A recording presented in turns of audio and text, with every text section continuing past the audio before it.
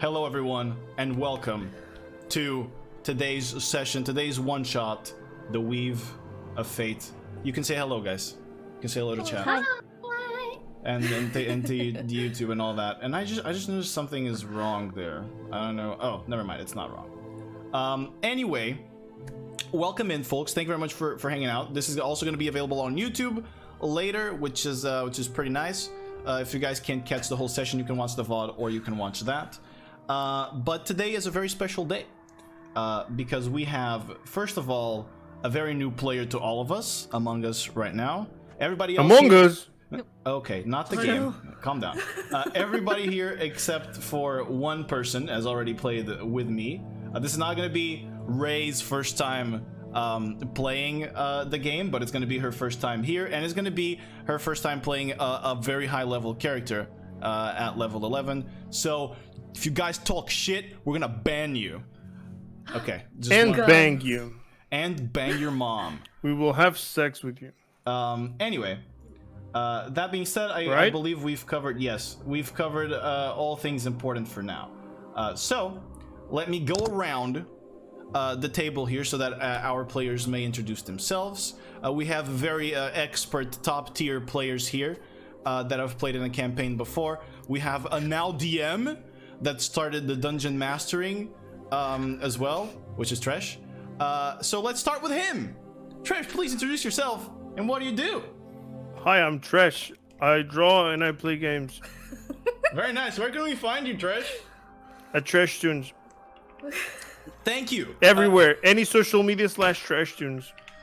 That's awesome. If you guys want to follow the people in the cast, that's not the people in the cast. That's wrong. I edited the command and I forgot to save it. No, Brooke. Herbie Blake. Mick. Trash Tunes. There's people that are there's people that are right there. Just the names are wrong.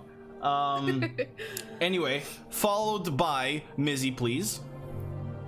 Hi, I'm Mizzy. I play games as well, and I sometimes stream on twitch.tv/MizzyPeasy. All right, that is awesome. I'm sorry. I won't forgive you.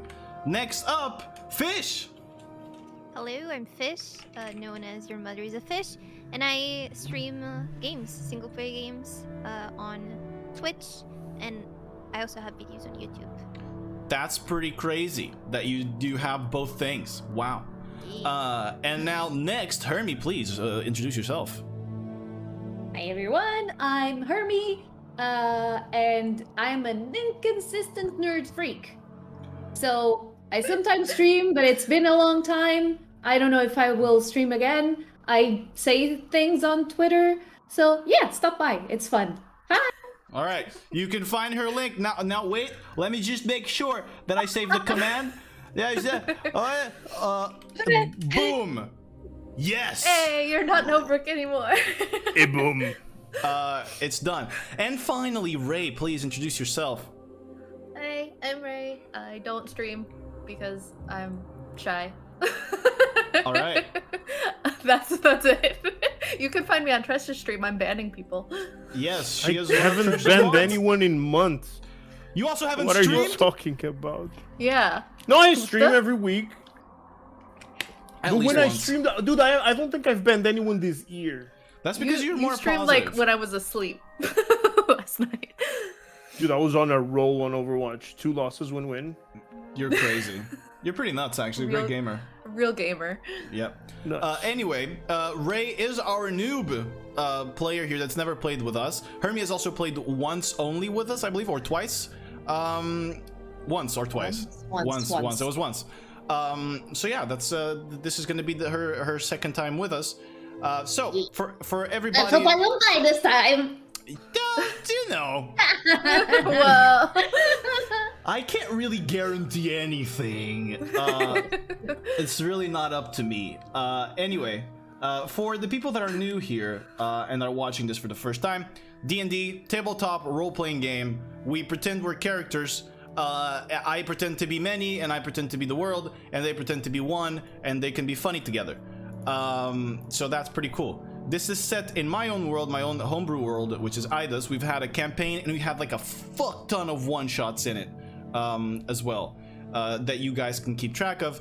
And if you do keep track of the one-shots and the campaigns, you know, watching these is going to be cooler because you're going to pick up little nuggets of things that have happened. And you're going to be like, oh shit, I know who that is. Or, oh shit, I know that that person had sex with that other person. There's also a lot of penis jokes in here, especially with Tresh here. I tend to be enabled on that part. His presence enables me to do this because I understand that he will also assist me. Listen, I have collected feedback upon our previous adventures, and yes. Since I'm known as the person that have killed 2 parties, this character is gonna be very different. I'm gonna be nice now. I know, but I'm just saying that whenever I make a penis joke, I'm turning a page, and I'm keeping my dick until the end this time.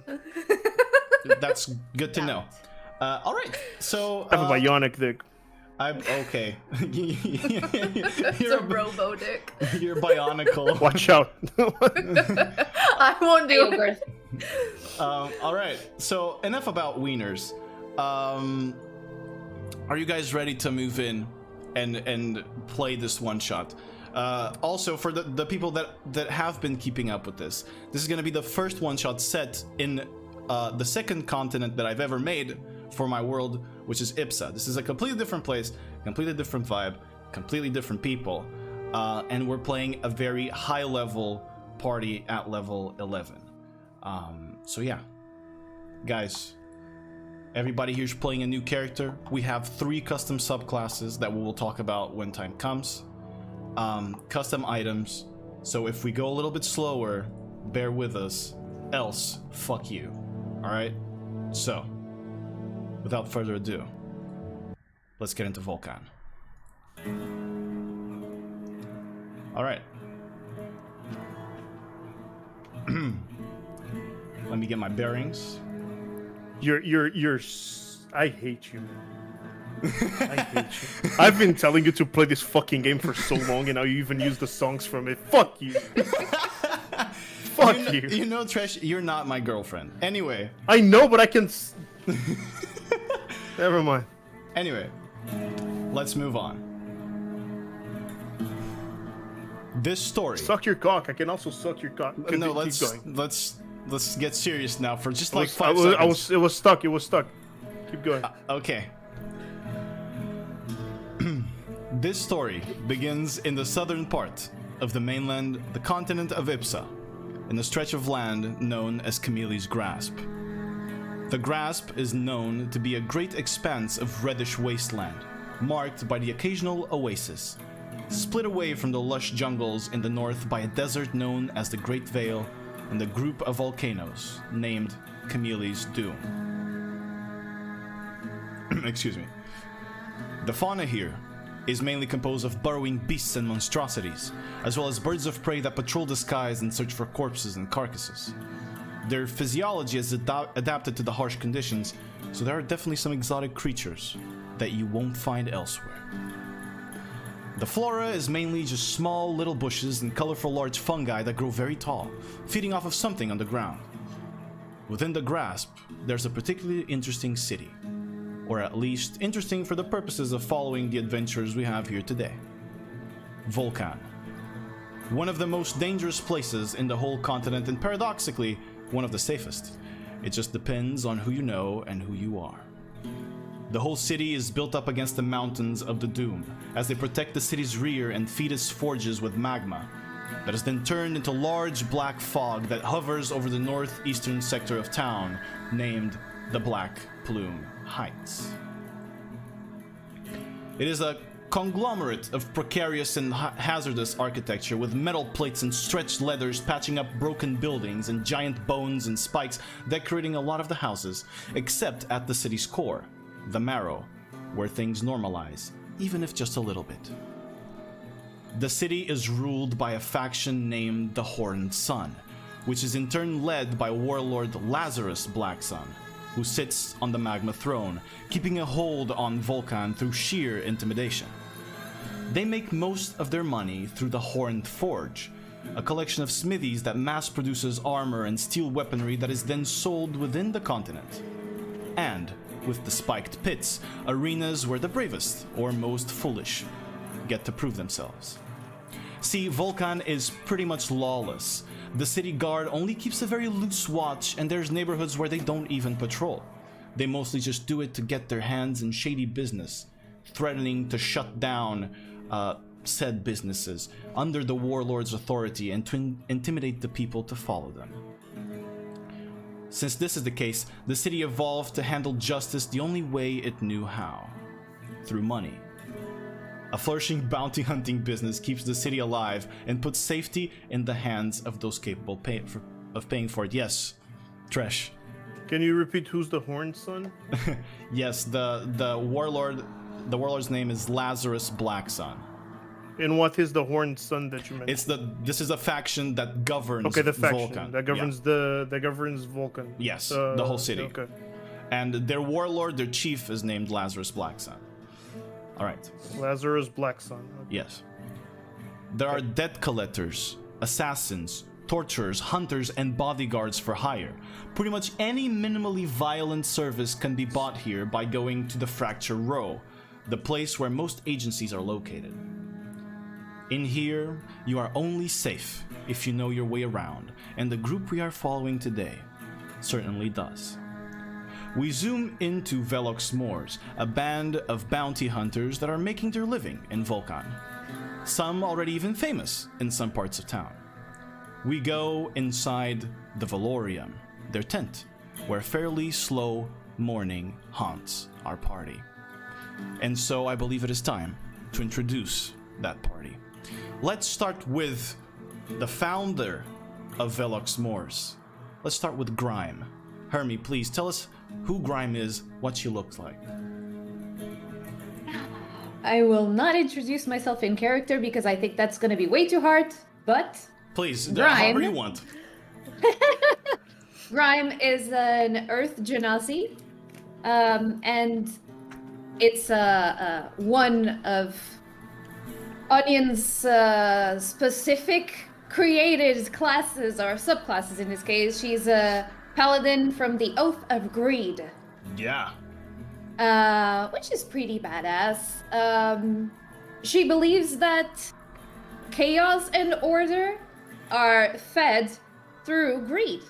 That's how the world moves, and that's how she believes the world moves as well. And she will do absolutely everything to get everything she wants. So starting the Velox Moors was the best way she could think of to do that. All right. She has a huge fluorite crystal on her forehead. A bit of a hazard sometimes. A lot of pierced cloaks and shit, but she has a dark skin, and she has heterochromia. One eye is almost aqua green, and the other one has hints of violet. And she's bulky. She's a strong girl. All right. That's it? Got it for now. Well, why don't we keep things in the family, and why don't we meet Grime's wife now? Mizzy, please introduce your character. Introduce Violet. Hi. So, Violet is a high elf fighter, and the subclass is also created by our DM. She's a brawler that fights with her fists, with boom and zap.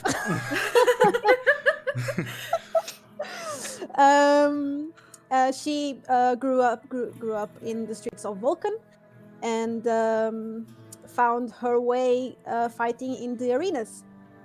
And then, like some people are born to dance, she was born to fight. And one day she found another love, Grime. Yes, baby. And yeah, and then we found our daughter. All right, let's move into her daughter then. Fish, mind introducing Ketri to us? Ketri is a half-orc sorceress. She lost her family when she was very young. She doesn't really remember much. but then she got adopted by her new family, and now tries to heal those around her and specifically save her family, while she tries to find a lot of validation. Yeah, am I good enough? I hope so. I hope I'm good enough for my moms. Yep, I'm sorry, something's happening on screen that's weird. Because I forgot to switch and put in Ketri's token, so we're doing that live right now. There she is. I love I forgot to tell that Violet has a dark, straight hair. That's the only straight thing she has about herself. Exactly. And Not he's wrong. he's very neutral about everything. Even her personality is very neutral. And yeah. All right. And he sees her daughter has just her daughter. Wow. Distant mother. Anyway, continuing on the introduction, why don't we move to our other custom subclass and the grandpa of the group? Tresh, mind introducing G to us? Well, if we're not using our fake voices, then I won't start using it now. I play G. He's a small gnome with mechanical right arm. He is a barbarian, Path of the Machine, subclass that me and Onion came up with. I gave Onion the base idea of it, and then he tuned it to make some sense and add some more stuff to it. So we're gonna be testing him out. He comes from I'm not gonna go into deep, but he comes from an important family. From where he comes from, has some problems with his brother that might correlate to the fact that he's missing an arm. And when he was fairly young, about 100 and something, he ran away from where he was from. He started wandering the world, learning tinkering, learning more about machinery, and overall now he's about 250 something. Still pretty young for a gnome. Blind on one eye, kind of bulky but not dwarf bulky. Pretty short, pretty nice old man overall. Accompanied by Vesper. Yes, let's introduce Vesper then. Please, Ray. Alright, well, I'll be playing Vesper. She is a lizard folk monk. She's bright pink because obviously she has to be if I'm playing her. Vesper is she was abandoned at a monastery as a little baby lizard where she grew up. She trained there for most of her young life until she decided that she was tired of the monastery life. It was boring and she wanted to explore. So she snuck onto a gnome trader's caravan, which is eventually how it led her to meeting G, and then eventually falling in with Grime and Velox Moors after a long time traveling with G. So he's her little buddy. He's Gramps. Oh yeah, G doesn't really fucking know what he's just following her at this point. He's just glad to be a part of Velox Moors. He's just, since we're here, I'm it's happy to cool. be here. All right. She takes him for walks and feeds him regularly. Also, you can see on our tokens, I drew that. Yep. So that's what he looks like. Tresh drew his own character. He's done this before in the past. He's pretty cool. You can check him at TreshTunes in all social media. Anyway, G is also a character that hails from a different continent. He is from Emot, the other continent that we have on this world, which eventually, obviously hints at the fact that we're going to have something happen there in the future. But for now, this is what we know. Anyway, now that all introductions are done and you know this bunch of idiots, let's continue. As you eat your breakfasts and hydrate for the morning, the tent suddenly barges open, or flaps open. It's a tent. That's a strange tent. The sunlight rushes through inside your lair, partially blocked by the silhouette of a humanoid. pointy ears that go past the top of the head, large upper body, and broad shoulders and hairy arms. Your eyes adjust as the creature walks inside, and you see the friendly face of Ood, the bugbear that usually brings you news on bounties, as a smile creeps up his toothy mouth, and his thick unibrow that goes past his face's edges raises up in greeting. Hello, S'mores. Top of the morning to you. Hi. Just wave my hand. Oh, hello, little guy. Hi, good morning, everyone. Just give us the news. Yes. So I bring you a new bounty. This is a pretty big one. This is quite the reward. The 15,000 gold pieces. So it's been issued to most of the agencies in the row, which means we're gonna have competition. That's what it means. I think. Apparently, it's very important. It was issued by someone that goes by Lord Umbra. Nobody knows who that is. I certainly don't know him from here, and I am a pretty knowledgeable bugbear, as you guys know. This is the target. You see Ood quickly unfurl this sort of small piece of parchment, and he holds it out in front of you as the text in it begins to glow, and you all die. And an image is formed. An image is formed above it. You see a male half-elf, sort of like in this minor illusion sort of way. You see a male half-elf with long silver hair and gray bluish eyes. He's wearing this black leather armor and a dark blood red cloak. At his back, you see a very large ebony longbow. And he continues, he is apparently a fugitive from a kingdom in Kaifam. You are to bring him to a small caravan 2 miles southwest of Volkan, dead or alive. The only lead, by the way, that they gave everyone was that the target has most likely been in town for a few weeks, and looking to blend in. He is also highly trained, so be ready for a fight. So he's not from here. Is that what you're telling us? Yes, he is from another continent, apparently. That's what I've been told. Okay. What are his crimes? I'll be honest, the information wasn't very clear. Since it was 15,000 gold pieces as the price they're paying, nobody really cared to ask many more questions. It's just a lot of money. Yes. Where was the last time that these targets was seen? So last time it was seen, I have no idea. He has not been seen. We don't know where he is. That's or ever was, because he's not from here. So it was asked by us by this guy who I have never seen in my life. To search for him, and so here we are. I understand. This man that gave you the bounty. Can we talk with him? No. The Lord Umbra? Yes, Lord Umbra. Yeah. And do you think they would send Ud? Ood. If that was sorry.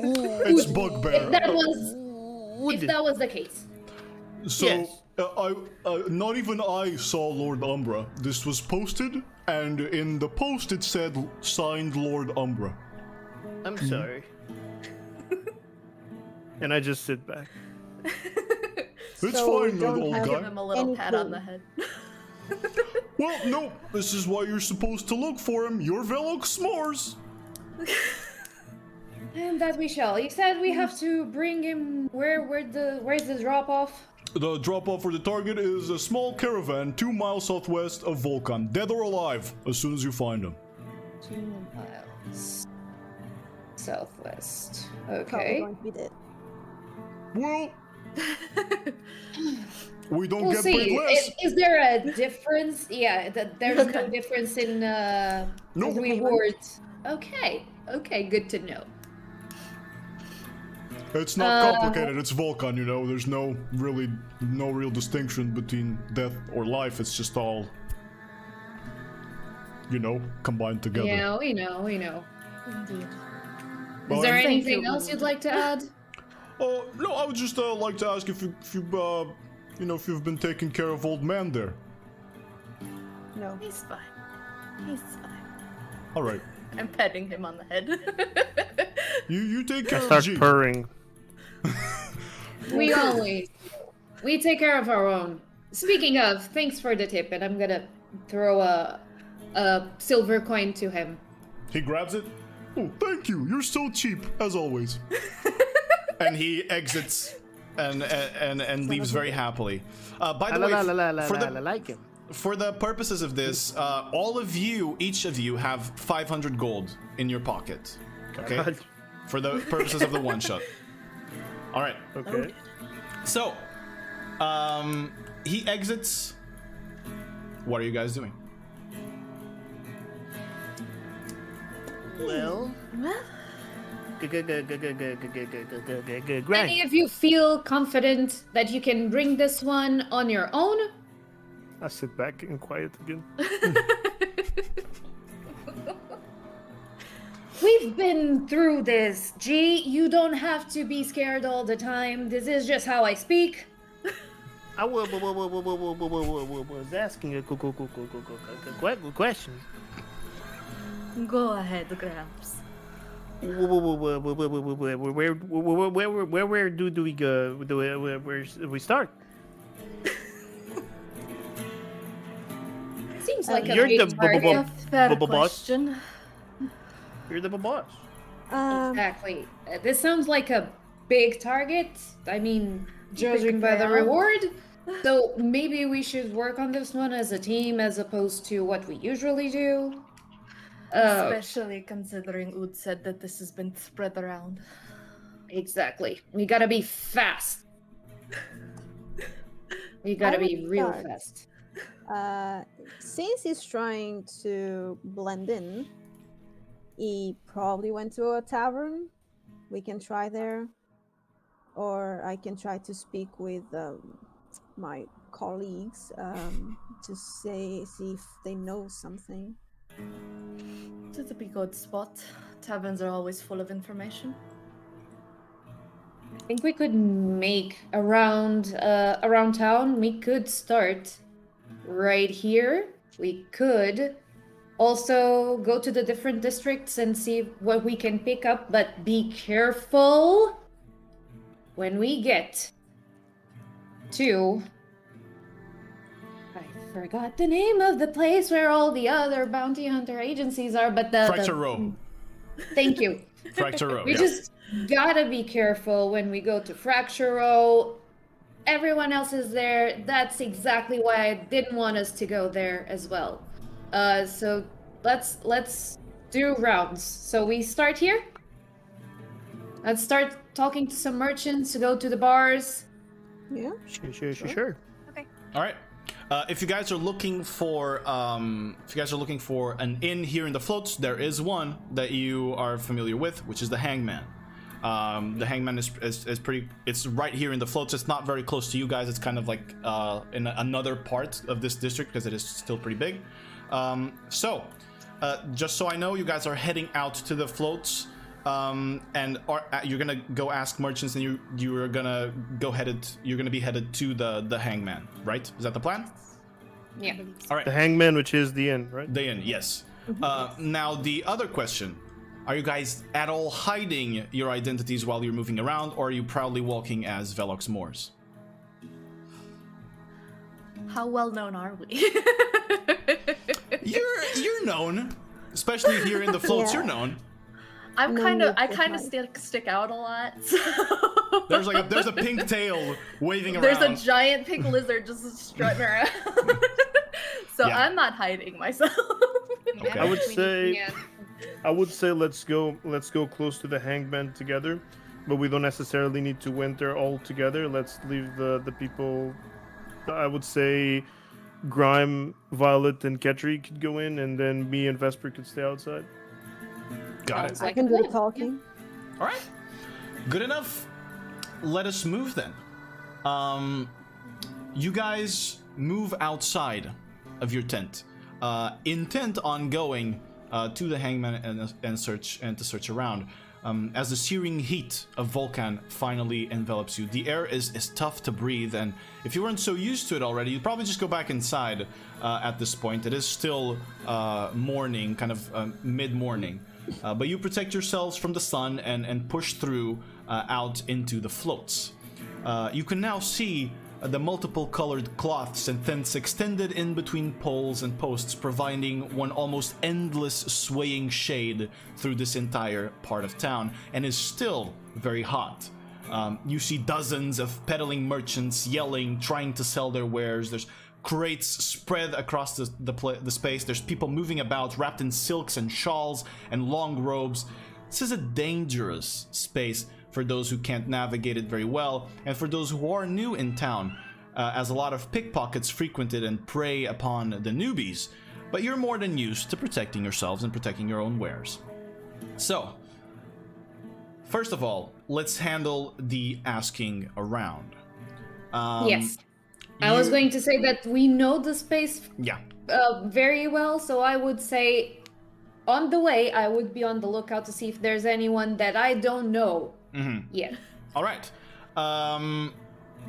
So I'm gonna tell you this.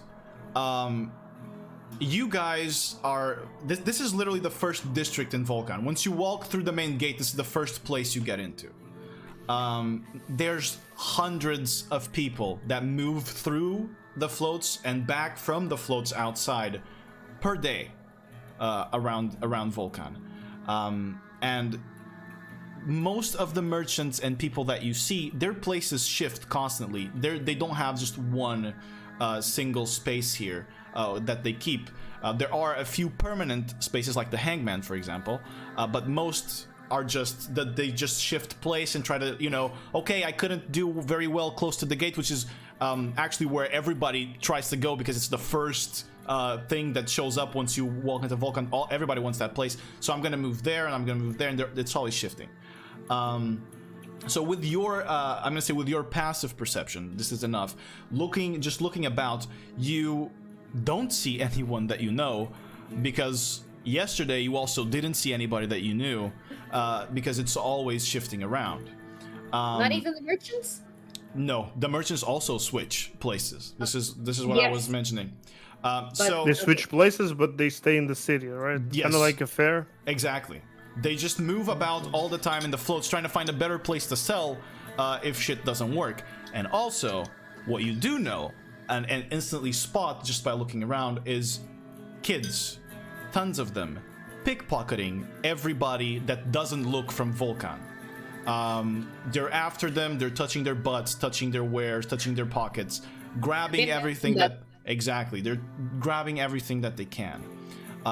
And instantly, as you get out, fortunately, these people, they're not even paying attention to you.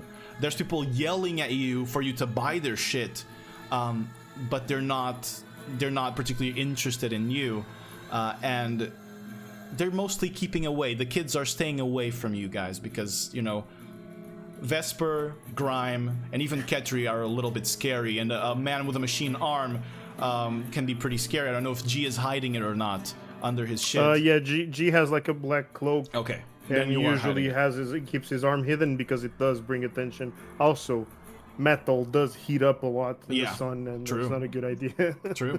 And Violet's own imposing presence also contributes to people just generally moving away from you. And trying not to steal. But nobody here has seen you. However, if you're asking around for the target, you can direct your words to whoever you want. I would just ask you, what exactly are you asking? Oh, Oud gave you the paper, by the way, with the image of the target. What exactly would you be asking? I would say usually the kids know stuff. True. They are always pickpocketing, and they are aware of the people that pass by. So they a high elf with silver hair is not normal. Yeah. Especially not from this country or this continent, I guess. Mm-hmm. So I would go to one of the kids. All right. And what are your words to the kid? Hey, kid. Yeah. Hey, kid. Yeah. He's developing his voice now, okay? He's going through puberty, Yeah. guys. Calm down. There's gonna be a voice crack somewhere. I try to crouch a little bit. Yeah. Don't be afraid. Right? Tell me something. Shush. Don't laugh or I'll laugh. Have you seen any long-haired strange men around this area? We really need information. I will pay you.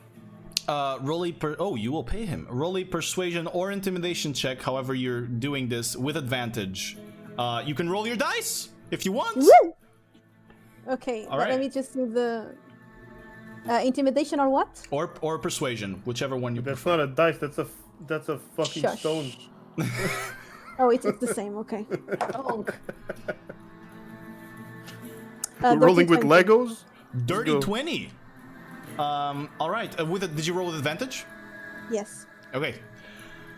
So the kid goes, long silver-haired man, right? Is that what you said? Yeah, Okay. and he probably is trying to hide. Well, something weird happened with a guy like that at the Hangman. Okay. It So was- he was seen there. It was weeks ago. Yeah, I was there. Okay. Thank you. I think that's enough. And I'll pass him 1 gold. He grabs it. Fuck yeah. Whoa, Bye, lady. Yeah. Wait. Yeah. What do you mean weird? Oh, I don't know. I just saw him yell at people at the Hangman, and he yelled at Mr. Twisthorn, and then he left. He was just mad. What was he yelling? Apparently, somebody tried to steal from him. Was it you? Somebody.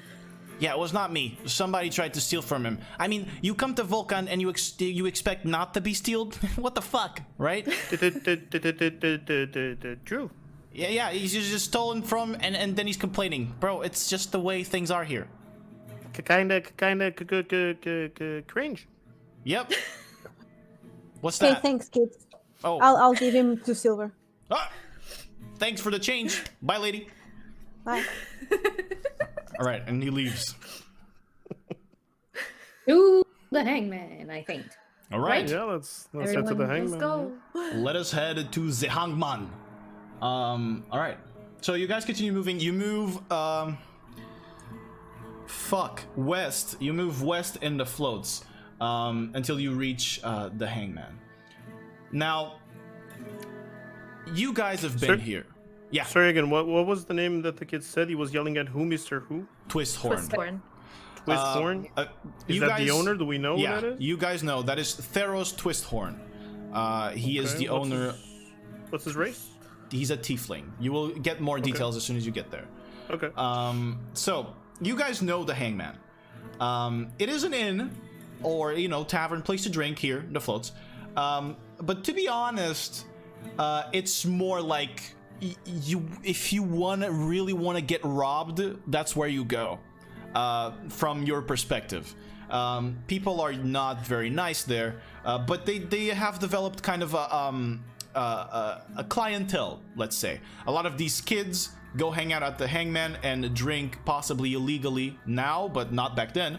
And a lot of the people that are merchants and stuff that go there make sure that they don't bring anything of value with them, especially if they're staying over to sleep. And you get there, and it's just like a large tent connected to other tents that then serve as the rooms. In this large tent, and I'm gonna ask you this: so G and Vesper are staying out, right? Yes. So Okay. so we are not like a gigantic mob barging in. Got it. Especially because it's the morning. I assume it's kind of empty. Yeah, and you guys are you guys looking for anything? Looking for someone? I'm just keeping an eye out to see if any of them are All right. pickpocketed or any kids are trying to rob them. Let's go. So both G and Vesper, if you could for me roll perception checks. Go ahead, you roll your dice, add your perception bonus, if you want. Perception. What's my 19. bonus? 15 plus 4, 19. All right, good. It's on wisdom, right? Yeah. 16. Right, 16. Oh, the 19, 16. All right, you guys are keeping a close eye as you stay outside, and you know, just in these few seconds that you're standing here while they're walking in, there's like 2-3 seconds. You've already seen like 5 kids rob people. Things here in the floats, the way money flows in the floats is through theft. But they're not trying to steal any of us. Oh no, they're steering away from you guys. Again, Vesper is not I'm common. very intimidating. Yeah. Yeah. Dragonborn, they've seen. The Dragonborn are pretty common here, and you even see Dragonborn kids. Now, lizard folk, which are like, you know, more slender and more lizardy, they haven't seen, and they're keeping away from They're her. scary, And her bright pink coloration. Anyway, you guys walk in, and in this larger tent, you see there's a bar where the drink and the food are kind of taken from crates and barrels, are just lying about behind the bartenders, like right at the center, along with the center post of the tent. There are tables and stools that are either broken or replaced by boxes, and the lighting comes in just from like a few oil lamps that spread around the place. This place, the Hangman, it gets its namesake from the large doll that is hanging from the center pole of the tent. It is a humanoid figure that is hanging by the throat, as well as a lot of hanging skeletons that are tied from all the ropes that connect the tent to the other posts that are up to keep its structure. Real skeletons. Yeah, real skeletons. It's pretty common here in Volkan to see skeletons used for decoration. You guys enter. There are not many people around. There are still some patrons, and as soon as all of you 4 enter, everybody's head turns to you and starts looking you up and down. Not uncommon. They quickly turn back to their drink, but there's still some that are giving you the side eye. You see Dragonborn, you see Earth Genasi, you see Tieflings that are just kind of giving you the side eye as they're eating or drinking something, and a few kids also kind of looking at you and talking to these people, and they're whispering to them, and the kids are kind of just scared of your general look. But you walk in, and Theros Twisthorn, sure enough, sits at the bar at the center of this space. You see a male tiefling, dark red skin, very, very small frame, and very thin arms, and a very bony face. It almost looks malnourished in a sense. Red horns that swirl to the sides. He wears like very simple black clothing that's just like a little bit torn. And just as you guys walk in, he goes, "Oh, Velox S'mores! Welcome in, good morning. How may Twisthorn help you today?" Hello, handsome. Hello there. I'm sorry, I just have one question. Since this is both a tavern and an inn, Yeah, you can is stay there in. like a 2-story situation? No. Is it...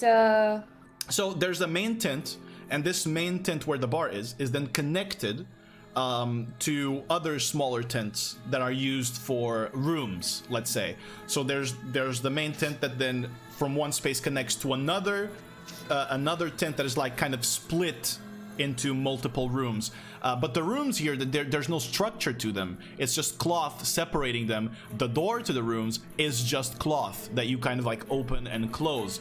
So there's like no sense of safety, privacy here. Hence why people get robbed all the time. And everyone can see the doors to those Exactly. sections. It is it's constructed so that it is easy to access for the people that are, you know, willing to steal from the patrons while they sleep. Exactly. But yeah, he greets you. So, what are you guys looking for today? Want drinks? Food? Oh, hi there, Ketri. How are you doing? Hello. You guys want to do the talking? Well, Theros, Yes. some very interesting information came to me. I know that there are scuffles from time to time everywhere. Such is the way of open, but a few weeks ago, you had quite a prominent fellow yelling at you. Was that it? I mean, it happens a lot. Well, in this particular case, I'm just curious because word spreads, and I just would like to know the story straight. Did you rob the guy? I mean, I robbed so many people. How am I supposed to remember this one specifically? He has quite a silvery hair, so you might want to steal just the head alone. But he's not like the other people who usually stop by. I don't know. I'm feeling my lips very heavy. Uh-huh. I pass him 2 gold, like very stealthily. Oh, they What about seem to now? be lighter now. What a surprise. Still pretty heavy though. You know I can Then- kick your ass. Roll an intimidation check Oh no. with advantage. Intimidation is okay. It's the same. Yeah. Natural 20. Damn. He Poor guy. he looks at the coin. Well, Fog. they're very light. So what do you want to know? Who is he? Where is he? No, please. Let's not be you talking. Can it just be your wife? You're right now. You're saying that she's below you? No, that's not what I'm saying. I'm just. Don't you fucking dare, Theros. Come on. I'm just feeling a little bit scared of her. Oh, so you're not scared of me? How smart of you. Okay, so you. Anyways, I don't know where he you're is. talking, right? I am. And right here. I'm looking Was at you. he? Did he stay here? Did he have business? Okay. What's the deal? There's a man, half elf, silver hair, had a beautiful longbow that we tried to steal from him. Which is curious because the kid that did that lost his hand. Anyway, yeah, the kid, it's just a kid. Anyway, what I'd Did like he to. cut the child's hand? Yes. Anyway, he was here. He was staying here. Wait, there's echo. Where's the echo? Yeah. Okay. Wait, I'm It's from Hermie. backing up. Yeah, I don't know why it does that, but It's fine. it just Okay, yeah. Let's just play like this. I'll do it with you. Okay. Lean back. Anyway, as he was saying, he came here. He was looking to sleep, and we obviously gave him the room. Obviously, pretty cheap here, as you know, best prices in the whole of Volkan. And he was looking for work. He talked about it. He said he was looking for work around here, but I didn't. I didn't exactly give him many directions, but he intended to stay here because he asked me if he would be, hidden in here. Obviously, I just wanted the money, so I said yes. What an idiot, believe me. Yeah, the guy the little kid tried to steal from him in his sleep, lost his hand, lost his kneecap, and he was yelling at me and eventually threatened me with the said bow, aimed it right over here, center of my forehead, and asked me where maybe he could find a better place to stay, and I said obviously in the Marrow. Did he actually spend the night here or not? He did. We stole from Which him. room? I don't know. I just kind of. They are always empty because people leave very quickly after we steal from them. So I don't remember exactly. You should rethink your business model. Just saying. What do you mean? I make so much money. You look like you're about to drop dead. Yes, So but maybe. No. It's an act. I need to perform. I need to look feeble and weak so that people think I'm no threat. It works. Do we know what the marrow is? Yeah, the Marrow is the central district of Volkan. It is the living district there. So you know pretty well what the Marrow is, yeah. So Yeah, I You think know in we are here. supposed to. Exactly, we are supposed to live there. I think. yes, Okay. both of you live there. We know taverns, inns, everything there. Yep, you know everything there. Yeah. So anything else that you ladies need? We just need to know everything we can possibly gather about these men. That was it. That's all I remember, I swear. Ketri, be a dear. Go have a look at the room. See if anything pops Okay. up that's different. Ketri. Not a lot of He's a people trained stay man. here. You probably didn't leave any clues. I just, Ketri, please don't wake up anyone. Okay, Oh, right. I'll try. All right. So you're moving into the rooms while they're staying here and scaring the shit out of this man? Give me a beer. Sure. Yeah, in the meantime. Of course. That's easy enough. That's easy to do. And he grabs like 2 mugs, and from a barrel he pours you beers that you know are shitty as fuck here. Finer one for my wife, if you will. This is the best I have. This is not a quality place. Come on, Grime, you're busting my balls here. But I will actually bust your balls if you don't do what I tell you to. But just did. There's just nothing better. I promise you. Oh my. Then at Poor least guy. add a little something for her to eat. Sure. Are you paying Thank for these, you. by the way? Of course I am. Okay. You know, I'm not one to owe Okay. you stuff. Right. He grabs stale bread and puts it on top of the counter. It's literally. You guys know this is pretty much the shit they have here. This is very low cost space. But Ketri, you move into the rooms. You reach this tent, and it's pretty much just a larger tent that is divided into what seem to be 5 spaces.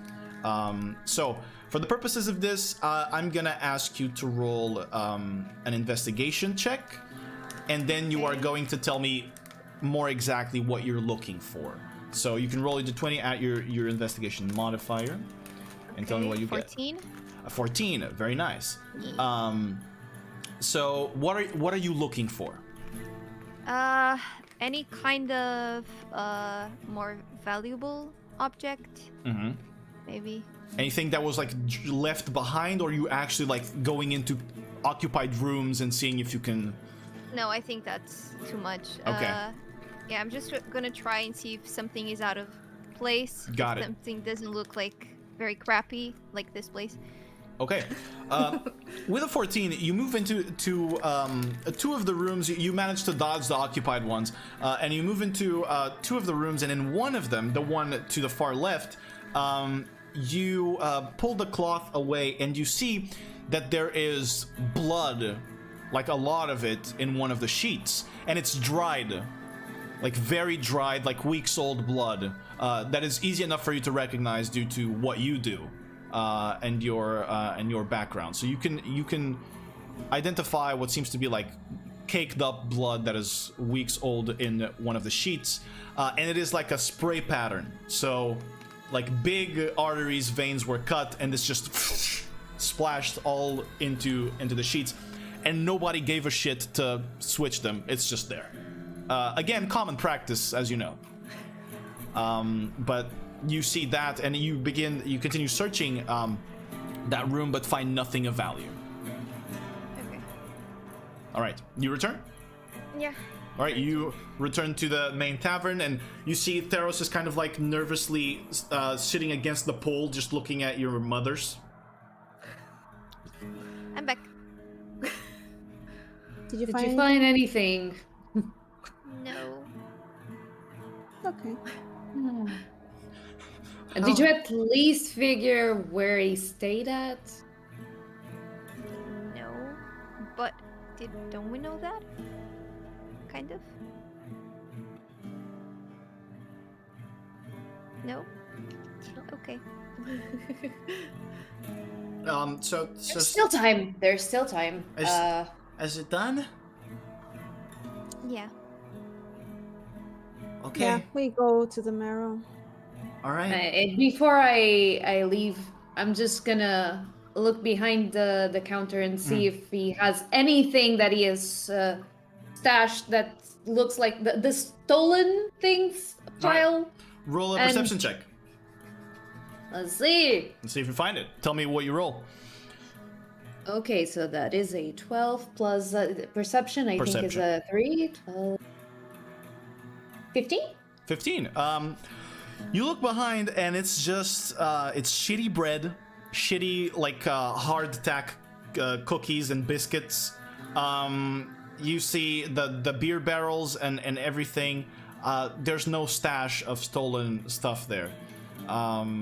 And you have no idea where he might keep it. But from what you see, you can't spot anything that looks stolen or that is out of place. Let's say it's all shitty, just like the Hangman. Okay. Okay, this party's over. Let's go. All right. And I throw a 5 silver. All right. behind. He grabs it, and as you guys are leaving, he goes, "Ketri, charity for the poor." No. No. Don't. Exactly. Motherfucker. I'm gonna put my arm over her shoulders and like, good girl. In the meantime, G and Vesper. One of you rolled a 19, if I remember correctly, on your perceptions. Me.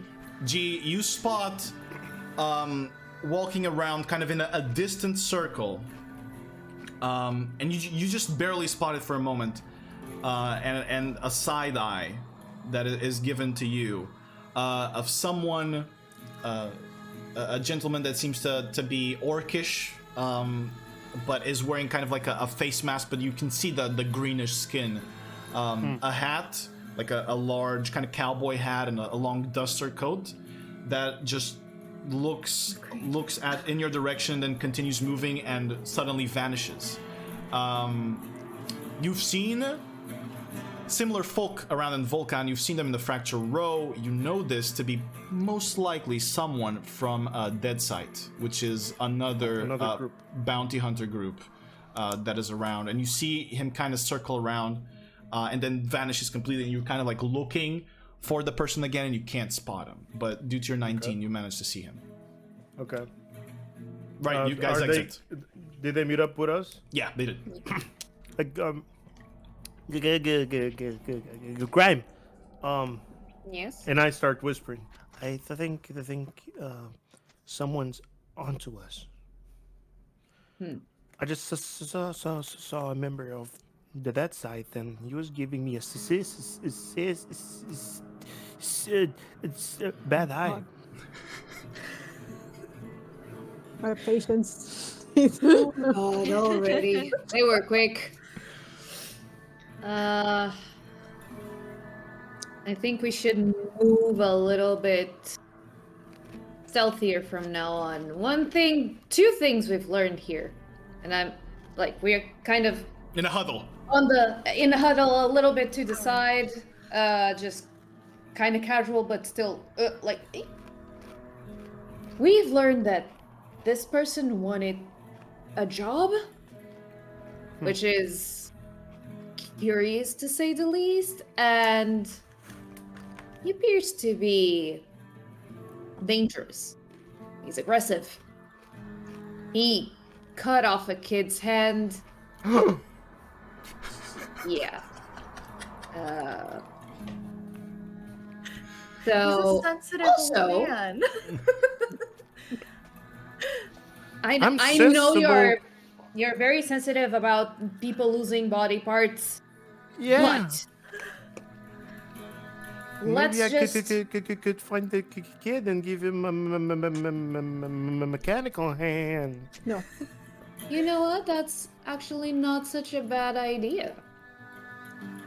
Keep an eye out for a kid missing a hand, and eventually we might. With my perception, do I Did I spot any kid with a missing hand? Nope. Okay. My God, guys, just focus on the job. All right, so Okay, plan. we have to go to the Marrow. Okay. The Marrow, which is where we live, right? Yeah, it's where They live. They live, yeah. You guys can live wherever you want. We didn't really talk about where G and Vesper would live, but you can totally live in the Marrow as well. It's like the nicer place to live. So definitely it could be a place. Before we go there, in the place that we still Yeah. are there any merchants selling arrows? Specific, like arrows, bows, ranged. With your perception, you don't find any here. But what you do see is most of the things that are sold here are not weapons in nature. Okay. They're goods. Exactly, they're goods. There's fruit, there's vegetables, there's pretty much any type of clothing, shit that you know is from Emot is also being sold here. So typical clothing from your continent and from other places that you don't recognize. Vesper, for example, recognizes immediately some clothing that seems very much from Oaza, which is the place where you guys met. So there's shit from every single part of the world in here, but they don't sell weaponry. Do any of us have knowledge about any vendor in specific that trades with bows and arrows? No. In fact, in Volkan, bows and arrows are very uncommon because if there's need for a ranged weapon, there are firearms here. There are guns. Okay. No. If there were any place where you could find like this darker market of things that were clearly stolen, wouldn't that be like the slums or something like that? Or there's some trafficking. There could be something in the slums as well. Yeah, I mean you wouldn't know exactly where or where this dark market is because, I mean, shit overall is so shady here in Volkan that pretty much the entire city works like a black market. There might be a black market to the black market, but there's none that you know of, at least for now. Okay. Sure. All right. Gotcha. So, are you guys moving into the Marrow? Okay. Yeah. What are you looking for in the Marrow? An inn? An inn. All right. There are two inns. Are there any kids without a hand? No, you have found no kids Okay. without a hand. Okay. We will deal with your arrival and your walking into the Marrow for a second, but there are two inns in the Marrow that you guys at least are aware of. So there is the Firebreath Inn, and then there is another inn, which is, well, very known to Grime and to Violet because it is the inn where they met, which is the Bone and Broth. Now, since you guys met there, there's no point in me dilly-dallying here. If somebody was looking to blend in, the Bone and Broth is anything but a place to blend in. There's a lot of fights there, and if you get into a fight in the Bone and Broth, people are gonna know you. And you're gonna call attention to yourself. So if you want to blend in, the Firebreath Inn would be the place to go. It's always packed. There's always a lot of people. Yes. Is there any place? Well, we get bounties given to us, right? Yes. But is there any place where you can go to pick up side quests, jobs, like Yes. a job center? Not a job center, but like a guild where you can get stuff. All Yeah. right. All right. Bounty So board? Yeah. I'm gonna say this. There are, since you've asked, I'm gonna help. There's a lot of shit to track, so I'm gonna help you guys out with this, with some of the information that your characters specifically know. So for jobs, G knows of one place where to find jobs. Yes. That is the Horn Forge. Oh, okay. You can get a job there. You can Okay, get a job. It's mass production, so there's always need for somebody to operate the stuff. So if you're looking for a regular job, that's definitely the place. And you guys decide what that means. Now, if Is it far from here? it is not far from here. I mean, from the edge of the Marrow, there's this road that cuts the Marrow into two, into Eastern and Western Marrow. But if you are at the edge of the Marrow, at the western side of the Marrow, it would be kind of northeast across the whole place. So it's still a ways away. But as I was saying, that's the place for like the more common jobs. Now, if you're looking for something a little bit more, shady, there's a notice board in the Fracture Row, definitely. But again, if you're going there, people are looking, and you guys know this because this is how you started. And then, Hermie, you know of somewhere that generally helps people that are in need, and that is the Shrine of the Hooded Paw, which is in the Misty Stretch, more to the southwestern section. So it's the opposite side of the Horned Forge in the Black Plume Heights. There's the Shrine of the Hooded Paw, which was a place where people would get help usually. And this help, since you kind of hung around the Misty Stretch a lot, this help would come in gold. This help would come in do this job for me, get paid. It is pretty much a hub, even though it doesn't seem like that. It is a hub for the more thieving side, the more roguish side, let's say, of things. But yeah, these are the places you know. So Shrine of the Hooded Paw for this type of stuff. Notice boards in the Fracture Row if you're also looking to call attention to yourself. And finally, the Horned Forge, which is where everyone goes to look for a job. Precarious conditions, but a job nonetheless. Could we, and I'm asking this to the party, could we maybe spread? Yeah, I was thinking about that. I would go to the Horned Forge by myself. Okay. Know where you guys would want to. I mean, I assume you heard me. I assume you would go to the. In the beginning, I was thinking about that as well, but I didn't know if splitting so early would be a good thing. No, because we only had one place to go. Now we have like 3 or 4. Exactly. Yeah, and we want to be fast because of the other Yeah. Exactly. So People are keeping an eye on us. Yeah. Yeah. Also know that there's people already keeping an eye on you. Can I do something? You tell me if I can do this. Okay. Tell me if I can spread to the party some sort of walkie-talkies that I created, so we can beep each other in case of emergency Link to meet up. Okay. So, Not to talk, but just like a sign. yeah, Just like a beep that we have to meet up. You can all pager? have sending stones. Yeah. You can all have sending stones. You can speak a message, but it's only once, and it will reset on a long rest. Okay. So you can all have sending stones. It's pretty basic. You're limited to 25 words, by the way. But I'm a tinkerer. Can't I make more than that? Okay. Can I roll? All right, sure. Let's make a tinker check. You have advantage because of the bonker.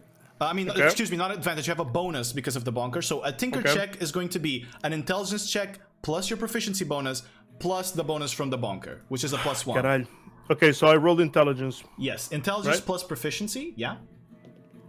That's 15 plus 4, so that's a 19. Plus the +1 with the bonker is a dirty 20. So 20. Okay. Yeah. So dirty 20. Okay, I'm gonna say it's something like a sending stone that I have in mind. Like Fish was saying, more like a pager. Okay. That it's very limited, but just so we know that someone's in danger and we have to meet up. All right, I'm gonna say you guys can speak to each other. This is gonna be very funny if it happens that you guys want to have a full conversation with each other. You can say 2 words before the spell fades, and you have to wait a few seconds before you send it again. But you can send it's like 2 lagging. words. Yeah, you can spend two words, and then the thing goes. Please tell me. Oh no. What is this item shaped like since you made it? I don't know if you remember, there used to be some like things in the 90s that kind of were shaped like a foot, and they had the radio on top. They had a really shit quality, but in the Yak backs. maybe some shit. Like, mine was green, and in the TV, what do you call it? Wanusu, the commercial. Yeah. In the TV commercial, the kid would record the bell, and then he would play it again, and everybody It was could the yak leave. back, yes. But it was so shitty. The quality was horrible. So Yeah, it's sure. shaped like almost like shaped like a foot, but it has like a smiley face on it with like a space for a radio on the top. All right. So it fits on the hand. Okay, there you go. You guys have your devices. You all have devices that you can communicate. I spread around them. In case of emergency, for friends. I need to carry that. Put in your ass. Can I have a black one at least? Okay, I gave them different colored ones, and she gets a black one. Okay, got it. Thanks. At least it blends in. Okay. I'll take green. Okay. Pink. It's a copper green. Grime, what's your This color? is important. Yes, Grime, what's your color? Really? Are we doing this? Yeah, no, now we're doing it. Okay, yeah. Mine is teal. Okay, Mine's teal. red to go faster. It has Got flames. You got flames on it. Okay, got it. Okay. You guys. So we're spreading, right? I'm Yeah, going tell to me the where you're going. forge. I'm going to the Forge? forge. Okay. Anybody else joining him in the forge? He's going alone to the forge. We had 3 places to go to, right? Yes. We have the inn. Yes, we Yeah. have the inn. We have I'd the say the safest place? fire breath inn The is Fire Breath a good option. Mhm. Then the Shrine? The paw. The Shrine of the Hooded Paw. exactly. Mhm. And Then the notice board. The Horn Forge. The forge. The Who forge- has the horn wait, Jesus who, names. What? Sorry. who have Yeah, knowledge I'm about the going- paw thingy? Grime. Grime. I'll be May. So I would say I'm it going would be to the important. inn Okay. because I'm familiar with the inns and bars and I would Okay. say it would be Stuff like important for Grime to go to the wooded paw because she's the ballsy one. Vesper. So maybe Fish and or either Fish or Ray go with me, I was and the gonna other say. one goes with Missy. Okay. You so go with Mom. Ketri Yes. goes with Mom. Mom. I'm Which gonna. mom? Appease, Choose mommy. wisely, child. I'm gonna say this. I'm gonna say this. Vesper has some knowledge about the Firebreath Inn as well. Yeah. So Okay. I could go with Violet. All right. And the kid goes with me. No, the kid goes with Mom. You go alone to the Horn Forge unless I you go want to wait. alone. I'm an old man. And he said he wanted to go alone. You So it's gonna take him so long. you can I'll wait. go alone then. No, you can Oh, yeah. wait. You can wait if you want. Guys, look. This is Dungeons and Dragons. We can skip ahead of time. No, I want to hear my footsteps. We don't have to do this, you know. It will take you. I will say, if we leave the Horn Forge for you guys to go together, so that Grandpa here doesn't go alone, it will take you an extra, I will say, 20 minutes. All right. No, I would say let me go alone because I do know the guy. So All right. But if you want, they can go and stay to keep a guard with you. You know. no, I'm good. I have my beeper. Okay. Are you fine? All right. Let's see if you're fine. Anyway, so let's move through these places. Let's start with the Shrine of the Hooded Paw because it is in the Misty Stretch, and it's like it makes sense because the places are kind of like beep bap bop. So we're gonna go with Bip first. So both Ketri and Grime, you move to the Misty Stretch, and this place obviously very familiar to Grime, somewhat familiar to Ketri as well. This is the religious district of Volkan. Let's go. Yes. Where the temples of like the most common faiths are present, as well as shrines to the smaller ones, which would be the case of where you're going. The buildings are kind of all differently built depending on which zone you pass through of which faith. There's mimicking colors and architecture of the bigger temples of these places that are somehow or sometimes located elsewhere. The greatest example of this, and very known to you, Grime, is the Temple of Edreg. The Temple of the Horde is mimicking dwarven architecture from what you know, since Edreg is a dwarven god that has ascended, and so the architecture kind of mimics that.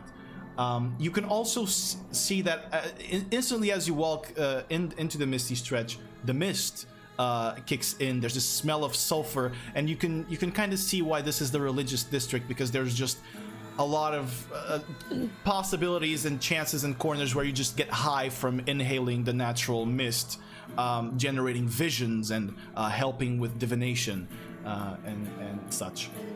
But nonetheless, you move right on through to the shrine of the Hooded Paw that is on the southwestern edge of the Misty Stretch. And you find this shrine. You know this to be dedicated to Esal, the goddess of trade, merchants, thieves, and explorers, and this is more specifically dedicated to her worship as a patron of thieves. It is a very, very small shrine, a statue of a cat with its paw out within this kind of dark stone gazebo with vines that creep up on it. You know that there are people that take care of the shrine, but this is also a gathering place for all stray cats in Volkan. As soon as you walk in, there's just kitties everywhere, licking their paws, looking at you, walking along with you, rubbing themselves on your feet. And it's led as well for some of the beggars and more lower life people to come here to find solace with all the cats and with all the strays that sometimes find their place here. So you make it to the area of the shrine. What will you do?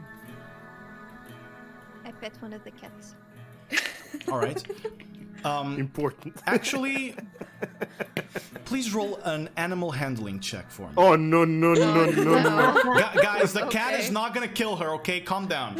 I don't know. Judging on your history. A 7. A 7, okay.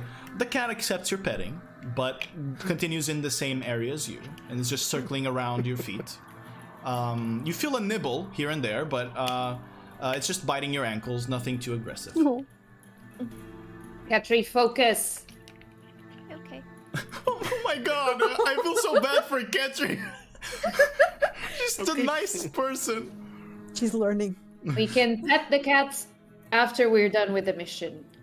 And I lower my head. Alright, so what are you doing here? This shrine doesn't have a particular head, like minister, the whatevers. Yeah, there's no holy father of cats here. There is just the shrine and the statue of the cat.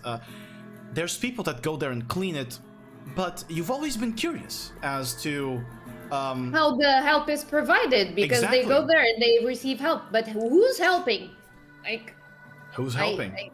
I almost feel blasphemous entering this one shrine, but Definitely, Edric is not happy. Yes, Ketri. Can I sense any kind of magic? I'm gonna say roll an Arcana check for me, please. Interesting question.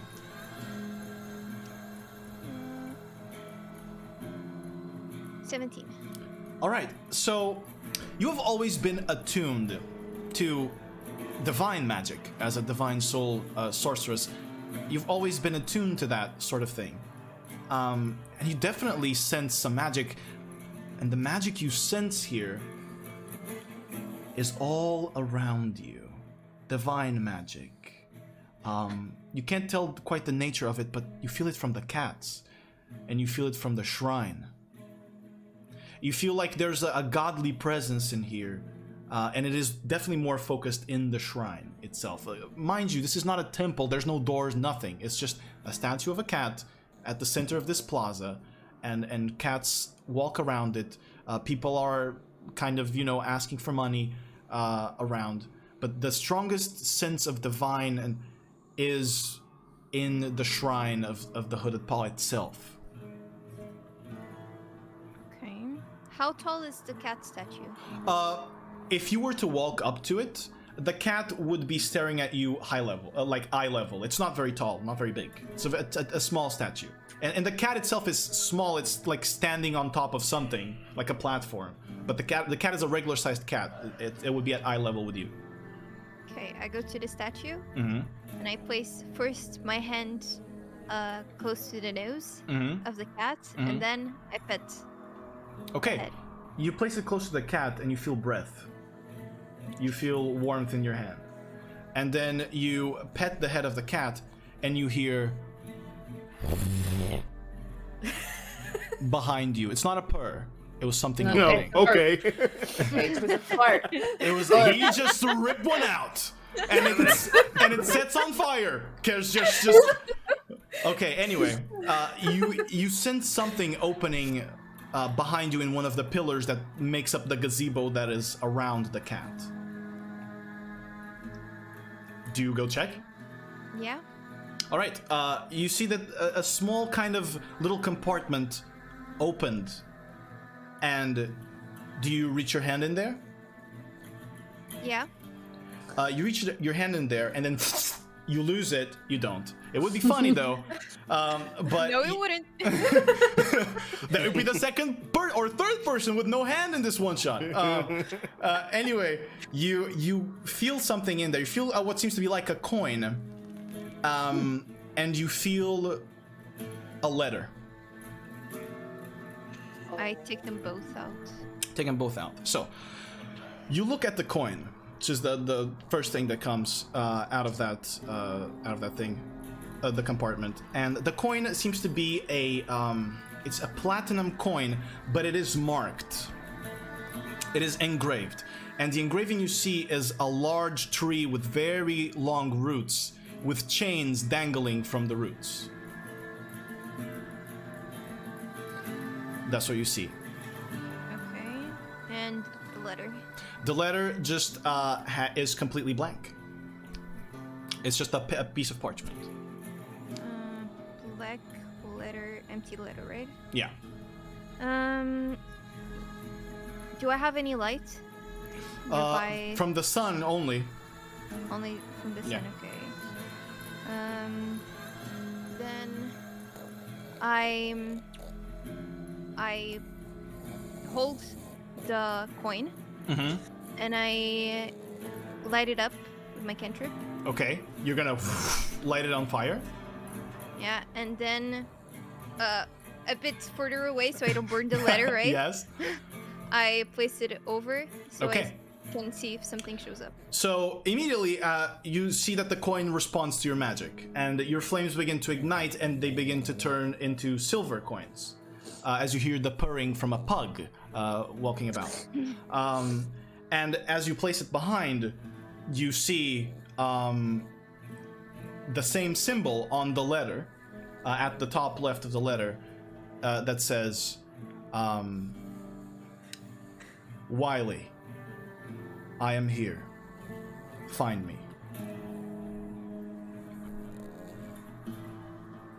Okay. Look, Mom! I found stuff. Okay, let us see that.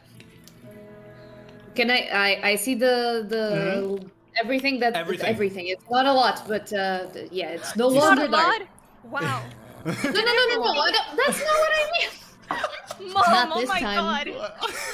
No, what I mean is that I'm not enough. Oh. Never enough! Mom! Am I the adopted? first thing that you said, was it Willie? Wiley. Why Wiley. It's not penis. It's not a penis. It's not a willy. First tip joke. How do you write it? Wyle. Wheelie. Willy the whale. Okay. Maybe Wiley is the guy. Were you thinking of something specific when you touched the statue? Or just... I wanted to see if it reacted. And I could feel it breathe. But I wanted to pet the big cat. It worked? Well, this is something. Wait, I need to write this down. Wiley, find me. Here. I am here. Find me, yeah. Here.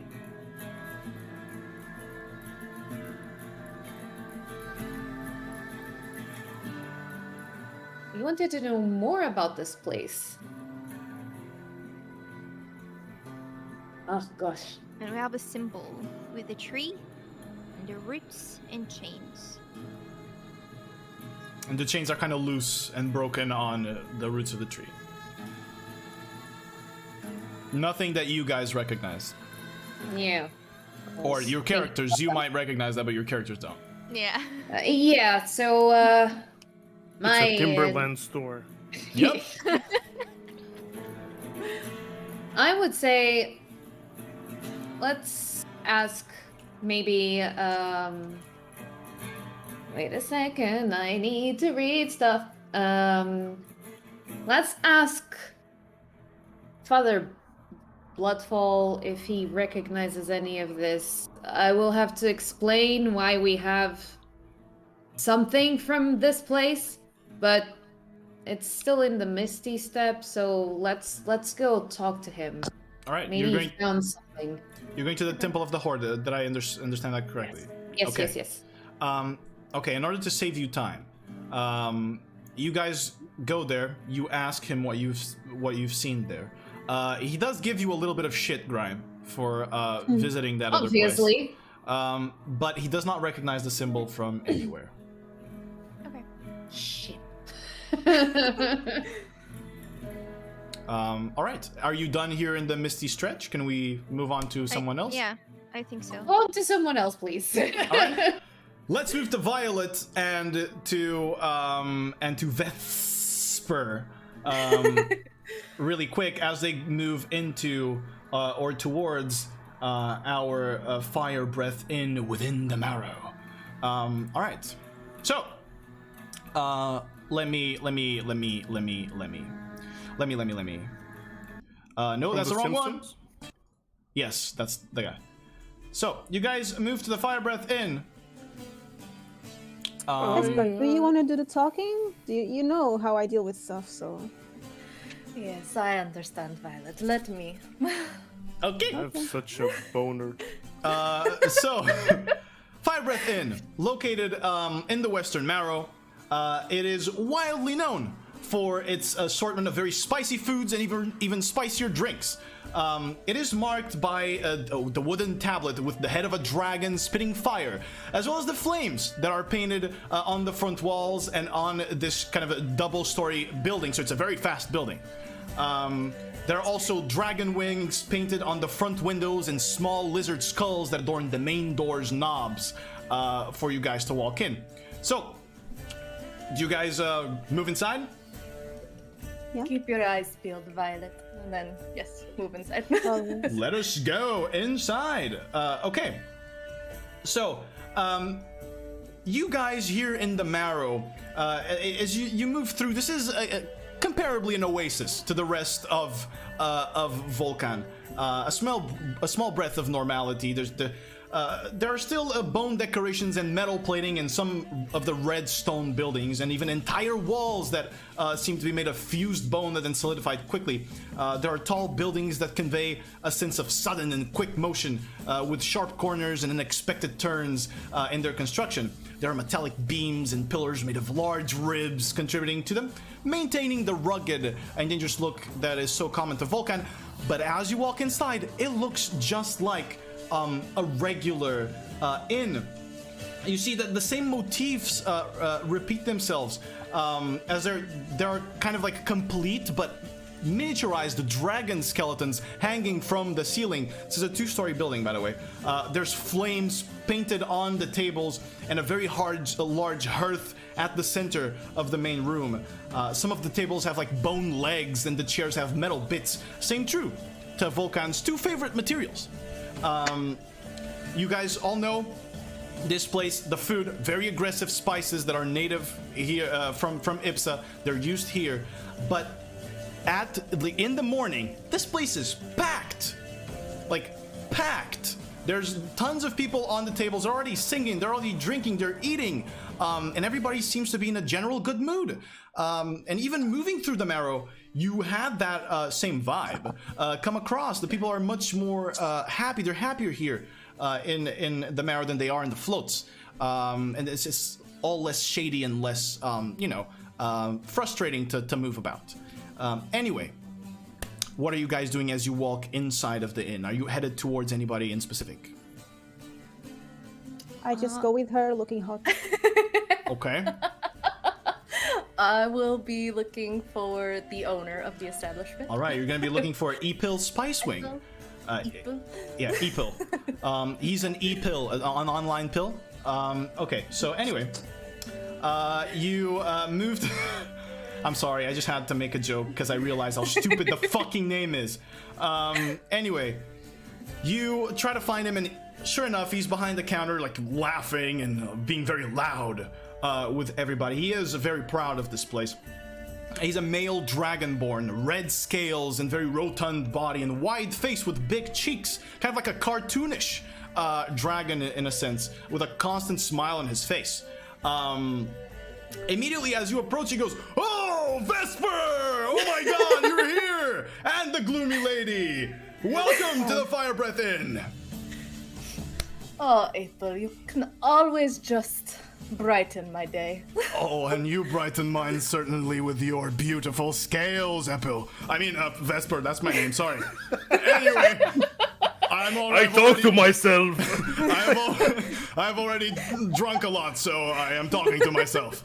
I am Epil and my penis is Epil. Anyway, what brings you here? Well, April, I think we need to have a conversation. Oh, do we? I love conversations, especially with you. What's you doing staring at me? Violet? Yeah, you. I always stare at everyone. Fair enough. Okay, Vesper, please. I'll turn to Violet and be like, perhaps you should be watching the crowd instead. Okay. I'll turn around with my elbows on the balcony. Are you looking for anything specific, by the way, Violet? Silver hair guy. Silver-haired guy, roll perception check for me. Jesus. I suck at perception. Now she rolls a natural 20. Oh, He's whoa. there! Found him! Grab him! 15. 15. Okay, I'll keep that in mind. All right, Vesper, you turn to April and he's kind of looking at you. So? I lean across the counter and kind of like curl a claw under his chin to try to like bring him closer. Mm-hmm. He goes. April, my darling, I need to know if you've seen somebody. Oh, yeah. So many people. I have seen tons. More specifically, I am looking for a half-elf with long silver hair. Oh, roll a persuasion check for me with advantage. Because he has a boner. Apple is growing. That is Persuasion. persuasion. I have a +1, so it's 11. 11. All right, he goes, With advantage? Did you roll with advantage? You rolled twice? Oh, sorry. Didn't roll twice, sorry. Okay, go ahead. Pick the higher roll. Oh, 19. Which That plus fucking one is a changes dirty 20. everything. Nice. Good job. Good on that, Tresh. Good looking out. All right, he goes, oh, yes, I have. And you kind of see him look a little bit, look around a little bit to make sure that no one is quite paying attention. Violet, you can hear him talk as well. You're just right there. And he's a very, very loud guy. But he begins saying, so that man came here. He said that he had stayed at the Hangman, the fool. But then he finally realized this is the better place. So he came here. And he stayed here for a couple of days. And then I saw him talk to this dwarf. Dirty, blonde, short beard. Looked covered in ash and soot. Probably works at the forge, if you ask me. And he was seen here. He was talking to that person. And then I don't know what they were talking about, but they left. And after that conversation, he didn't even come back to his room. His room's still there. Oh. Well, do you think you could show me to his room? He quickly grabs something underneath the table and slams the keys on the counter. Yes. Is he still paying for the room? Well, he left a deposit of 1 whole platinum here. So he is paying for the year. Oh, he's rich. All right, Apple. I'll take the keys. You want to go upstairs? I'll stay here. Keep your eyes peeled, as always, Violet. As always. And then I will give up a little toodaloo. And you kind of like just melt. All right. So you're headed to the room. Yes. Very well done. Okay, so you move inside the room. He kind of it tells you exactly which room it is. So you walk inside, and immediately as you open, you notice that there are dirty clothes covered in ash and soot, like all across the entire room. But you're still just at the entrance, and the room seems like tossed, and the window is open. But you're still just at the entrance. What do you do? Ooh. See the open window, everything's thrown away. Yeah. I don't have the ability to sense anything. I don't think. You could roll a perception check to see if you spot anything out of the ordinary, for sure. Okay, yeah, I'll do that. 9 perception plus 7. Oh, a pretty good 16. roll. 16. I mean, nothing out of the ordinary really stands out. Pretty good roll. Nothing happened. Nothing stands out. I was just saying this is a pretty good roll, that's all. Would I be able to see anything additional if I were to step into the room? Perhaps, yes, definitely. You would. There's one way to find out. Are you going to? You're gonna go for Yeah. it? Okay. So you move inside the room. Once again, like it smells, or it doesn't smell, but it feels ashy in here. First of all, I mean, it's not uncommon to you here in Volkan. I mean, ash kind of like floats about the city a little bit, but kind of more intense here. And as soon as you kind of like walk towards the center, you begin hearing something. I'm gonna need you to roll a dexterity saving throw for me. You need to beat a 17. About to get sniped. Dexterity saving throw. 11 plus 9. All right. So. And you have evasion, so having evasion, you're gonna avoid everything. So you see on the corners of the room, arrows move immediately towards you just as you walk in, and they all fall on the ground as you kind of matrix dodge through all of them. And as one of them kind of goes by through your eye, you see that they have poisonous tips. They seem to have a liquid in there, and they all fall on the ground. And just as that happens, fire ignites on the floor. But it is harmless fire. Okay. It's not gonna burn the whole place exactly. down. You manage to move about, and the fire seems to be burning in a specific pattern that forms an image in soot and kind of burnt wood underneath. You see what seems to be, I mean, rough because it's made in burnt wood. You see what seems to be a sword that has these like strange patterns that kind of remind you of thorns and of vines. They're kind of like twisting, and the sword's kind of made of these. And there are wings to the sword, like growing at the hilt of the sword.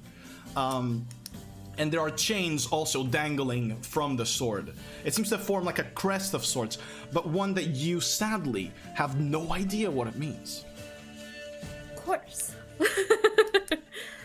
Well, that is an interesting turn of events. Definitely, and I will add to this, Vesper. You can spend some time tossing the room, and looking a little bit around. But as you turn beds, you remove, you open closets, everything. There's nothing. It has already been tossed, and you find nothing of use. You don't even find a single scratch on the wood other than this place that is now marked. But hey, he paid for the year, so right. It covers expenses. Can I yoink one of the darts out of the ground and take it with me? You can, yeah. They are arrows, and you see the the poison is black. It is black and poison. A few of them, or most of them, are kind of like so deeply stuck in the ground that it's hard to pull. But you manage to pull out one. Since you're not very strong with your 9 strength, you manage to take out one and take it with you. And you have also never kind of, I mean, you don't have exact experience with poisons because you are pretty much resistant to it, and the poisons of this continent never affected you in that way, so you know it's poisonous, but you can't really figure out what it is. What kind of poison? Yeah. Okay. All right. Well, I will take my happy little dart and my not scratched skin back down to Violet. Okay. All right. Meanwhile, I'm looking for the dwarf. For the dwarf and the guy. You find none of them. However, in the time that you spend here, you do see kind of walking through the door somebody similar in description to what G had mentioned to you before, somebody from Dead Sight. And you see them kind of briefly walk through. They kind of look at you and then continue moving. And as you like blink your eyes and you dart to see if you find them again, you don't see them. Okay. All right. So you move back to Violet. You guys are now together. Yes. I will show her the dart and be like, looks like our little criminal has been here. And they didn't want us to find something. Yeah, the room was trapped. Okay. And I'll turn back to, is Apple still back at the bar? Yeah, he is, and he's kind of, he's busy, but as soon as you walk, he kind of stares at you. Apple, darling, you shouldn't let people make modifications to your rooms. What has he done? You'll have to go take a look for yourself. Don't worry, it's safe now. Ah, shit! Hey, you! Go take a look! And he talks to one of the bar people to go look upstairs and quickly moves there. All right. Okay. You guys done here? Yeah, I grabbed the sending stone. We're done. Nice. Okay. You guys all hear that. And now let us move back to a chiller place. Let us move to the Horned Forge, where our friend G is headed to. So G, I am going to ask you: is there anywhere you're stopping by before? Anything that you're doing? Boomfist handheld, is it on the way or is it? It is on the way. It is on the way. I would like to. I want to go to the forge first and maybe go to Boomfist on the way back. On the way back? Okay, yeah, got it. Maybe, depending. All right. So I want to ask you, by this time, things are kind of happening at the same time. But I will say that the faster completion of the whole situation has been the Firebreath in. So in order of the events completing themselves, we have Firebreath in first, and then we have Hooded Paw after. And now let's see how long this is going to take. But it's important for you guys to know so far. So okay, it takes a long time for you to walk to the forge, and you move to the northeastern section of Volkan, hundreds of feet away. You can already see, peeking through the rooftops, the giant clouds of black smoke that are this district's namesake, the Black Plume Heights. As you arrive there, you see everyone wearing masks and covering their faces, as you yourself do the same. Everybody here in Volkan that has been here has one of those, already aware of the dangers of these thick fumes. The buildings are mostly covered in metal, some like smaller than the others, and one particular one shaped like a network of metal igloos, which is actually Boomfist handhelds, which is the place that you wanted to visit. I ask you, Tresh, are you still, since you're passing through here, are you going to, okay. Are you moving through through Boomfists and just straight to the forge without giving it a knock?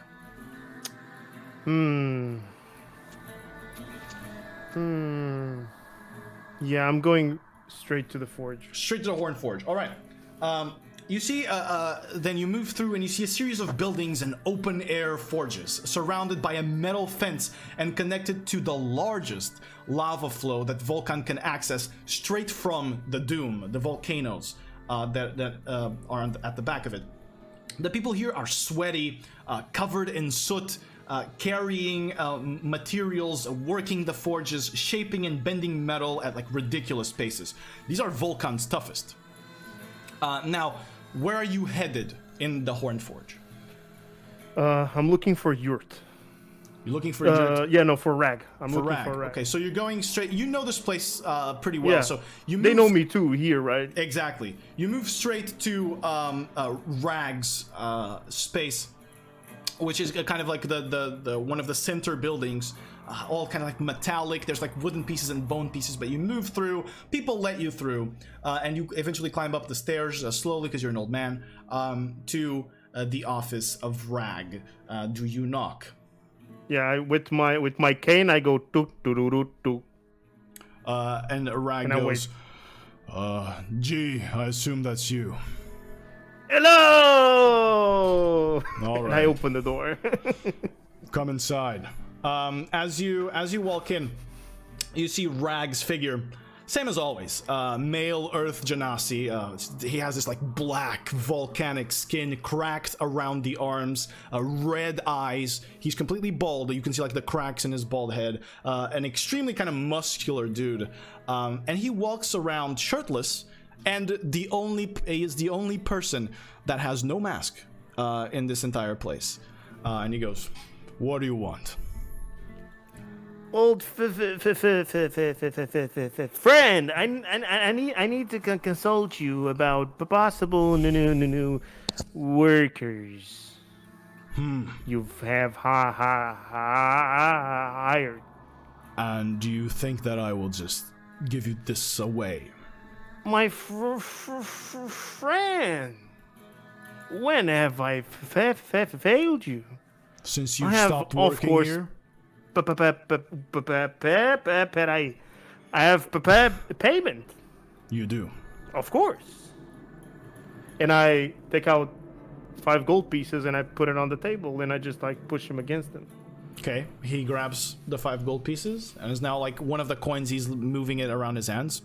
So, Have you perhaps seen half-halven silver-haired man looking for a job lately? I don't know. Have I? and he's looking at the gold. I put 5 more on the table and I just smile at him. He grabs I it. do.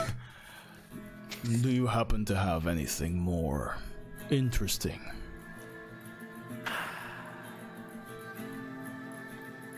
Listen,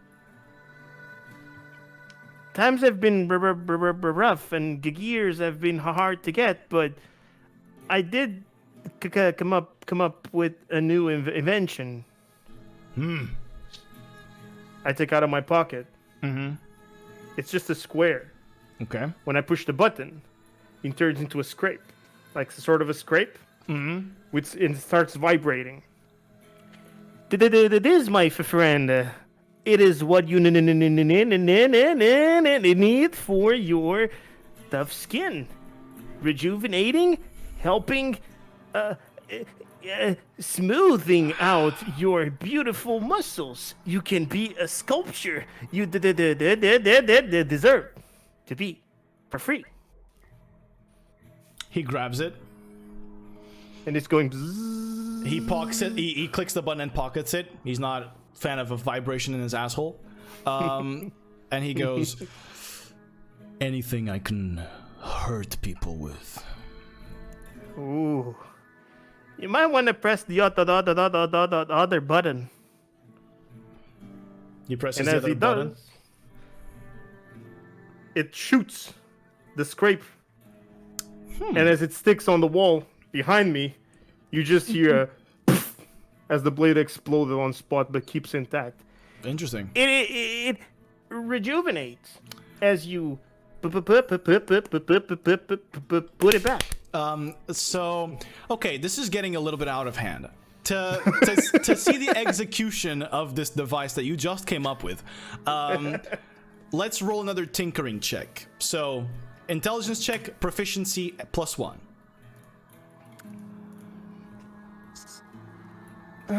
Proficiency with tinkering. Yes. So, intelligence plus proficiency +1.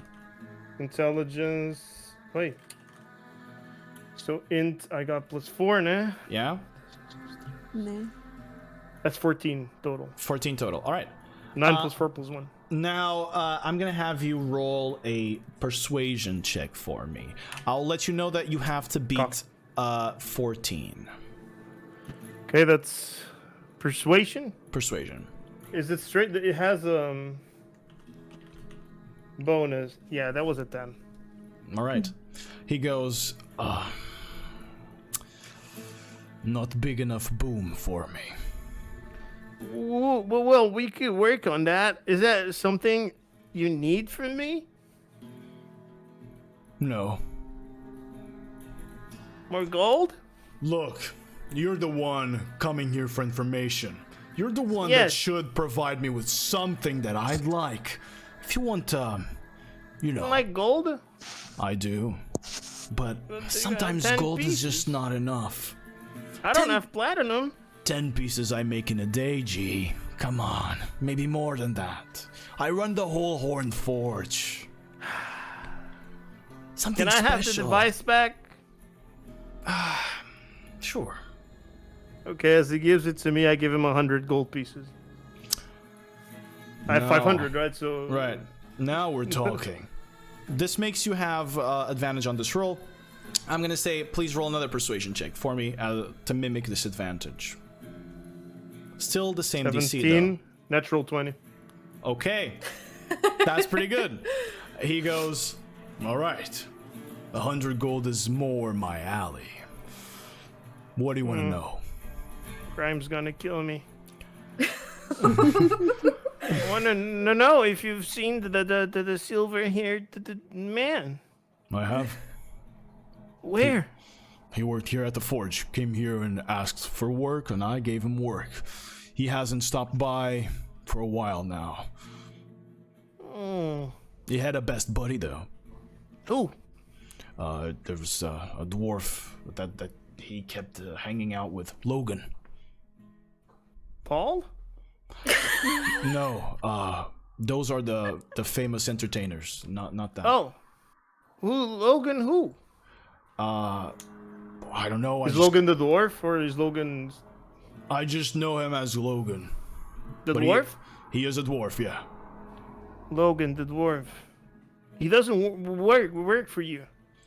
Well, Logan does. Still? Yeah. Is he here? They might be working at the forge right now, yes. Can he take a break? Do you have more money? Come on. Grime's gonna kick my ass.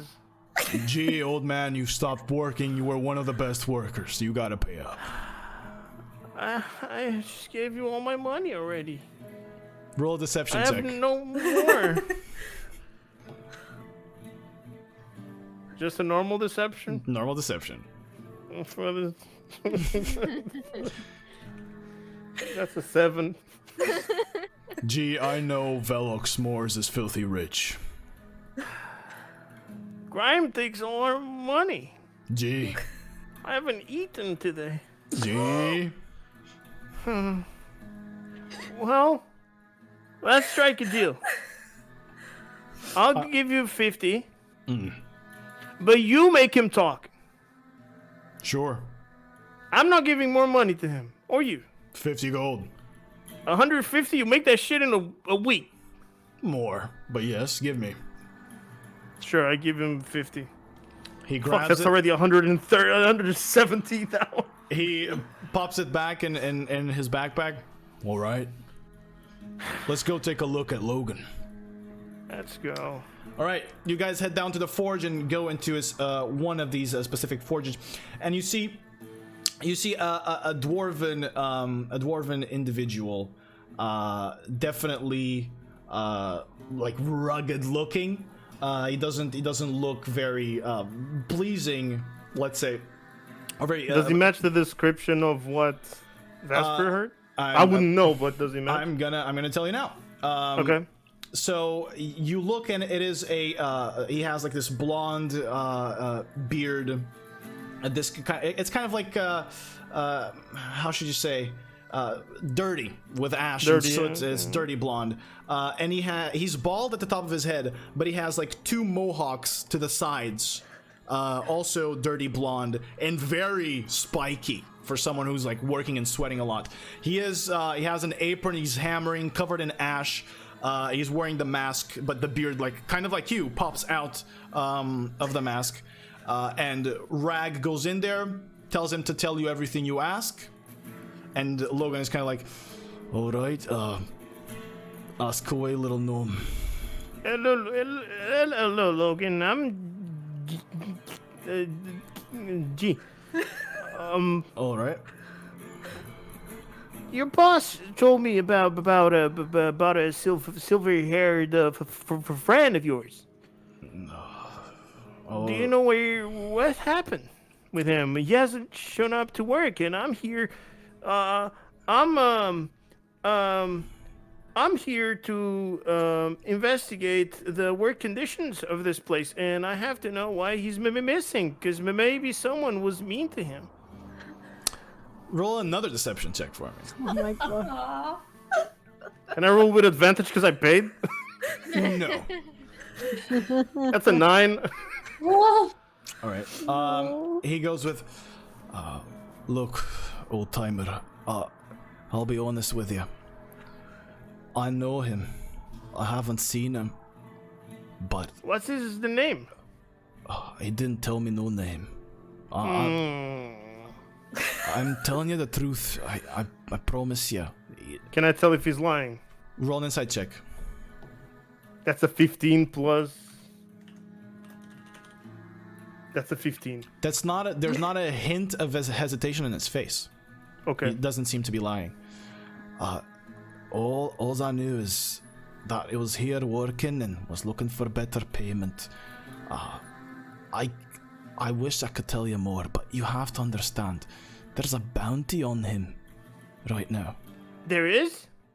I can get into big shit, old man. I know you're after him, but imagine one of the folks from Deadside comes talk to me right now.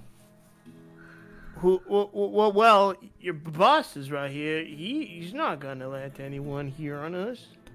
Rag. Your secret dies with me. Rag controls what's inside the fences, but outside, that's not his territory. On my word, nothing wrong will happen to you. Your secret dies with me. Even Grime won't know it. All right. Look. You're safe, friend. This is a safe place.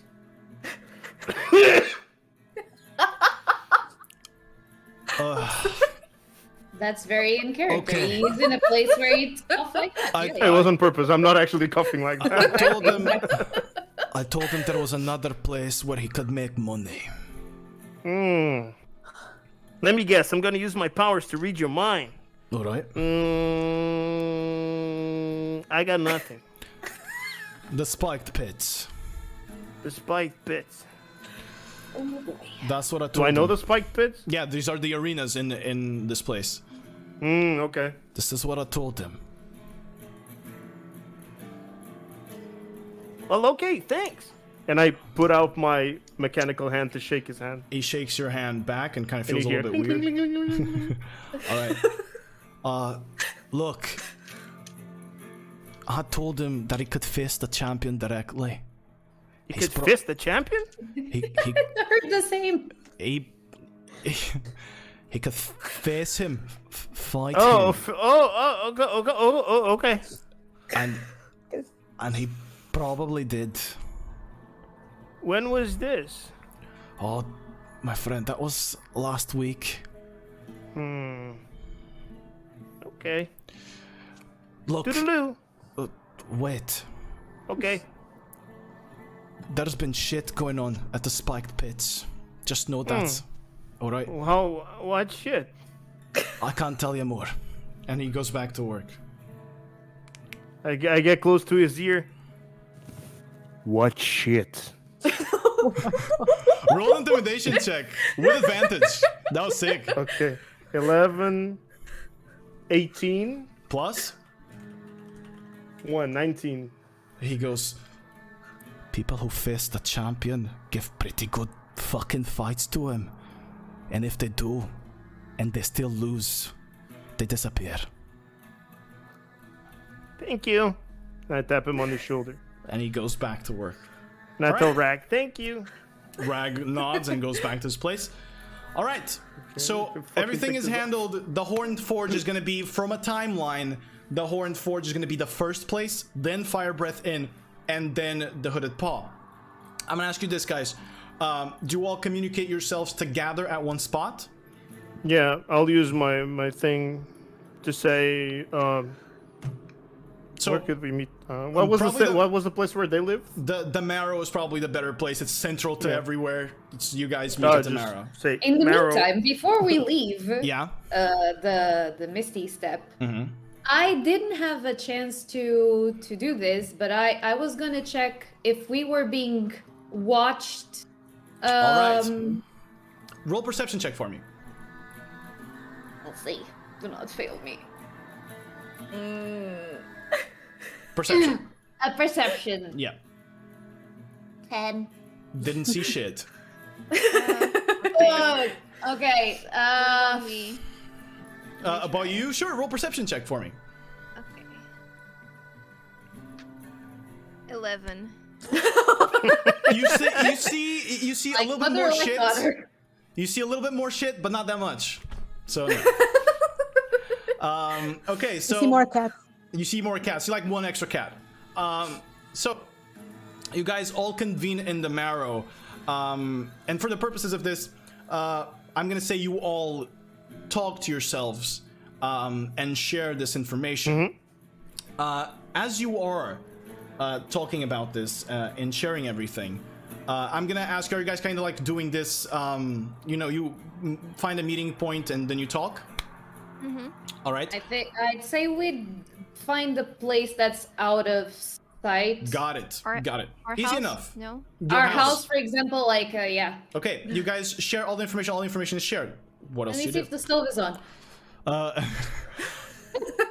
You guys Make a all, perception check for that. You guys all decide the information or share the information. Yes. What do you do? Okay, so we know that. Keep in mind that we are being watched. They know all of our steps. Exactly. Not inside this house, right? No. No, not Oh, inside no. the house. There's no one inside watching other than yourselves. On the windows? Not right now. You go to the window and to the wall, And to the wall. and you And see there's the nothing. sweat Does the dropping sweat off drop my down? balls. Actually, G, since you are the only one with balls here, yes, it is. You yeet motherfucker. You yeet goddamn. Okay.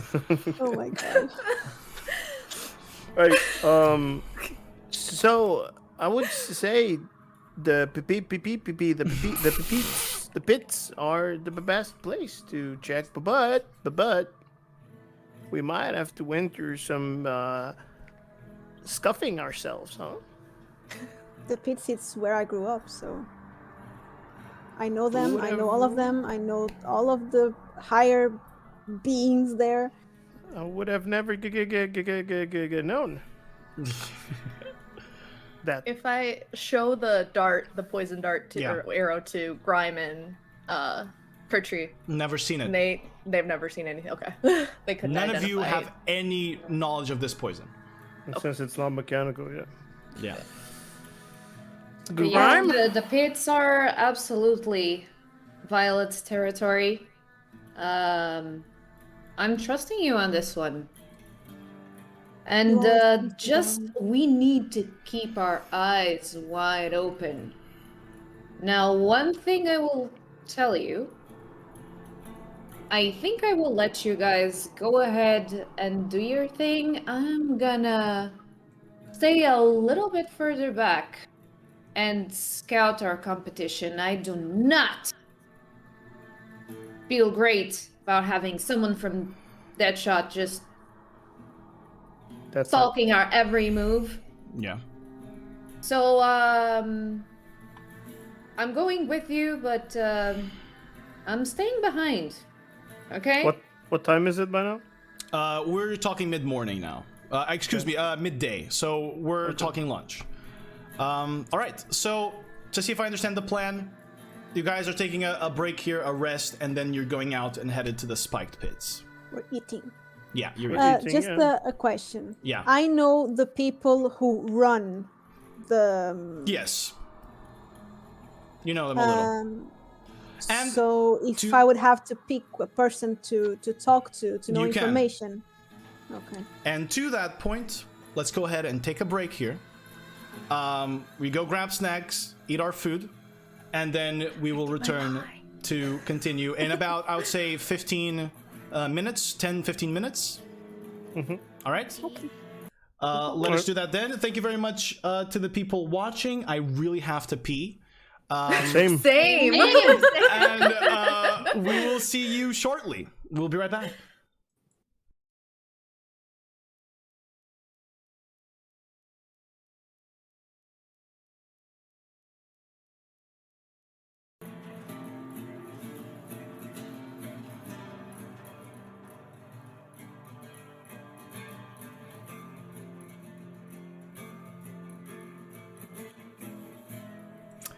Hello everyone, and welcome back to the Weave of Fate, the D&D one-shot that we're running right now in the city of Volkan, the lawless city. So, for all of those joining us just now, just a quick little recap of what happened in the first part before we went for snacks. So, our heroes from Velox Moors, a bounty hunting agency, have been chasing. Their bounty, a silver-haired half-elf that has shown up in Volkan from somewhere unknown to them, from another continent. They've chased him through the floats. They found information there at the Hangman through slimy Twisthorn that gave them a slight bit of information that told them that he would be at the Marrow. They went to the Marrow. They went to the Horn Forge. They went to the Misty Stretch, to the temples. And each of our heroes has found a key piece into portraying the person that they're chasing. And now they have found a very important clue. They know that he had gone to the spiked pits in order to make money. And it just so happens that they have an expert in the spiked pits among them. Someone who was forged by the spiked pits. And so now we return as our heroes were convening at both Grime, the leader of Velox Moors, and Violet's house. They had talked and discussed information they had gathered. Very well done by all of them. And now I'm going to ask you, you guys were headed towards the spiked pits. Yes. Correct. All right. So, you guys exit your house. And it's a bright, sunny day still. It's a little bit, we're pushing now forward. Sorry. Yeah. Didn't Grime say she wanted to scout or something?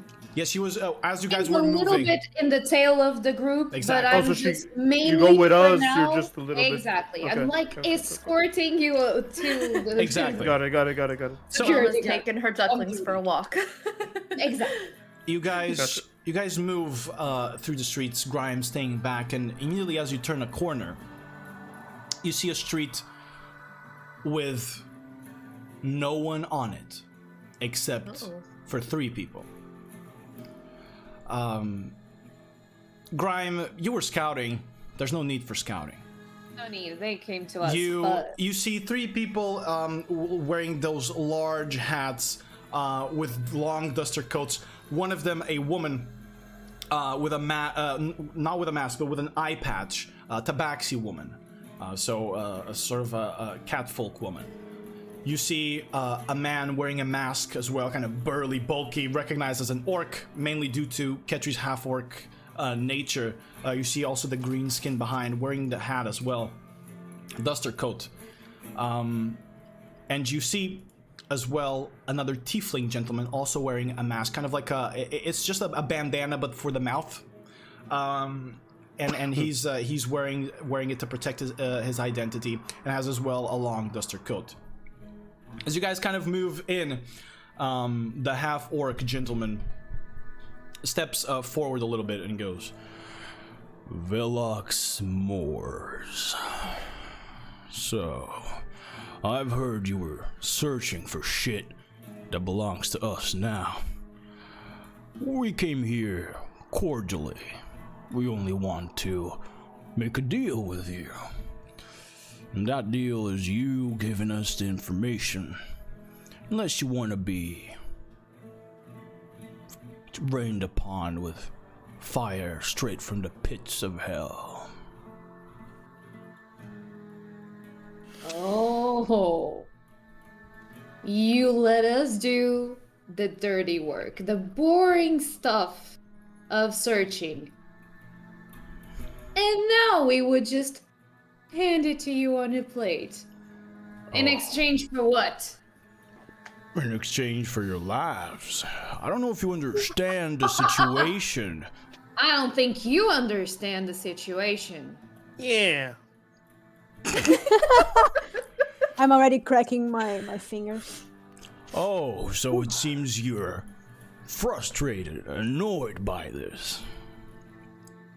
Oh, honey. Bring it on. You want Yeah. our information? Come earn it.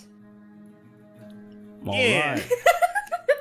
As he kind of like just raises a hand to touch his cap, or his cowboy hat, he grabs it and he kind of gently tips the hat to you. You hear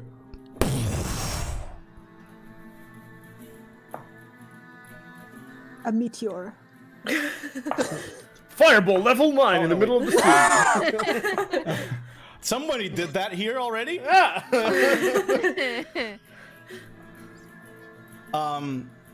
You hear a sound followed by that explosion, and Ketri, across your chest, blood spills as you take 15 points of piercing damage. Something shooting at you, and you guys immediately see far away at a distance on top of what seems to be some sort of scaffolding in the buildings. You see a dragonborn gentleman holding this giant rifle, pointing it at you. Now fuming, he reloads it again, ready to fire once more. My friends, it's time to roll initiative. Okay. Let me see. Do you want us to roll in the software to be easier for you to track? Or? No, you can roll it. You can roll it by hand. I can do it here. 11. Okay. 16. 17. Alrighty. Give me a second then. I'm gonna go through. What did you roll, Herbie? Let me just think first. Yeah, A -1 to my initiative. you do. I rolled a 2. Good to know. That shot really hurt. Okay, Ketri took the shot, by the way. 15 points of piercing damage, Ketri. Give me just 1 second if you guys don't mind. Yeah. So I can roll initiative for our guys here. It's 3 of them? 3 of them plus a guy in the roof. in the Okay, so rooftops. 3 close to us and a sniper. We don't have anything ranged, do we? I mean, we do. Yes, the healer. Okay, so let's go from 25 to 20. Anybody? Oh wait, I have a bonus. Yeah. What is my bonus to initiative? So I had 16 plus 5, so that's 20. 21. 21. Vesper goes first. And then 15 to 20. 17. 17 for Violet. And Utresh were 11. Oh, okay. So But what about Ketri? Ketri, what was your initiative? 5. Okay, so Okay. 10 to 15 is then G. Then it is Ketri. And then it is our friend Grime, our leader. What's in the back? I mean, Okay. you betrayed me, So I'm so excited to roll real dice. And then this happens. I'm gonna get you the dice timeout chair too. So Violet, you were a 16, right, Violet? 17. 17. Okay. So.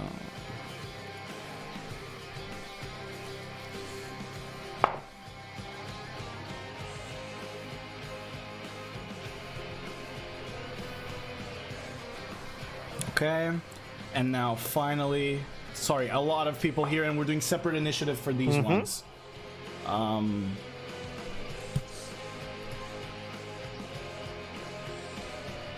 Okay, so I'm gonna send you guys to Battleland. Okay. Let me shift you guys to Battleland. I'm gonna ask you guys to position yourselves accordingly to where you guys would like to be, and hopefully you all have access to everything properly and correctly. So however you guys were marching is how you should be positioned here.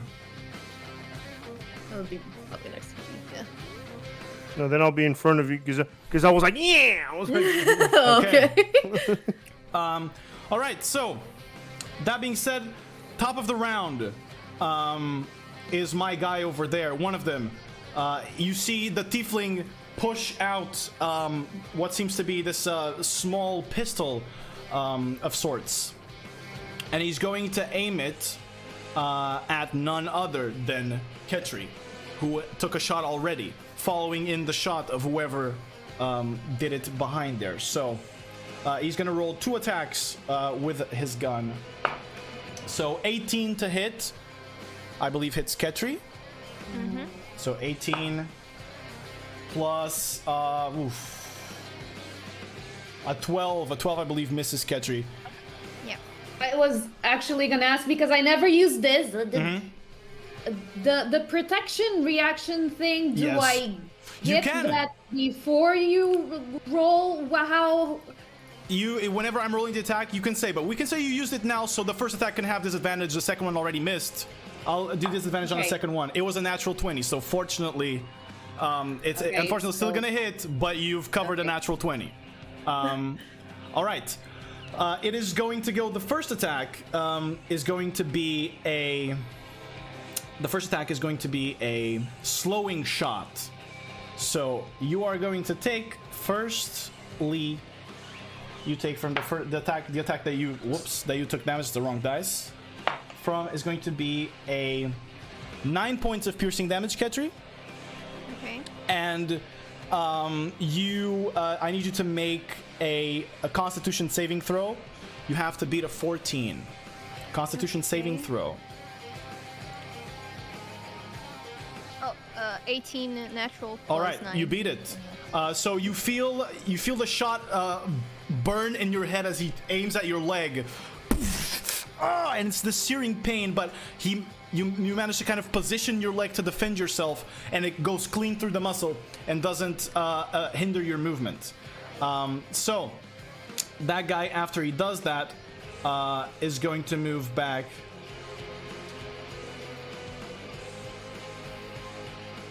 He's going to move back there. All right. So that's going to be his turn. Following his turn, Vesper, it is you. Me. Okay. What do you wish to do? I am going to move. Oops, wrong button. I can move that far. Oh yeah, I can move that far. Over Easily enough, here yeah. To this guy. I'm gonna do that's the target thing. Okay. Run up to this one in the middle, the cat lady. Yeah. Actually, yeah, I'll hit the cat lady. Got I'm it. gonna whack her with my staff. Okay. And are we going one-handed or two-handed? I'll do one-handed. Okay, one-handed strike. All right, let's go. Roll to hit. I'm gonna do it in the thing. Got it. Roll to hit is the attack. The attack thing. Yep, normal. 26 hits the shit out of it. Yes. Go ahead and roll the damage. It is the regular damage. Okay. Oh shit, this is rolling. Whatever. It doesn't mind. It doesn't matter. So you deal 13. You whack her. Where are you hitting her? I'm gonna hit her in the head. Hit her straight in the head. I'm gonna spin it around and rack her across the cheeks. All right, you just straight up hit the actual cheekbone, and you hear the bone crack as she goes and spits blood to the right of her. So that is a total of 13 damage for your first attack. Yes. All and right. I can do another unarmed strike after that, right? You if I can. hit with one hand? Yeah, you can now punch her. Okay. I'm gonna punch her too. All right, let's go. You whack her across the face, you punch her. Go ahead and roll the Do attack. I have to roll attack for the... Yep, Yeah. okay. Natural 1. Natural 1 is gonna miss. As you whack her across the face, she then moves back, instantly dodging your punch. All right. I believe that's your turn. Yep. Unless you want to do anything, you can bonus action Flurry of Blows and then strike twice more. You can do anything you want. You have bonus actions. That's true. That costs 1 key point, correct? Yes, correct. Okay. Yeah, look, we'll go ahead and do it. We'll give her a big whack. All right, then let's go 2 more strikes with your Flurry of Blows. Roll 2 attacks, 2 unarmed strikes. You already have that there. You can roll it twice there. First one is going to miss. Second one is also going to miss. She just moves and ducks through. She looks pretty agile and manages to duck through all of your attacks.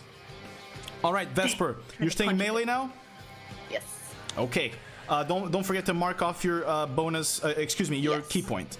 Key point. Yep, I just did that. Followed now by Violet. It is your turn. Okay. I turn to them. You don't hurt my little girl. I get back to Ketri. You go hide, and I go for the hat guy. Hat guy. Because I can't reach the other 2. Okay. I turn to them. I will get you 2. You guys are going to die, but not now. All right. And wait, I need to. I can't remove the measure thing. Just click on the squares, the target, the select tokens thing. It's the I top am tool. trying. The measure thing doesn't come off. Really? Try refreshing the page, maybe. I can help you move. You want to move to the guy with the hat, right? Yeah. Go Okay. right next to Jester. To Vesper. Jester's from another game. It rhymes. It's close. All right. And I'll do what I do best. I'll 4 attacks on him. All right, 4 attacks straight up on him. All right. So Right in the face. go ahead, roll for those 4 attacks. We can roll all 4 and then roll the damage. You are adding a Okay. +8 to your attack. +8. Okay. And you're gonna have to tell me which hand you're using which time. Okay. It's going to be like boom zap boom zap. Okay. So... Okay. Boom zap boom or zap boom zap boom. No. Okay, Boom, right zap, first. boom, zap. Okay. Yes. Got it. Dirty 20. Okay, hits.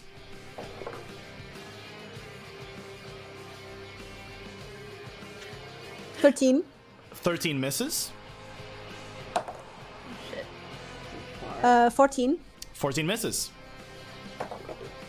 Oh shit. That one misses. Forget it. Okay, so you go, and he starts ducking all your punches until you finally land one. Go ahead and roll the damage for your punch, and if you want to add anything to it, you can. Excuse me. Yes, I might add. Wait.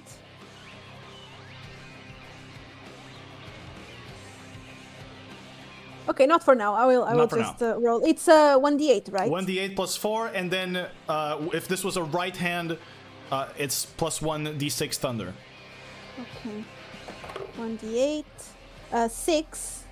10 total Oh, so far. 6 plus 4. Okay. Yeah. And then? And then 1d6 for your weapon. 6. Plus 2. Plus 2. All right, where are you punching with this last punch? Right in the nose. Right in the nose. Okay. Give me 1 second so I can mark off. You move into this guy, and you once again, this guy is fast as fuck. You go in and you begin your flurry of punches, and you just see him bob and weave through them with his hand on his belt, clasping some sort of a gun. And just as you kind of feint with one hand and miss the attack, but then your right hand comes through, and you punch him right in the cheeks, right? You said the face. The nose. The nose. Okay, you punch him right in the center of the face as you hear the bone crack again. Not your knuckles, fortunately, and your hand just makes this loud sound in his face, and just and he loses his headphones and loses his hat to the winds of Volkan. All right. So is that gonna be your turn, Violet? Yes. The fourth attack is a bonus action, right? Yeah. Okay. If you attack 4 times. I can't do anything more. Got it. Next up, we have Cat Lady. So, Cat Lady is kind of between a rock and a hard place here. She is going to do... Okay, I'm going to need to use a tool here.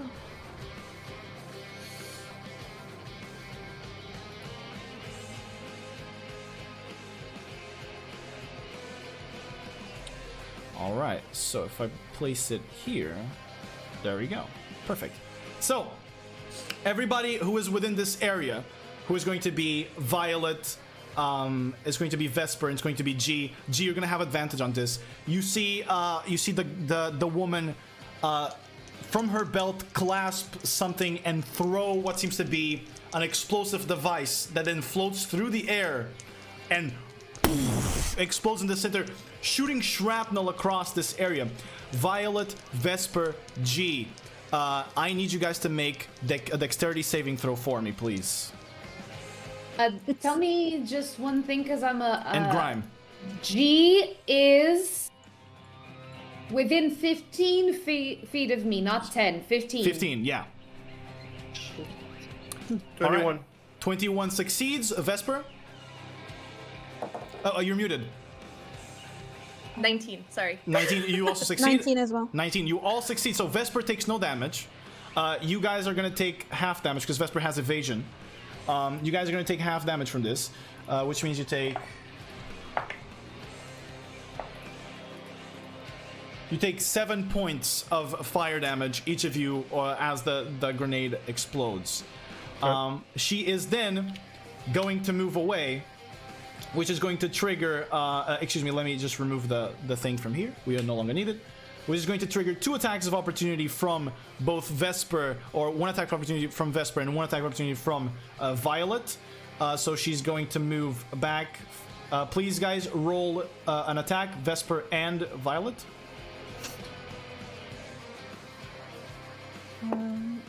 Wait, it's 9. 9 misses. I forgot. It's a 1d8, right? Yes. No, it's a d20 for to hit yeah. first. It's. Oh my god, I'm sorry. It's fine. Straight D20, right? Yeah, d20 plus 8. Yes. D20. Oh, plus wait. Okay, 18. 18 hits. So go ahead and roll. Was it zap or was it boom? It was Av. It was zap this time. Sorry, All right, left-handed jab. Because she was on the left. What? Plus 8. It's an attack. It's a regular attack she's making. Did you add that, Ray? Wait, what? Did she Your roll an modifier? attack? My, Yeah, but I think she only counted the D20. She didn't put Okay. the plus. Did you? Right? what's the plus? The plus to your Next to your attacks. attack. It's plus 9. So Plus 9. Okay, so it would have been 18 it still hits. It still hits then. Okay.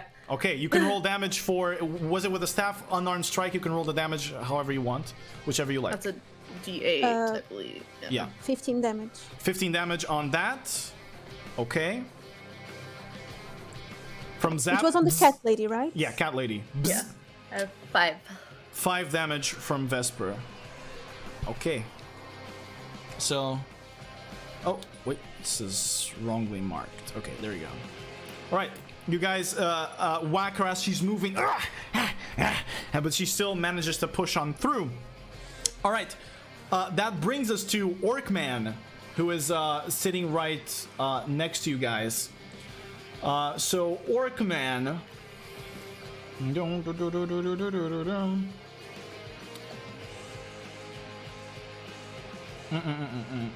Yeah, Orcman is gonna move back before he does anything.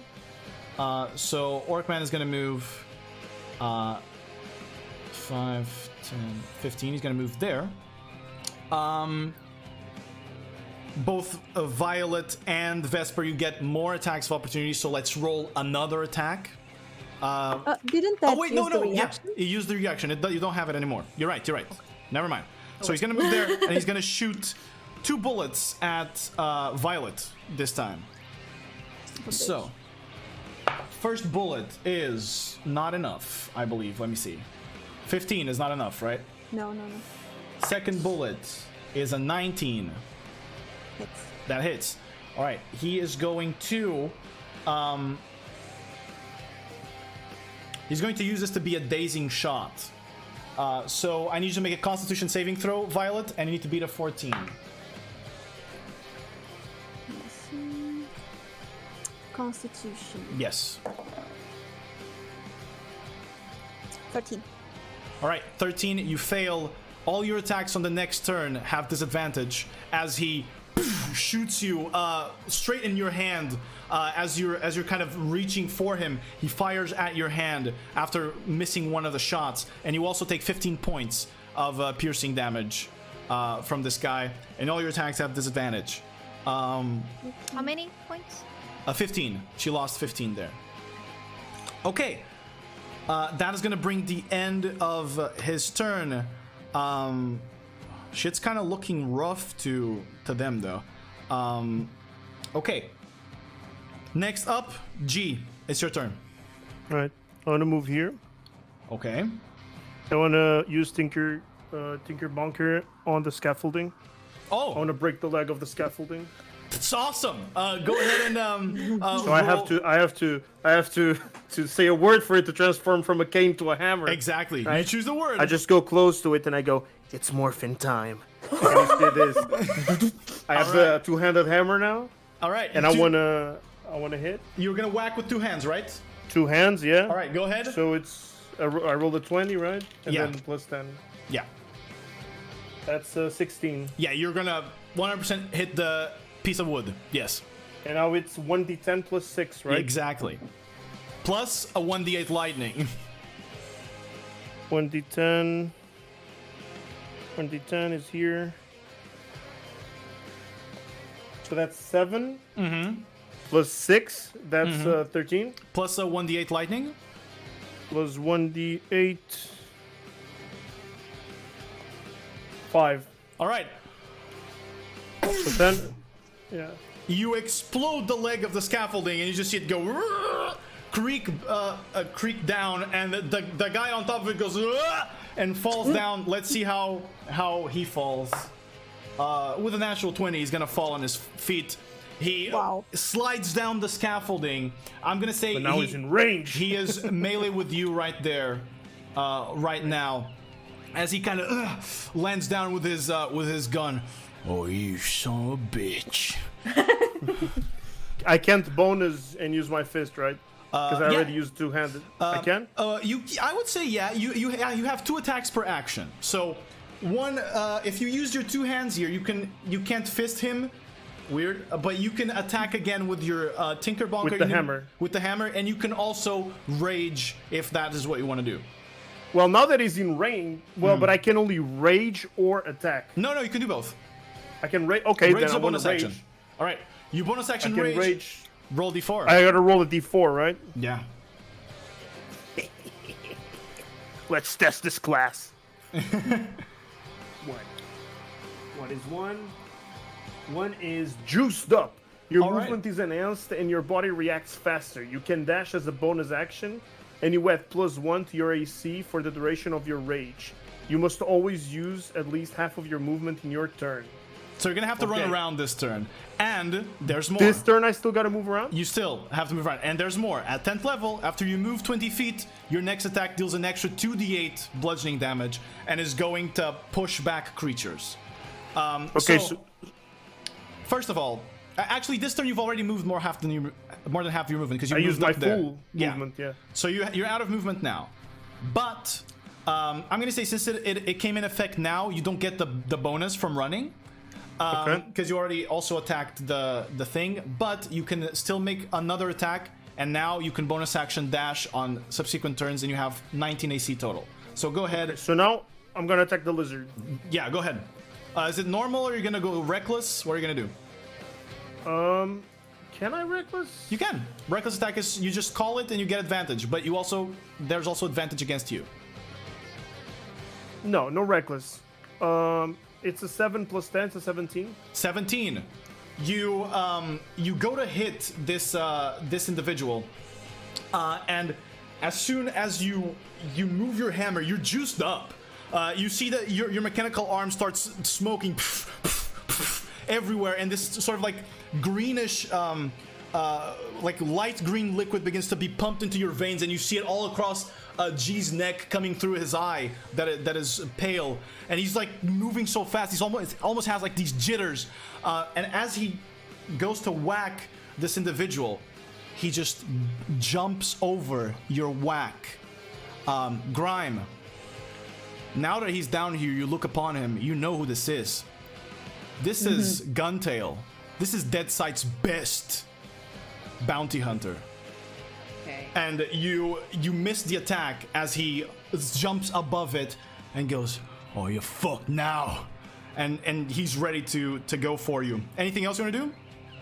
I don't think you can, right? No, I think that's it. All right. I missed with the 17. Yes, you missed with a 17 on this guy. Okay. It's Big Guntail's dick. turn. All right. So you see Guntail. He has like gigantic device, this like rifle that he's holding. He points it straight at your face, and he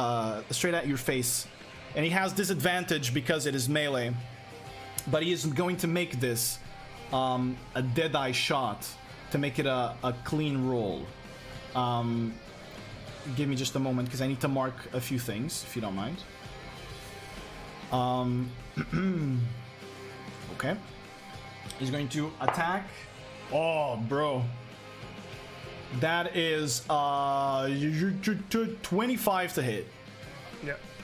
He's going to fire the gun straight at your face. It's going to deal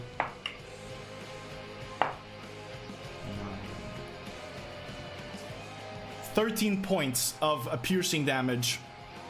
He then is going to use this other action to reload the weapon, and he is now going to move back, triggering an attack of opportunity from you. He's going to move 5, 10, 15, 20, 25. So it's the roll plus whatever's hit on my Tinker. Yeah, bunker, right? exactly. So it's 25. 25 hits for sure. Go ahead and roll your damage. So don't forget to add the lightning. 1d8. That's 7. So it's the roll plus 6. That's 7 plus 1d4 lightning. 1d8 lightning. Oh, as well. So I said that was 7, 8, 9, 10, 11, 12. 12 points of damage. And because I'm in rage, doesn't that matter? It adds another bonus to your attack. So I can attack. I get to roll again. No. It adds a bonus damage. I believe it's you have 5 strength, right? I mean, excuse me, 5 modifier of your strength. So you have 20 strength. Yes. So your rage is going to add plus 3 damage. All right, so that's a 15 total damage. 15 total damage. Okay. Cool. All right. As he's moving, you whack him across the back, and you see him, but he still moves on through. And he's going to action surge. Because you are raging, don't forget you are taking half damage, Trish. Oh, then it wasn't 13. Then it was Half that, 6. 6? Yeah. Then I'm gonna heal for 6. He is going to now turn his attention elsewhere as you see his friends kind of duck down. Ketri still has cover from this. So you're gonna get a bonus. I'm gonna say, Ketri, you have mage armor used up because it's a defensive spell. You can use it. It lasts 8 hours. You can use it at the start of the day. You would be wise enough to do so. So your AC is 16. with mage armor. You're gonna get cover from this. You're gonna be at 18 AC for this because of his line of fire is slightly obscured. He's gonna open fire on you, and he's gonna use another dead eye shot for you here. So let me mark that off. So he gets advantage. That is 23 to hit. So it is going to hit, and he's going to fire this through everybody at Ketri. You are going to take... Oh god. So you take 19 points of piercing damage. Yes, 19 points of piercing damage as he hits your other shoulder.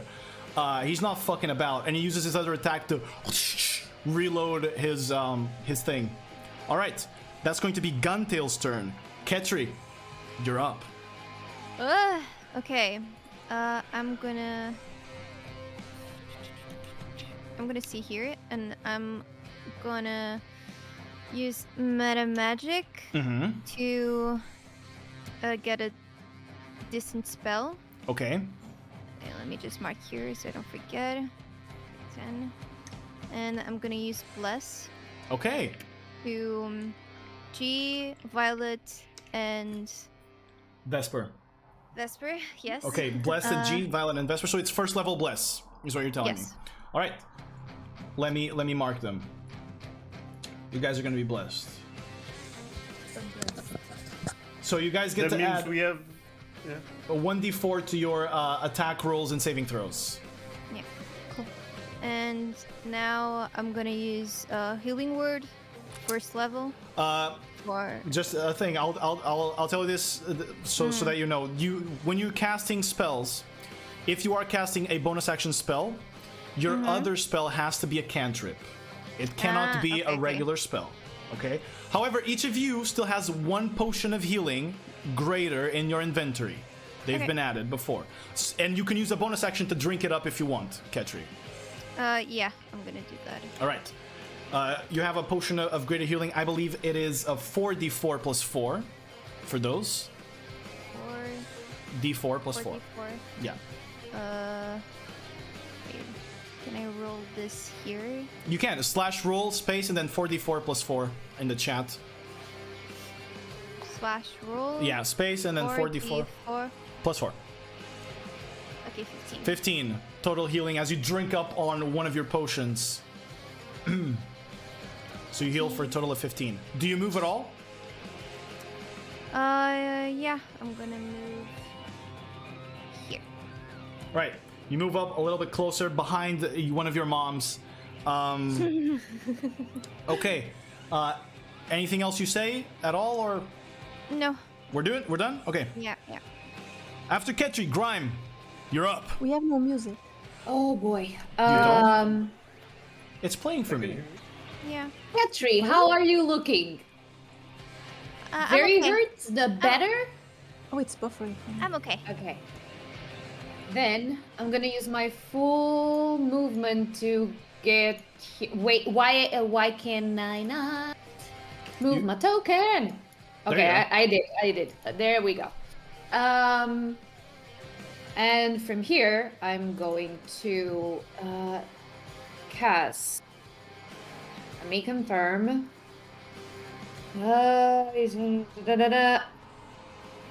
Aid. Okay. My aid spell. All right. I don't think I have to roll anything for that. You don't. At which level are you casting it? You can cast it at second level, or you can upcast it at third to increase. I'm casting it at second level. Okay, first. second level still. All right. So, who are you choosing to be a target of your hit points? This is up to 3. Okay. I'm still. Wait, let me look. I'm tabs. You know.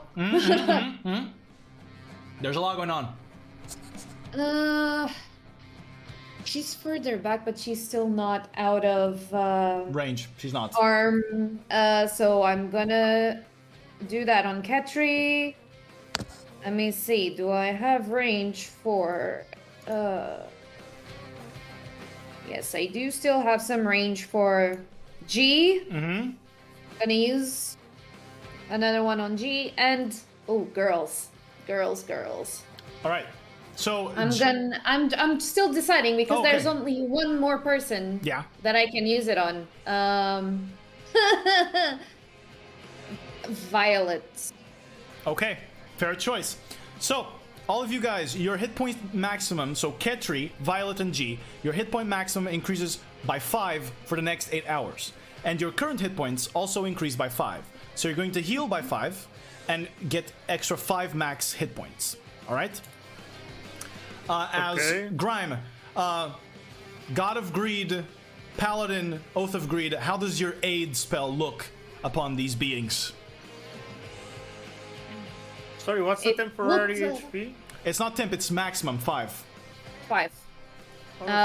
Doing? It's a burst of almost literally not Christmas lights, like very small, sparkling wave of colors, like a radiant boom. Like gems and shit? And I will say charge. Okay, sick. You see Grime move about, and as she casts the spell, you see her armor and herself kind of like shines with this golden shimmer before switching into the multicolored gems of her own being, as well as the hoard, the riches of the god of greed, Edrig, and she directs it at all of you as you guys increase in your hit points. Grime, that was your action. Anything else you want to do? I do have bonus actions that I can take. God, it's so much. You have some, yes. I believe I want to do. Let me just double check this. I'm also double checking with you. Actually, I don't think there's anything else, because you cast this spell. There's not anything else you can do as a bonus action. Not even the... Oh, because I thought I could use some of the spells as bonus actions. The ones that are under bonus action... They are. Is aid a bonus action? Aid is not a bonus action. It's an action, but I wanted to use one that's under the section of bonus actions. Which one is it? Compelled Duel. That is a first level spell you can't. It would only have to be a cantrip. So only Blade Ward is available. Exactly, I'm gonna do that. Alright, Blade Ward. I'm gonna use Blade Ward, yeah. You're gonna use it on yourself until the end of your next turn. You have resistance against bludgeoning, piercing, slashing damage. So if anybody tries to hit you, it's half damage. Alright. As you empower your Armor of the Horde. So Grime is done. Next up, top of the round again. It's one of the thugs. It's the Tiefling thug. He is going to... Boy, oh boy. He is going to shoot one at Violet, one at Vesper. Let's see. So Violet first. Fucking shit. That's a 20, a dirty 20. That hits. Hits. So you take... Lamau, you take 6 points of piercing damage as he fires a shot at you, and he's going to fire another at Vesper, which is much higher actually. It's 25 to hit, so 25 is gonna hit. I know that. I just say it because it's funny. Okay, that's 7 points of piercing damage at Vesper, and he is going to throw his last shot to be a dazing shot at you, Vesper. So I'm gonna need you to make a Constitution saving throw for me, please. And you have... You're muted, right? You muted, yeah. Constitution saving throw and 1d4, right, Ketri? Yeah. And +2. And +2. Because she's within my range. All right. Oh, goodness. Okay, so... It was 18. Oh, that already beats it. Definitely. Okay. That already beats it. So you see him try to shoot at your knuckles and at your hands to try and impair your attacks, but you manage to deflect it with your quarterstaff, and he misses the shot on you. Or not misses the shot on you, excuse me. He barely hits you, it scrapes you, it's still gonna deal damage, which I already talked about, right? Yeah. I already dealt the damage. Okay, good. after So this 7. guy, after this guy is going to move to the sort of destruction that G caused there. He's going to move and he's going to stay there.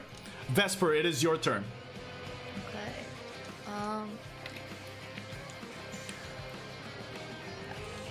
I'm going to move back up to Miss Cat Lady. Okay. Cat Lady is looking fucked up. Cat Lady needs to get whacked. Is what's gonna happen. All right. So, staff. Staff? Gonna hit her. Yep, staff in it. Go ahead. Hit her with your staff. That hits. 24, nice. Yeah. It'll be just the normal Yes. one-handed. One-handed. 12 points of damage. Not looking good for her. As you. And then. Then can I had. Can flurry? I have a bite. Do you want to bite her? I want to bite her. Nice. Hungry Jaws, yeah. Go ahead and use your hungry jaws. Let's bite the shit out of this bitch. That would just be unarmed, right? No, it's actually it's the same. Yeah, it's exactly the same for you. Okay. So go ahead and roll an unarmed strike. Fuck, that hits as well. Okay. Ataco, mi esquivo. It's the same damage as well as the. Fuck yeah, that's gonna. And then I get 4 HP back. You do. All right, you bite her. Where are you biting her? I'm going for her throat.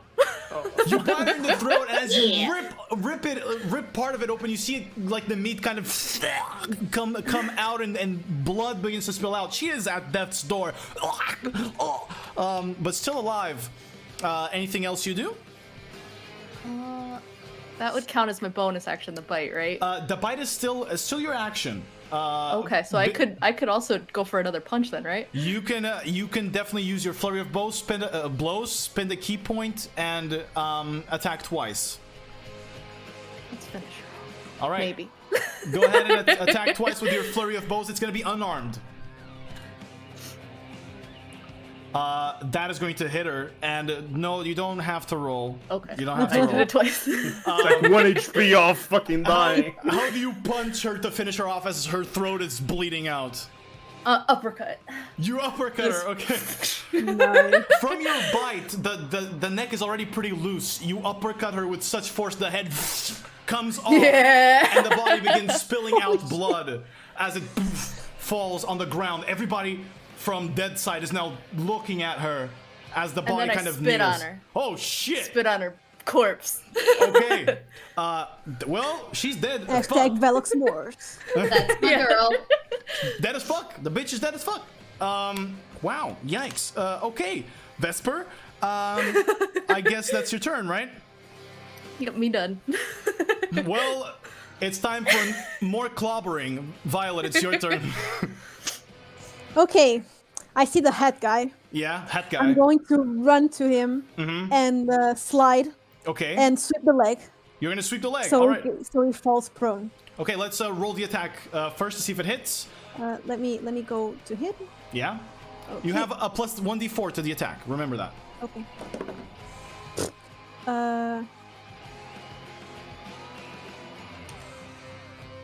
13. With the d4? With the d4. Okay, you don't spend your combo dice because it's only if you hit the attack.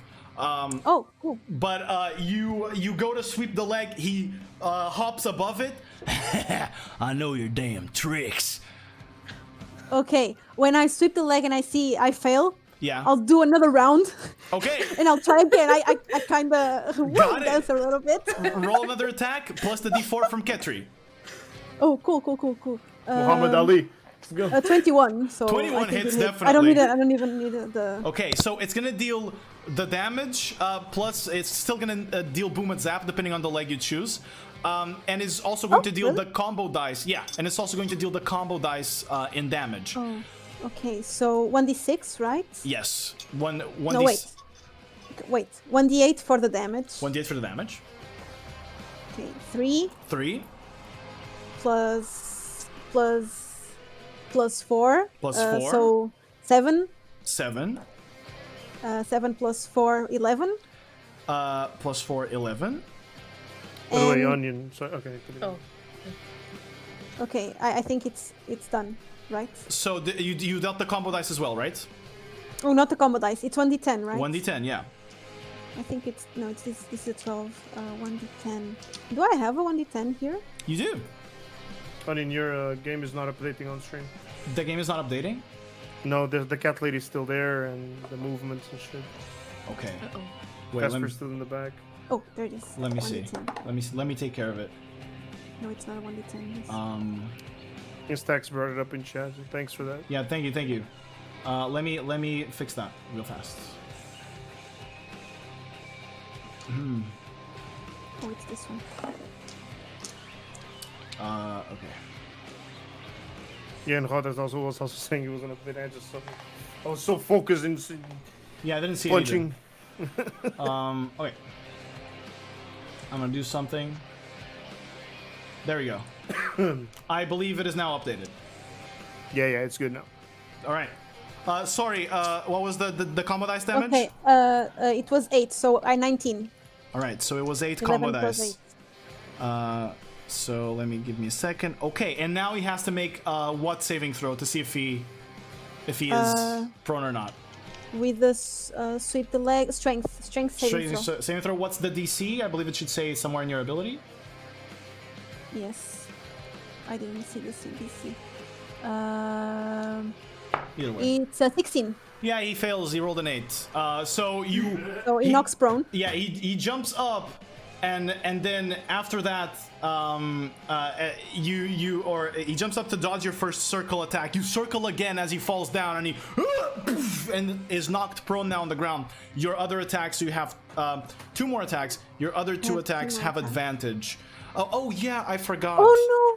The You other have- ones I had to be with the disadvantage. I forgot about that. Yeah, Fuck. so this one, let's say this one hit anyway, but now it's Okay. straight rolls, so that we don't re-roll Okay, everything. okay. Now it's straight rolls.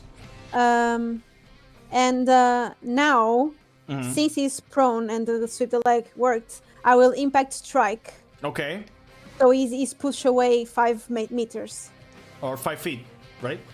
He's 5 feet. Because 5 meters would be a lot more. So he's gonna be pushed. Damage. 14. No, 14 doesn't hit. 14 does not hit. No, you even as he's down, he's still squirming. You try to kick him and push him. He manages to grab onto your leg and doesn't take the actual damage of the hit.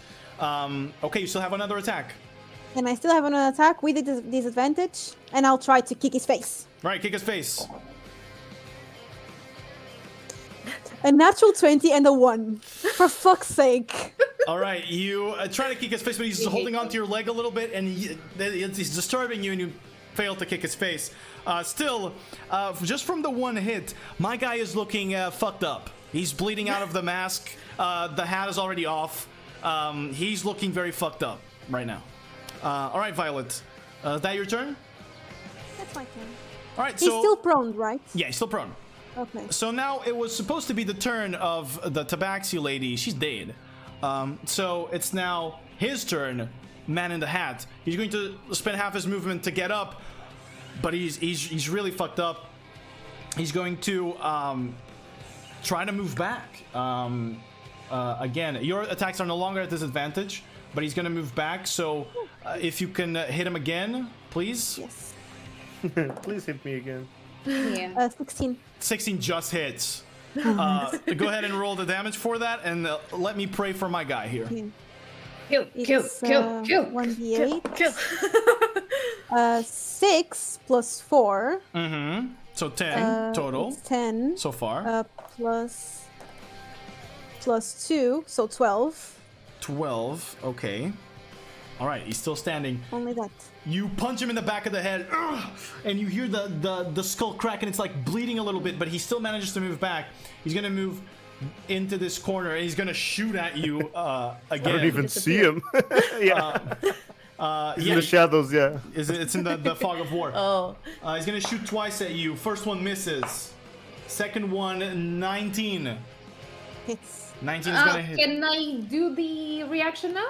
You're not melee range No. with her. Not. I have to. Okay. Yeah, you have to be within 5 feet to be able to deflect it with your shield. All right, so that is going to be where's my D10? Oh my god, there's gonna be 5 points of piercing damage as he shoots and just scrapes your shoulder with one of the attacks. Fuck. Okay, G, you're up. All right. So, G is juiced up. Juiced up, right? bro. His arm is showing. He doesn't have a shirt, so Yeah. he's like his little belly is showing, and he's Titties like out. his beard buffed up, eye green, and he whooshes into this guy, and he goes, cuckoo, and he fucking grabs the hammer on his head. All right, are you going reckless or Whack-a-mole. Reckless, yeah. okay, reckless attack. So go ahead. with advantage. With advantage. This has the bonus, by the way. You ran 20 feet, so this has Yes. the bonus. So holy shit. So it's 16 plus 10. That's a 26. It is going to hit. Now you're going to deal an extra 2d8. So wait. So first I deal the damage. Yes. Right. Yes. Oh, The damage is going to be, I can tell you now, 4d8 plus your modifier. okay. So let me run a 1d8 plus 6. Okay. 7 plus 6. Okay. That's 12. 13, but yes. 13. I failed the math. And then plus that 1d8, I have the bless, right? Yes, but that is to hit. That is to hit, not That's damage. the hit. Okay, so forget. So from running, From running is going to deal extra 2d8. so 2d8s. Yeah. That's 14. So 14 It from was that. 2 7s. Okay, oh my god. And then you- plus 1 from the 1d8 electricity, lightning. right? Yeah. 1d8. Yeah. You're shitting That's on a this 4. guy. Okay. That's a 4. A 4? Zangy. Is there anything else? Yeah, you push him back. No, but he's in the middle of the rubble, so he can't do shit. He's gonna bump against the rubble. You're gonna push him into the rubble a little bit. He's gonna stop there. That's going to do Okay, extra so- damage to him. Let me roll for that. Okay, fortunately, he managed to soften the blow a little bit. All right, that was your first attack. That was 31 damage that he took from me. That was your first attack. Plus 3 from Okay. your rage. So 34 damage? Yes. First 34 attack. damage. I can move close to him and bonk him again on You the can head. indeed. Okay, so I move closer to him and I go, don't go anywhere! And I just fucking, with advantage, right? Reckless again, if you want to do so, yeah. Yeah, reckless again. Go ahead. Fuck him up. Advantage. Advantage. 24. 24 hits. Oh So, my god. okay. So let's go with 1d8 plus 6. That's 7, 8, 9, 10, 11, 12, 13. That's 13. Plus the 1d8 from the Lightning? electric. Yeah. How much? That's plus 4. Okay, how do you want to kill this guy? I want to fucking shove his head into his body when I bonk him in the head. Like, Okay. it's detached. You Turns into a slinky. You go running at him and you whack him and he just goes into the rubble. You walk at him again and bonk him in the head. He just looks like whack-a-mole. His head just goes inside of his body and the forehead is like peeking out. And G just like drooling looks at the lizard man, the sniper. He goes, "Ha! You're next." Fucking shit. How do I remove this guy? There you go. Yo, Path of the Machine is balanced. Dude. All right. To be fair, all of you are dealing a fuck ton of damage. Everybody right now. has a shit ton of attacks. Just Violet with one attack took like more than I would say close to half the hit points of the other one guy, just with one attack. Just now, I just stand here, I guess. All right. Am I covered? You are. I'd say you are. At least half cover. So now it is Guntail's turn. You see Guntail look at all of his friends gone. He has no sight on the other guy, and he sees Violet like staring into the alleyway, ready to fuck this guy in the ass. And Guntail kind of lowers his weapon and says, "All right, Velox s'mores. This ain't worth it. This ain't worth my life. You've earned your place here. I'll see you guys later." And he is going Tell to Rory I said hi. he's going to drop something on the ground, and you begin to see this smoke wave fill in the space as he walks past into the streets. away from any of you guys' sights. Well, there's still one guy alive. Yeah, he's in the hallway. He's having a bad time. And Violet is looking at him. So if you guys agree, I would like to allow Violet to finish this off, since she's just staring at him. I will tell you, this guy at this very moment has a whopping 20 hit points. Okay, so Violet, take it away. He's scared and in the corner. What are you doing? I'll just run to him. I jump, and I do a roundhouse kick in the face. Okay. First attack. Go ahead and roll. Tifa. Oh, 17 plus 8, so... That is going to hit. Roll head damage, please. 1d8 plus 1d6, plus the modifier. Screen fuck me up. 10... can I do a knockout? You can. Okay, so I... You add a d10. Oh, it was 10 already. Yeah. 10 plus the d10. I think it's this one.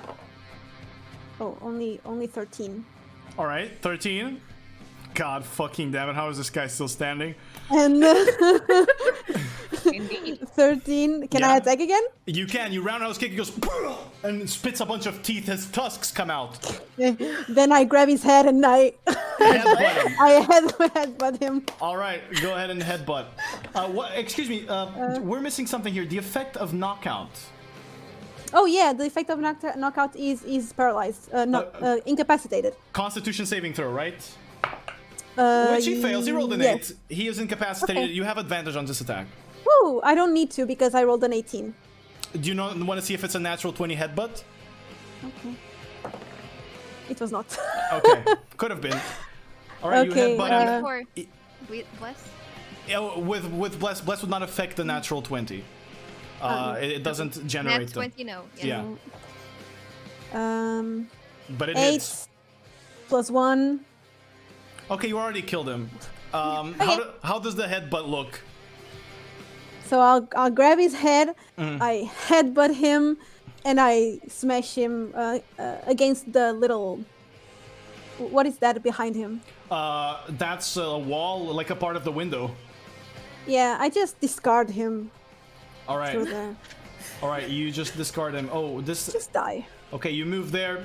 You shove him in the head with a headbutt. The skull cracks inside, and you leave him there to die and bleed. As you guys see, Violet exit the alleyway, with a bloodied head. That brings us out of combat. Is the smoke still spinning? The smoke is still spinning. Yes. Okay, I dash into the smoke, and Yeah. well, the team doesn't know, but I faint. Okay. And the blood dishes out, and I stop having the green, and it just goes back to the container. But I faint for 5 minutes. Okay. And I am going to Violet. Mm-hmm. I'm going to extend my hand and pull her from the waist towards myself, and I'm gonna start cleaning her forehead. You need to save. Not. I thought of that, but no. I'm just gonna start cleaning her up. And everything honey, is you like have to touch. use some for the pits. I mean, you didn't have to kill the guy, but good on you. I will say this. You guys also look at Ketri, and Ketri has 2 bloodied shoulders from shots. Your daughter has been shot. That's why I twice. immediately asked for her. Ketri, are you okay? No. Oh, honey, I'm so proud of you. Don't worry. Yeah. And I grab her. Come here. I'm gonna use some of my points from my lay on hands to heal her up more.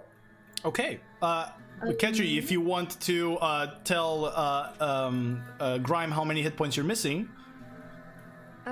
So right now I have 63 out of 91. Oof. Okay, I'm gonna give you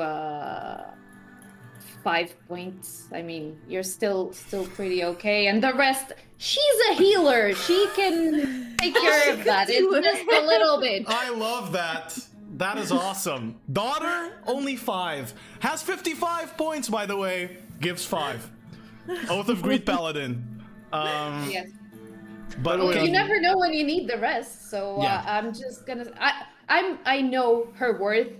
I'm proud of her, so she doesn't really need that much. It's more of a cuddle. My lay on hands is going to be like a hug. Mother a hug. I mean, for future reference, maybe I didn't get something here right. Reckless attack. It's only for my first attack on my turn. You can. So on my second attack, I shouldn't be able to reckless. You can. Again, You can declare any attack to be reckless. But it says on the description, when you make your first attack on your turn, you can decide to attack recklessly, giving you the advantage, blah, blah. Yeah. But attack rolls against you have advantage. Yeah, but it's only my first attack. I can't reckless. On the first attack, you declare that it is reckless.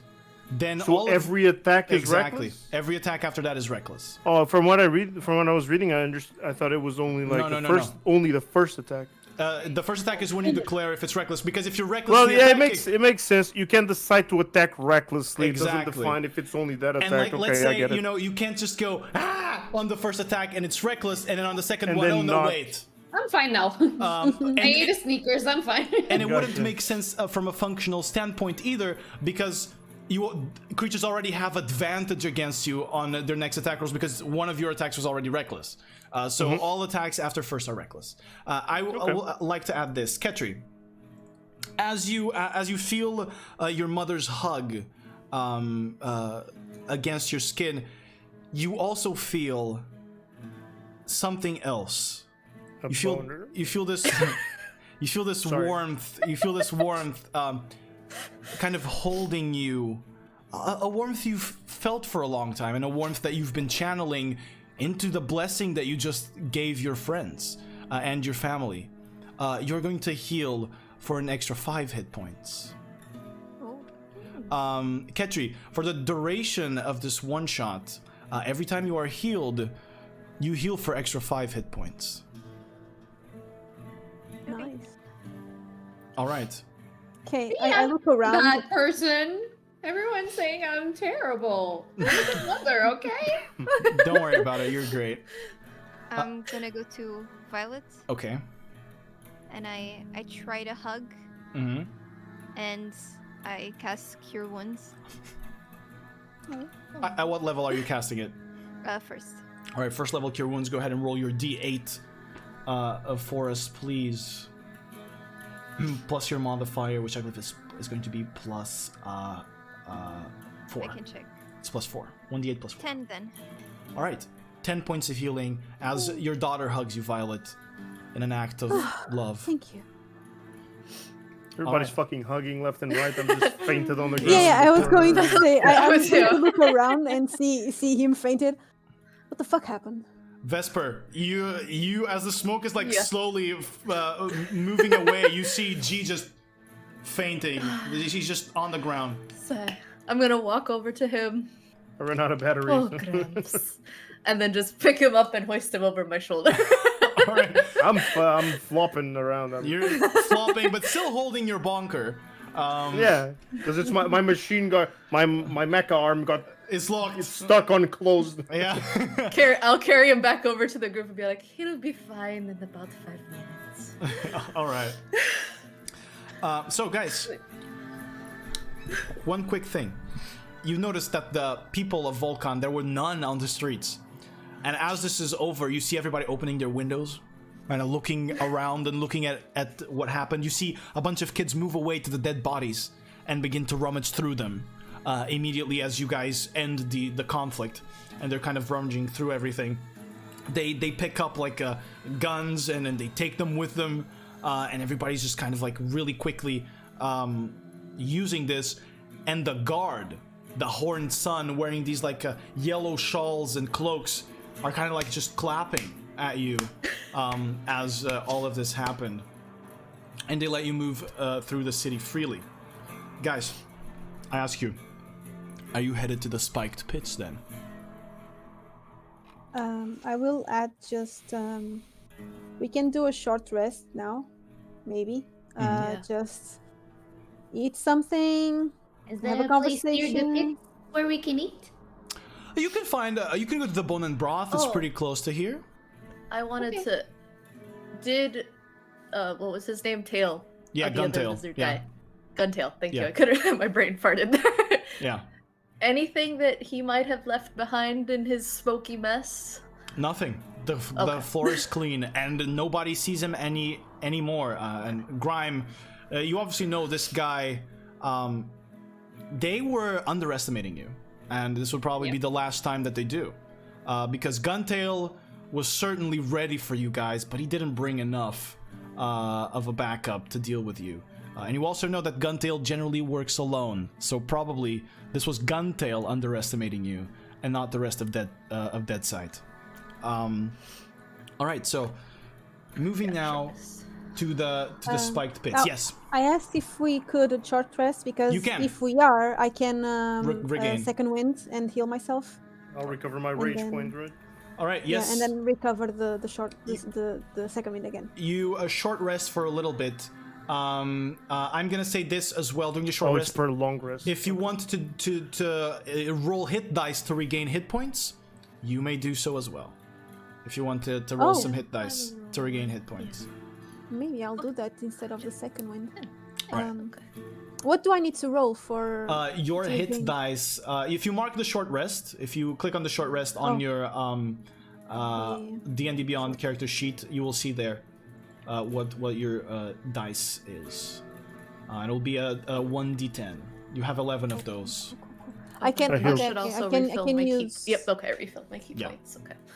I healed I for did 6. that automatically. You, Ketri, sadly do not regain your sorcery points Yes. on a short rest. I didn't do anything. What the fuck?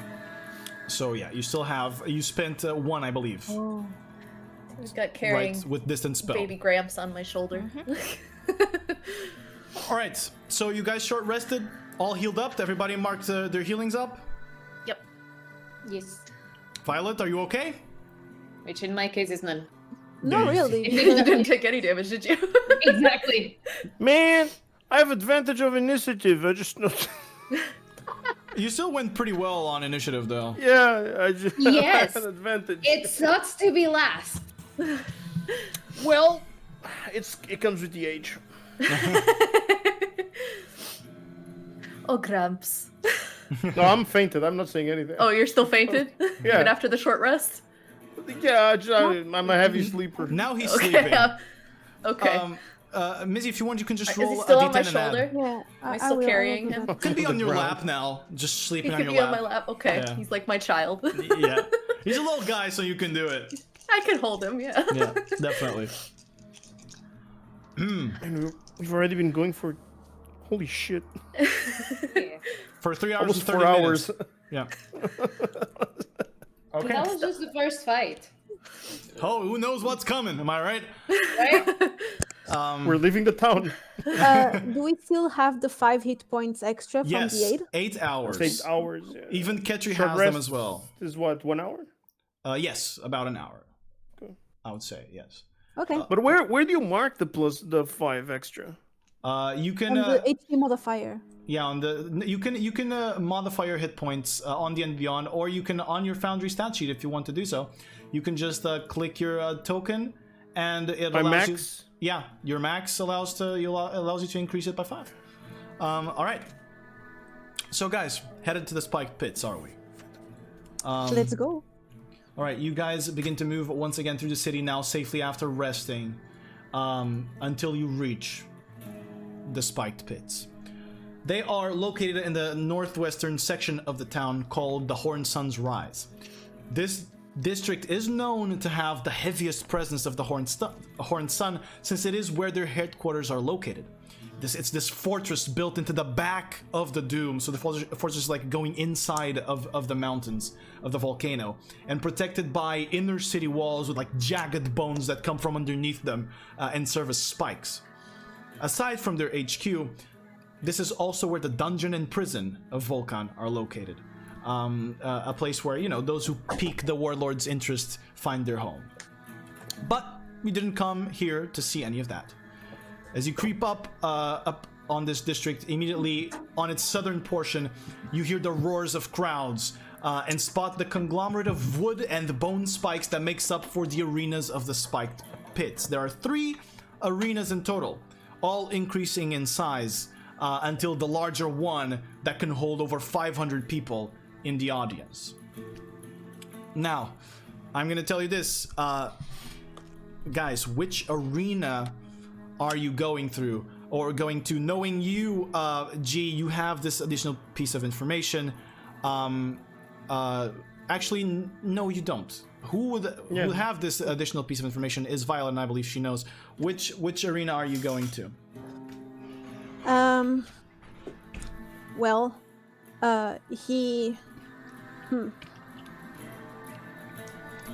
he's new here, right? Correct. He would probably go to the first one. Exactly. So, okay, we might go to the first one, and I'll try to look for someone that I know. Got it. So I can talk to them. All right, so you know somebody here.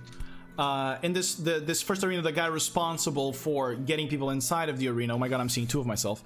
The guy responsible is Brank, a bugbear. He is the one that accepts the payments and accepts everything that is minimally related to the arena. And you know exactly where to find him. The first arena was the arena where you spent most of your time. So, you guys headed to the first one? Sure. Yeah. Follow Miss Violet. You all follow in. And I'm still carrying G. You're carrying the old man. No, I woke up, I'm by my foot now, and I had to say again, it's morphin time, and I have my cane again. All right. I'm back to my normal G. So immediately you see that the crowd is roaring. There's probably a fight going on right now, but immediately at the door, like, there's tents with food and people around buying food, and there's stores around here making, you know, use of the business that an arena usually brings.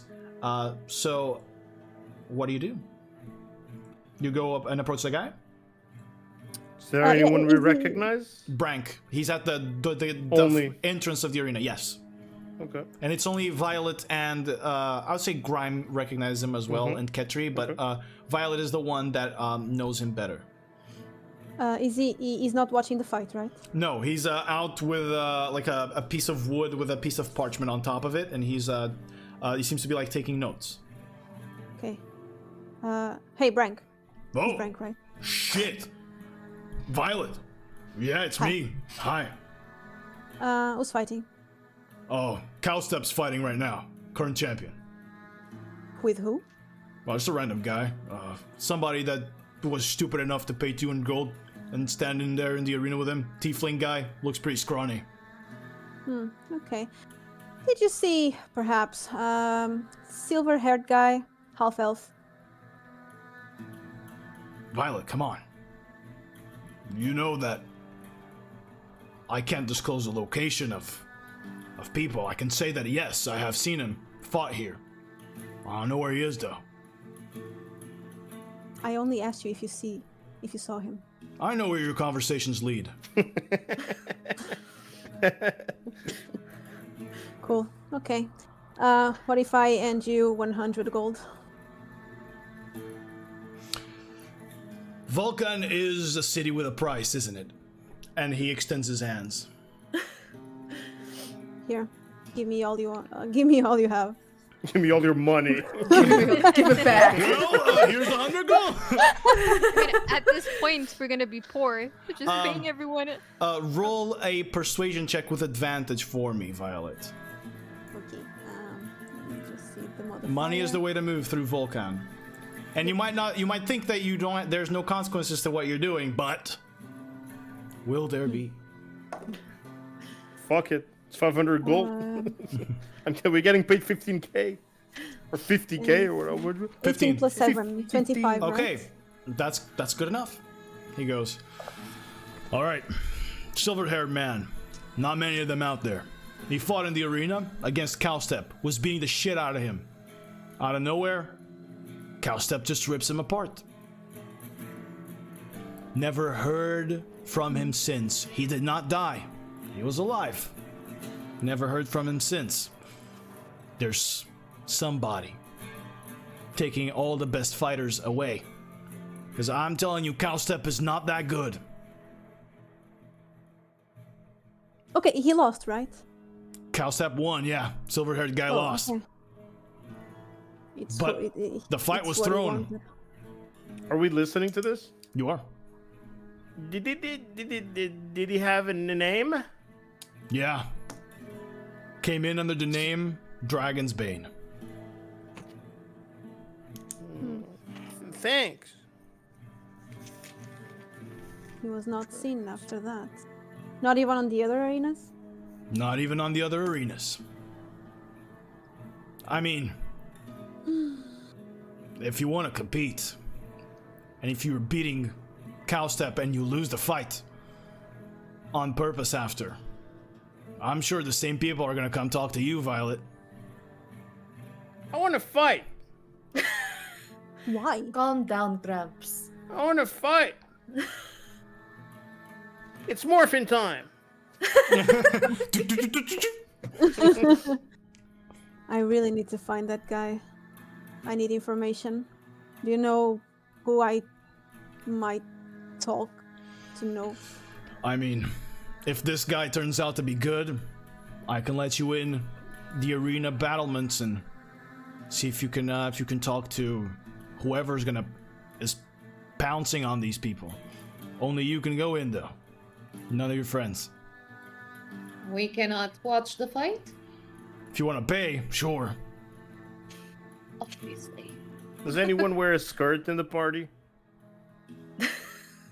No. No. What about like any wait. long piece of cloth? I am. I'm wearing a dress. Okay, so I get up and With high heels. I pull on your dress and come Why? here. And I want to go away, so I don't want Yeah. the guy to hear. Yeah. Okay. What if one of us goes in, loses on purpose, and then we know where the other guy was to take it? Just faint. I don't need to get my ass kicked to know information. I can get my ass kicked. Exactly. You don't have to soil your reputation, but if G is willing to, also we need someone who knows how to navigate this place. So if you're in the backseat with us, it might be useful. And I can Yeah. use the beeper booper to tell you where I am. I'd like to just add something. Violet, you were here a long time ago. The people in the first pit watching, they don't know who the fuck you are. Because you've moved on past this a long time ago. Brank knows you because Brank has been working the arenas and you're kind of a legend in the other tiers. But in this first one, this is fully new people. So Oh, and Brank said only she can fight. she will be the only one allowed to go in. Yeah. Well, then I can't fight. Okay. But Can hide him They- in your skirt. Fight with him under Get him. her skirt. Yeah, just put a mustache. wait. Everyone knows who Velox Morris is, right? These are We are newbies.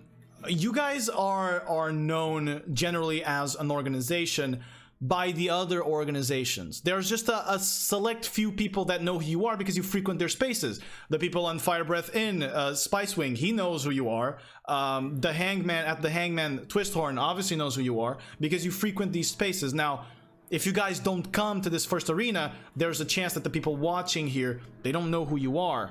But if you walk around as a group, it'll be more noticeable. And we don't usually come here, so Yeah. they wouldn't know us. Okay, another question. Since I'm a legend in the other arenas and the other arenas are harder, I would be able to beat the guy who's the champion of the first arena. Oh yeah. Hence losing on purpose. He is Just faint, just trip, just And quit. Brank did tell you, the other guy, he was winning the fight, and then suddenly, he dropped. Onion really put Sephiroth in the fucking game, really. You'll see.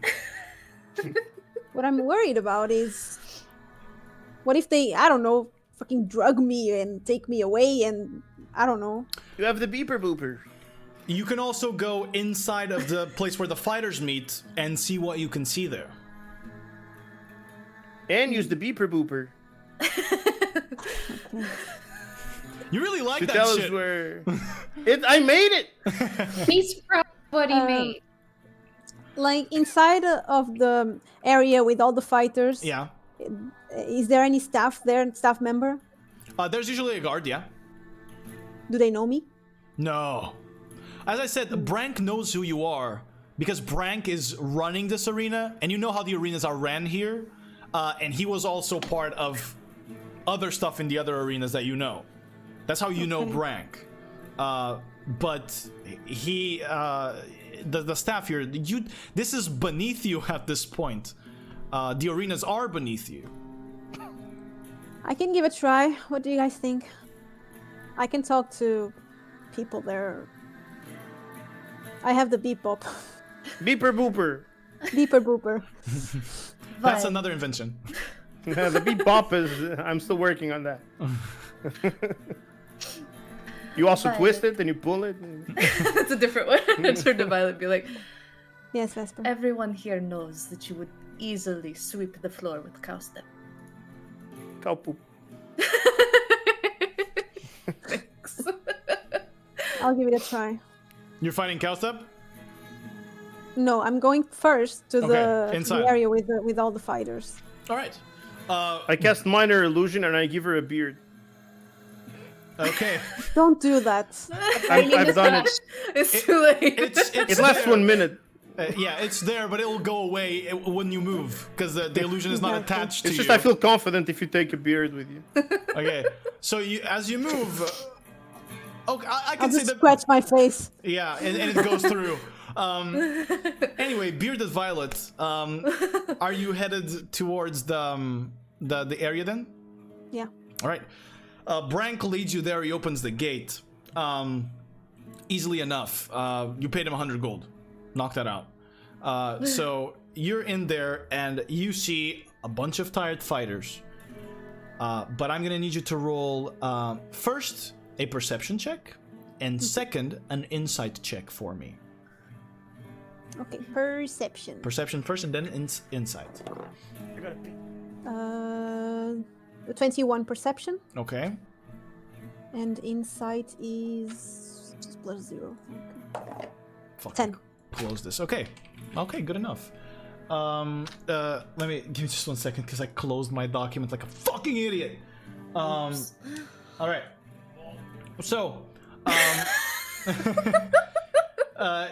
you move inside and you see the fighters here covered in sweat, lots of scars and shit on their body, bleeding out. Some are like limping outside. The first pit is the more real one. This is where the real shit goes down. There's sweaty fights. The crowd interacts and throws daggers into the pit. They throw potions. They throw shit to fuck with you guys. So they're all messed up. But due to your 21 perception, you notice one man in this prepping area that is cloaked and has his face in wraps and is perfectly clothed and is inside talking to, as you hear the crowds roar, talking to the man that's just entered the place, the scrawny tiefling, who seems to be kind of bruised but still okay. As you hear the roars of Cowstep outside saying he's won, he moves into that guy and begins talking to him. Okay. I'll step closer and try to hear the conversation. Right, you're gonna Just looking around and. all right, you're still you're gonna have to kind of I'm gonna say roll a deception check for me. Plus 7. 20, dirty 20. Fuck. You move about and you kind of like begin to show your biceps and show a little bit more of your musculature, and you're kind of bleeding from the fight a little bit still, and you kind of like reopen the wounds to look a little bit wounded. It's no problem to you. You're a tough bitch. So you begin hearing a conversation. And you hear the man say, "Greetings, challenger. You have performed exceptionally well in this fight. I was wondering if perhaps you were interested in applying your talents elsewhere, at the service of someone with a little more depth than the warlord, or any of the bounty hunters in this place. You would be well compensated, but you'd have to work in the shadows." You hear the guy go, that's exactly why I'm here. That's what I want to do. The man then speaks again. "Well, allow us to give purpose to your sword. Now, where Volkan rots, we take our root. Where the sun sets, we set our foot. When hope is abandoned and you're at the bottom, remember our words. From the light we hide, for in the dark we blossom." And he leaves him. Okay. Can you repeat that? Yeah. I will. He says, "Where Volkan rots, we take our root. Where the sun sets, we set our foot. When hope is abandoned and you're at the bottom, remember our words. From the light we hide, for in the dark we blossom." I just gave up. I cannot keep that face. Anyone else wrote it. I'm trusting you guys. Also, Maki is just messing with my dice. Oh, you're so cute. Okay, Okay. I'm serious DM again. And the guy just disappeared? The guy leaves and begins exiting the space. He kind of like nods at you and exits the space.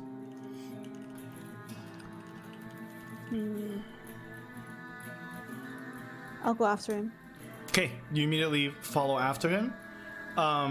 You see that he heads forward and into one of the sort of market stands and begins kind of looking at food. While I look at the food as well, like right beside him, I tell him,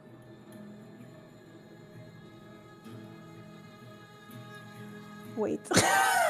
You tell him wait? No. Wait! Oh, You have that's broken my the law! hot dog.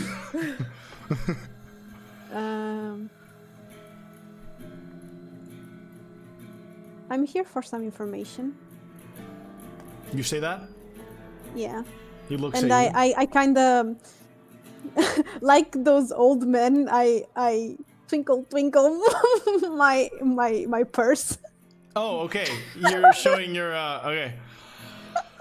He goes. Assets, not the twins, but the other ones. Yeah. The sack. I think Violet just paid Grime to be her wife. He goes, and why were you following me up here, and what makes you think that I can give you any information, young lady?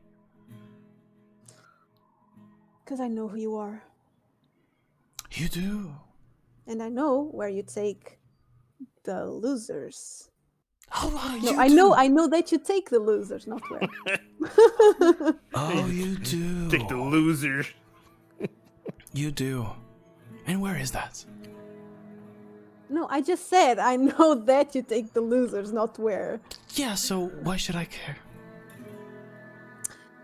You don't need to care. But I do care. I want to know. Where do you take them? Yeah, but I don't want to tell you. What if I pay you? Oh, no amount of money can make you give out anything. Okay. There is no way that we spot them in the Nope. food court of the. Okay. Place is packed. And the fight is over, people are exiting. Okay. Okay. Unfortunately to you, I know enough. Goodbye, sir. I know kung fu. Fucked. Goodbye, lady. Okay. And he disappears in the crowd. I wouldn't get anything from him, so I go meet them again. Okay. And I tell them the the whole poem. Because I memorized it finish all. writing down. What is to the west of the city? To the west of the city is the Misty Stretch. What is that? It's the religious place where they went. Grime and Ketri. And is that where they saw the message on the ground? That's where they saw the thing at the Shrine of the Hooded Paw. They found the The message on the floor was at the inn where the silver-haired guy was staying at. Correct. That was Oh, okay. Yeah. So what did they see in that chapel thingy? In that A coin. A coin. The letter. a coin And the with letter said something like a tree. okay. Yeah, Because a tree with where chains and Volkan- I am here, find me. they did say where Vulcan rots, which makes me think it's what makes Vulcan vulnerable, or some sort of religion that's not accepted, or some sort of. Or no, actually, it's where they help people there, right? To the west, where they went. In the Misty Stretch, I'll let you know. No religion is forbidden in Volkan. Nobody gives a shit. Yeah, but what happens in that place that they went? It's just a religious place, and the shrouded in the hood of the Shrine of the Hooded Paw. And that's where they help people. It is known to help thieves and stuff like that. Definitely. Well, it rots there. Vulcan rots there because they keep helping people that shouldn't get help. That's my first, and I'm just talking this as a player. And also, it did mention where the sun sets. The sun sets to the west. Someone's knocking at my door. Okay. Amazing. I was loving the trail of thought. I know. So Who's there? Anybody else have any other ideas? The Well, slums? Violet grew up on a very poor area of Vulcan. Sorry, Yes. it was Uber Eats. So, I can continue. where with Vulcan rots might be that place where. Ketri just said it. Ketri just mentioned the slums. Which is- Okay, exactly. It is the shittiest place in the whole of Volkan. So, my idea was that Vulcan rots because Vulcan is known to have thieves, and if they keep feeding and helping the people that commit crimes, it keeps rotting the city. And again, where the sun sets to the west, and that's where we set our feet. So that's where they have their roots. And when hope is abandoned, so when nobody helps anyone else, or there's no more hope, look deep or something like that. So it's probably underground. There's probably a passage somewhere. And away from the light is where we set our foot. Some shit that they said. So From the light we hide, from the dark we blossom. yeah. So if there is any sort of there is light is connected to religion, correct? But it could also mention literally night. But I think it's somewhere in that place. I'd like to say, Ketri, you know a few things about the slums that happened there, or shit that happened there, and you know that in the slums there was something that happened that could be equivalent to rotting, right? Yes, there was a disease. Correct. There was. Not anymore. But yeah. They are Exactly. located anymore? southeastern to the southeastern corner of Vulcan. It's a whole district. The slums is a whole district, by the way. Exactly. Just trying to think because of the things. I'm trying to link Yeah. Tresh's idea with this because it does make some sense. And the Horned Sun, the Horned Suns are almost gone from that place. There are none in the slums. None, exactly. So that is an Achilles heel. They could fall from there. makes perfect sense for it to be the slums. Since Violet grew up there, this is kind of a stretch now.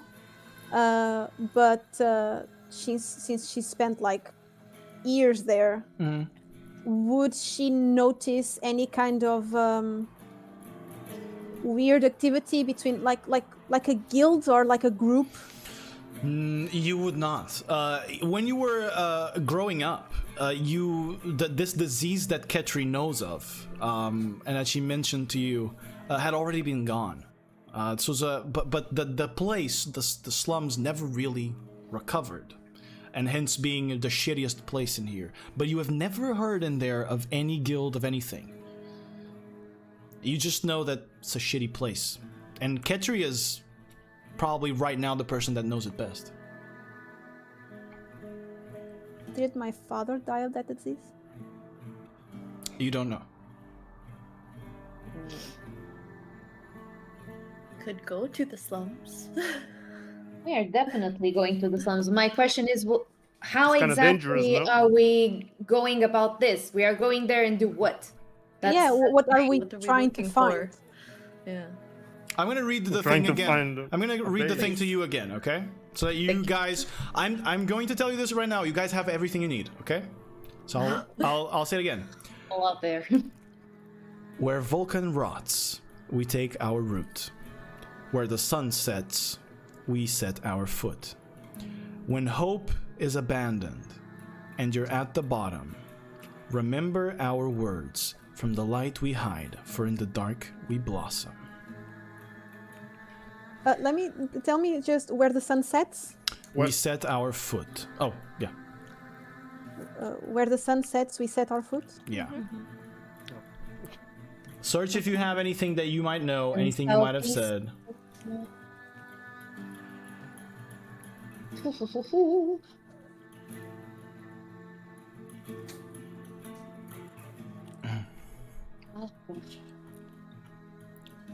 There's no specific building, institution, anything of notice. Are the slums just a place where people live? I have a Go ahead. thing. There was an inn called Wasteland's Hope, and this says that when a hope is abandoned, and that place is abandoned right now. Oh, it is about. Yeah. And where is that in the city? In the slums? The slums. It's in the slums, yeah. Is it in the most west of the slums? It is. Ketri would know Now that. let's go there. Let's fucking go! All right. Shit, fish. Good job. Nice. You mean Ketri? Yeah. All right. So see, I had a fail safe, which was fish. If you guys didn't want to search there, fish was the fail safe. All right. So you guys move to the slums, and shit here. I mean, Ketri, you are more than used to helping people around here. You know how this is. But this is by far the worst place in Volkan, and Volkan is pretty bad all around. You move to its poorer district, and you see a mishmash of scrap metal pieces, broken stone houses, ragged tents, and shelters that create like minimal living conditions for those that can't afford any better. The streets are ridden with destitute people, laying on the ground, drowsy, eyes rolled up in their head, malnourished, wearing barely anything. A foul stench is in the air of sulfur, but of feces and urine mixed with the muddy streets of the slums.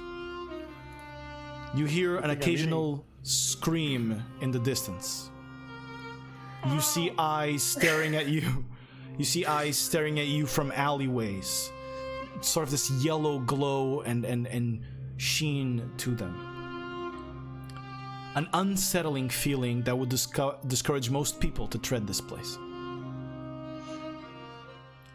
No, going through it, you notice instantly, no Horn Sun guards. Not a single one. Nobody walks here. It's been completely left to its own devices. You reach the western side of the slums. There are slightly larger buildings here, but some have crumbled already and are used as shelter by citizens.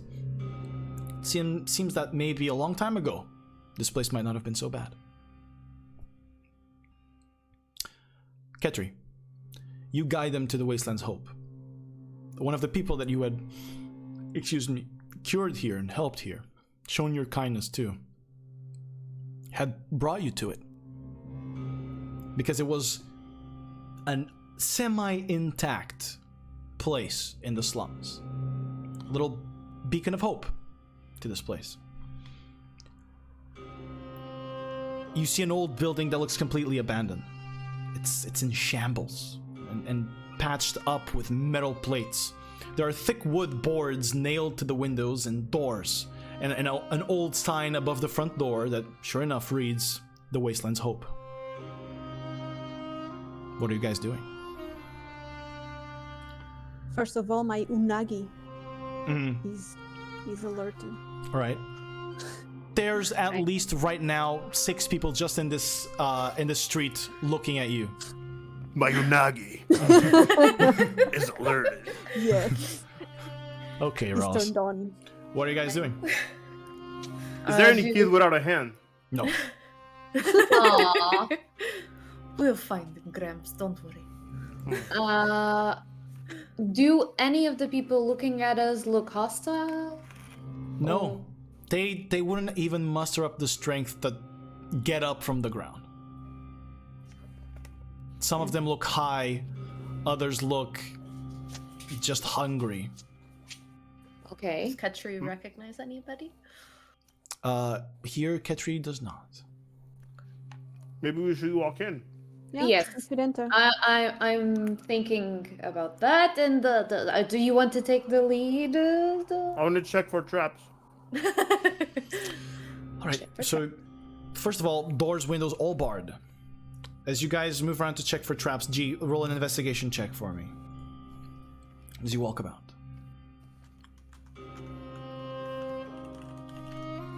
15. 15. You find no traps whatsoever. Okay. And there, everything's barred. Everything's so we can barred. just walk in. Yeah. Can I try to check for traps as well? Sure. Go ahead, roll an investigation check for me. Or maybe people looking at us, not from the streets, Yeah. but from up there, or... Got it. Roll a perception then, if you're looking for the people. I'm okay. Okay. Everything died. Oh, cool. A perception. Yeah. Perception. Oh, not as cool. 19. Nobody's looking from the rooftops. Okay. It would probably fall because everything is rotten. It's morphin time, and I attack the front door. All right. You go attack the front door. Roll an attack for me. I'll just roll here because it's easier. Got it.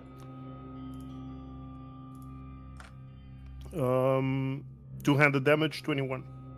Bing! Moves back from the door and the metal plating. Okay. It's protected by magic.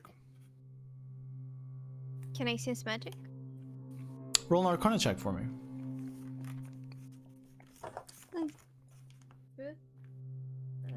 10. Definitely magical, that you can't quite ascertain what's happening. Is there like any obvious locks?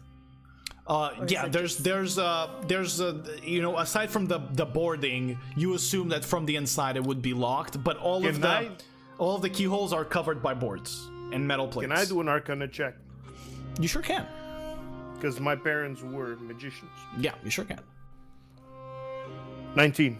19. Building definitely seems magical the way your hammer bounced back. Okay, thanks. No problem. I'll just get near the door and knock. Okay, you knock.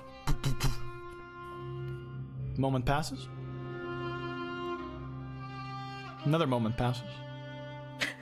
I recite the poem that we heard. I was going to say that. Okay, you Just caralho. I was going to wait for someone. If it didn't appear, I would recite it. You recite the poem, and just as you finish the last words, you hear a shimmer from somewhere in the building. From somewhere. Somewhere in the building. You don't know which of the walls. Then It's me, Willie. So I guess we're gonna see if there's any visible change. Okay. Are you touching around? The building? Touching around? I don't know. Can I try to push the door after the? Door is still locked. Okay. Yeah. But are you running around touching the walls? Is that it? I need to understand. Me too. I also need to understand what I'm doing because I have no fucking clue.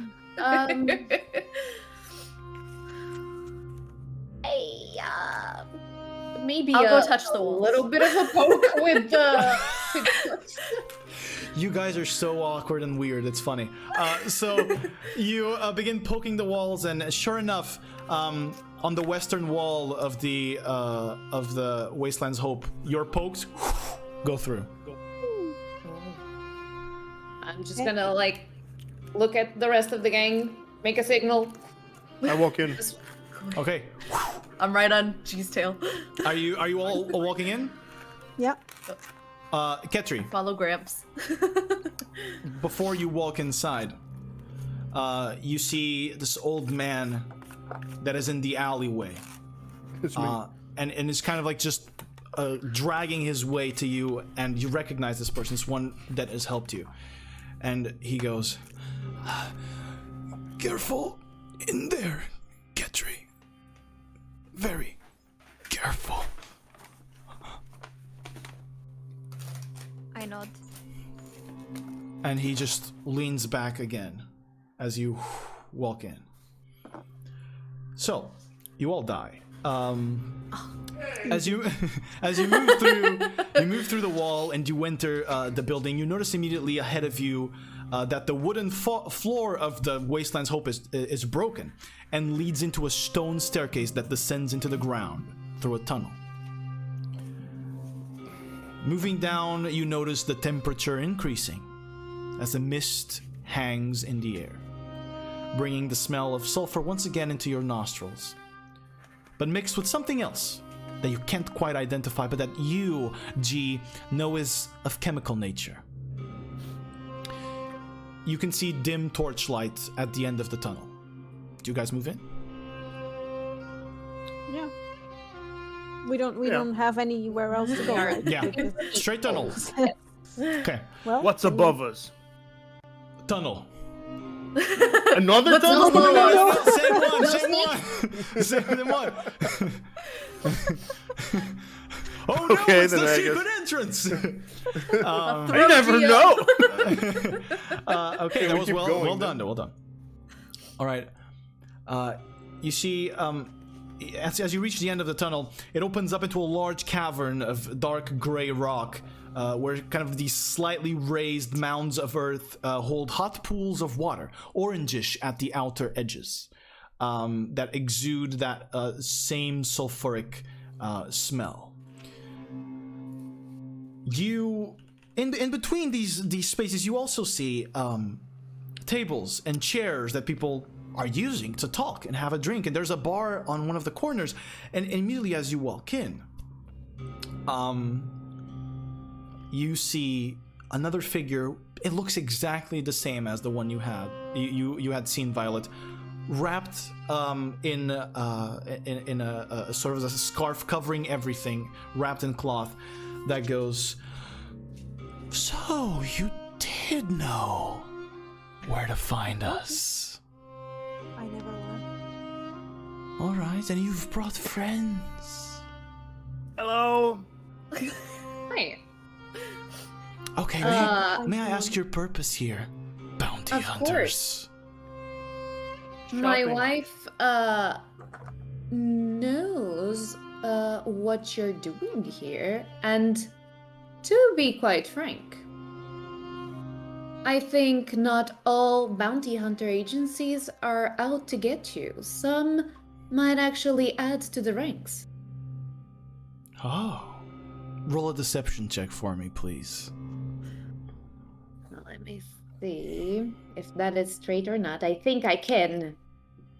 If you use your channel divinity, you certainly can. Yes, Web of Lies. This is gonna be the one time you can do this though. It's a one channel divinity you have. All right. Yeah. Okay. Go ahead. 10 minutes. I mean. You have advantage on a deception check here. It is a pretty big one, so I commend the usage of your channel divinity. Go ahead.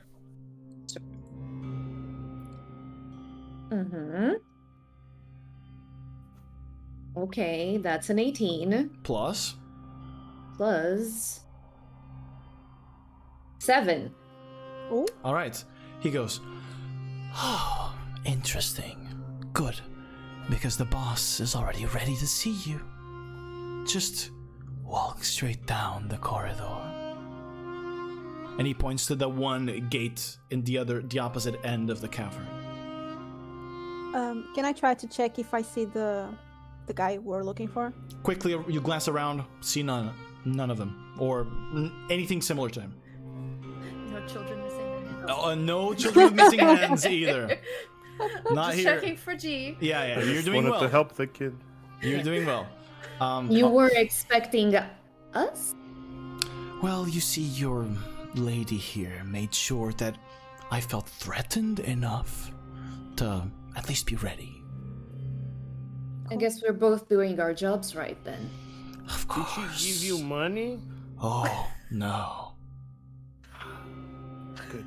Again, doing our job right. Move on through. True, I would never. Oh, Gramps.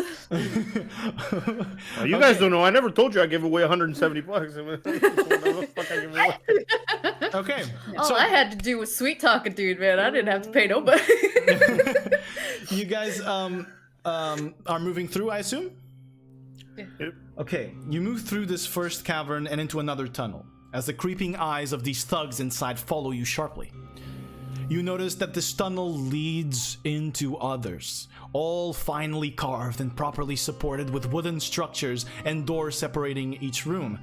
You can hear from some of them a bubbling noise and get this strange smell that burns through your nose, chemicals, G knows, and makes you feel like a little bit numb for a second.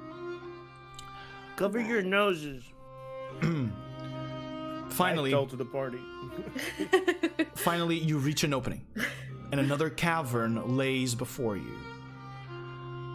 On the opposite end, there seems to be a house that is almost like built into and adjusting to the shape of the cavern. In front of it stand 4 men.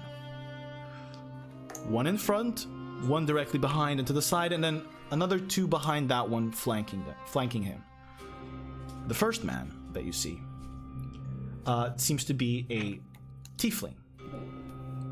You see, excuse me, give me just 1 second. I am looking for my thing. Okay, there we go. Male tiefling, a pale blue skin, very fit body, and sharp features, almost elven. He has black horns that curve perfectly behind his ears. Wears a long black coat embroidered in gold and a loose open collar with a white linen shirt. Behind that man to the right, you see a silver-haired half-elf. On his leather armor, you see Vesper, a symbol you recognize. You see a sword. Now you get to perfectly see what it looks like. It's a sword made of vines and thorns with wings at the hilt, and the same chains, very loose around the sword, almost broken by it. He wears a dark blood-red cloak and has an ebony longbow behind his back. That's him.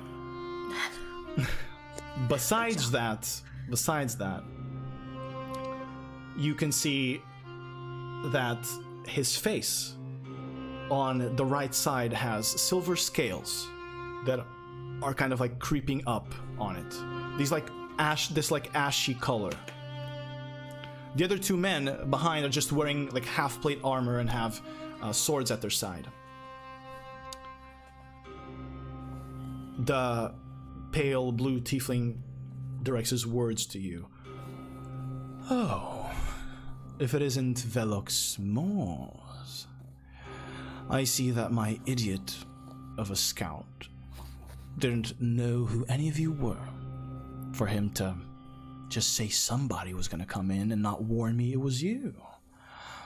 So are you here for a bounty? Or are you here to actually work for me? Not work for you. Oh, fuck. We can work together as a team.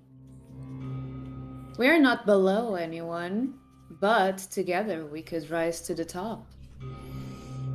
And what exactly do I have to gain with this partnership? 3% Everything. I'm sorry, what did you say, Hermie? Everything. Yeah.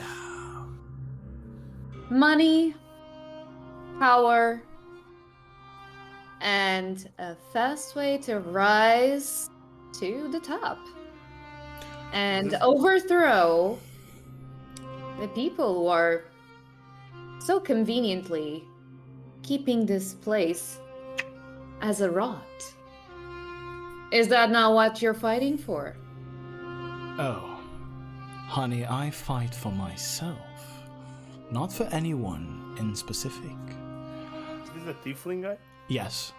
He goes, I believe I know you. It is only fair that I tell you who I am. I am known as the Reaver. I run the underworld of this city. I know you have never heard of me. Those who do either work for me or are part of a more literal underworld. So, I understand you want a partnership. But I also understand that there's a pretty big bounty out there right now. On Circumstantial. It led us to you. It did. Bounty on who? On the man behind me. Don't play a fool with me, old man. Yeah, gee, that's way past. Just Who's the man behind him? Your grandpa doesn't seem to see very well. We don't even no, look no. like... He's Well, I working actually, on a biotic thing. To I actually am enhance his, blind from when I'm legally blind. All right. Dragon something, right? Dragonsbane? Dragonsbane. The man stares at you Hi. and locks his jaw. Well, are you here for the bounty or not? It is simple. Velox, answer me clearly. No. Roll a deception check. I don't know if I used the traitor dice or if I just... Okay. Gonna have to be a pretty high roll. Okay. Wait. It's not as high as before, but It is a 24.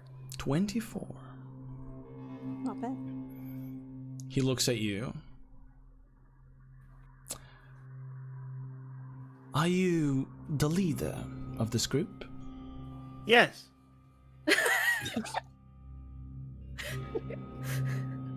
What do you need from me? All right, old man. You're starting I'm to not get on that my old. you're starting to get on my nerves here a little bit. I'm sorry. It's fine. I understand that in your old age things get a little bit more complicated. I'm not that old. Hush, Gramps. I'm only 250. That's pretty old where I come from. But your leader, old man, should perhaps take a little bit of a lesson from you and be a little bit more True. honest. Mm-hmm. She does not pay us enough. Gramps, this is not the time. Maybe Is we there should start any the way, union. Velox, that you just leave this place and never come back? And why would we do that? Because I'd say there's two options for you. You either accept our help, Mhm. or we do take the bounty. I say it's a much better option to work together, honey. We could achieve so much, and you wouldn't have to die. Just saying. Although you will probably not be killed by us, but... Can I... He directs his Wait, attention. He directs his attention to Ketri in the back, and he goes, "And you, kid, are you okay with what your friends here are trying to do right now? Threaten me?" No threats here. That sounds like a threat. And We can all work together. Exactly. I'm a benevolent leader. I'm offering you options. All right, I've considered my options, and I am sorry. I just can't give you one of my employees, because I know you would take this bounty. I know you would get him this chance, the first chance you had, especially when he is so talented at his job. Well, I'm glad you talk about the talent. What about the trade? I'm sorry, old man, but everyone under the Reaver's watch is protected from any bounty and any trade. People are not tradable. I'm afraid.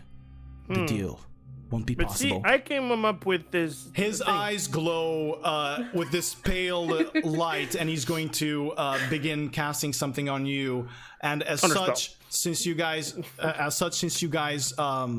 already here and you're seeing him face on, let us all roll initiative. I don't agree. The final fight Oh my god. of this. This man has necrotic powers. 24 didn't. No, the DC was 25. If it was the previous roll, it would have been. Anyways. It would have probably, yeah. All right, so let me take care of initiative here for you guys. So let's roll yours from 25 to 20. Anybody? I have 20. Okay, so 20 for Vesper, and Yeah. now from 15 to 20. 16. 16 for Ketri. Wow, that's pretty good. And now followed by a 10 to 15. Oh, sorry, +3, right? I Yeah. rolled a 16 natural. Okay, so that is a 19. Okay. Okay, and it's now who was 10? Who said 10? Me. Grime at 10. Old man and Violet, where are you guys at? 8. 7. Oh my god. Oh my god, oh my god. Oh no. Okay, it's my turn. If you guys... I have a question Yeah, for the sure. party. Oh. While you do that. Okay, yeah. go. Is everyone max health right now? I'm not. Not quite, no. Okay. I Not didn't too even far. intimidate the I'm guy. not far still off. disappointed. Yeah, I'm not too far, but not quite. Okay. Because we also have the extra HP. Mizzy, you're... I am full. Give I me- rolled when, give me one on the second. short rest. Okay. 1. That was a good foof, I bet. That was a good. Oh no. That was a good foof. Actually, let me see if it's a natural. It's not.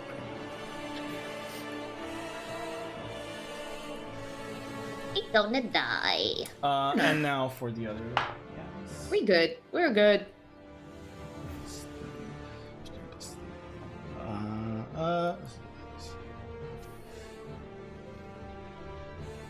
All right. Okay. So, yes. One thing, you told me that my AC with the mage armor was 16. 16, right? yes. But it's actually 17, so Foundry was okay because I have the ring, which gives me You plus do! 1 AC. There you go. 17 is your AC. There you We're gonna keep track of it for this Yeah. for this fight. 17 AC. Okay. We're not blessed anymore, right? No, you're not. No. I will take care of removing that as I move you Okay. to the final fight here. Probably over an hour, so the bonus 5 to HP is also. No, it's 8 hours. I think. 8 hours. It's 8 hours. 8 hours. 8 hours. Yeah, it's no fucking joke, that thing. Okay, let me just remove. Oh no, my game closed. Let me remove the blesses from you guys Opening again. really fast. Yeah, 8 hours. Heck You yeah. guys are cool. And now I'm gonna. Okay, we've already. You're already in the map, right? Everybody's in the map. Mhm. Yeah. Okay. Yes. Another very quick question. Sorry. Yes. How do you move the map? in the Right phone? Oh, right click. Right click and Oh, drag. right click. Right click Yeah, and you can move around. I was dumb. I couldn't figure that out either. And you can zoom in really well. So Yeah, G, zoom G, in, I'm if gonna you- I'm gonna put you back where you were. You guys were away from them. They're not stupid to let you so close. I was talking. I was I was in front in the of back. Yeah, you guys position yourselves. If you want to be further back, you can. You can't be further than the line where you're in right now. You can only be in that line, okay? But if you want to move Oh, back, okay. you can. So move. If you want to move back into the Ah, tunnel, move back. it's fine. Yes, yes. G. Um, I'm like all his right. bodyguard. So first turn. I'll see here. The man with the longbow takes the longbow out and quickly knocks 3 arrows. boy. You see, before the first arrow is fired, you see the arrow begin to grow these thorns around Oh, it. fuck. And as he's going to fire the arrow, he vanishes in ash and teleports here, and he's going to aim the arrow at G, who is now in the front. Yes, Kipo. Along with a hail of thorns sunk into this. Let me just see. And everybody within 5 feet of G is going to have to make a saving throw as well. But first, If it's a projectile, can I use my reaction? it's not aimed at you.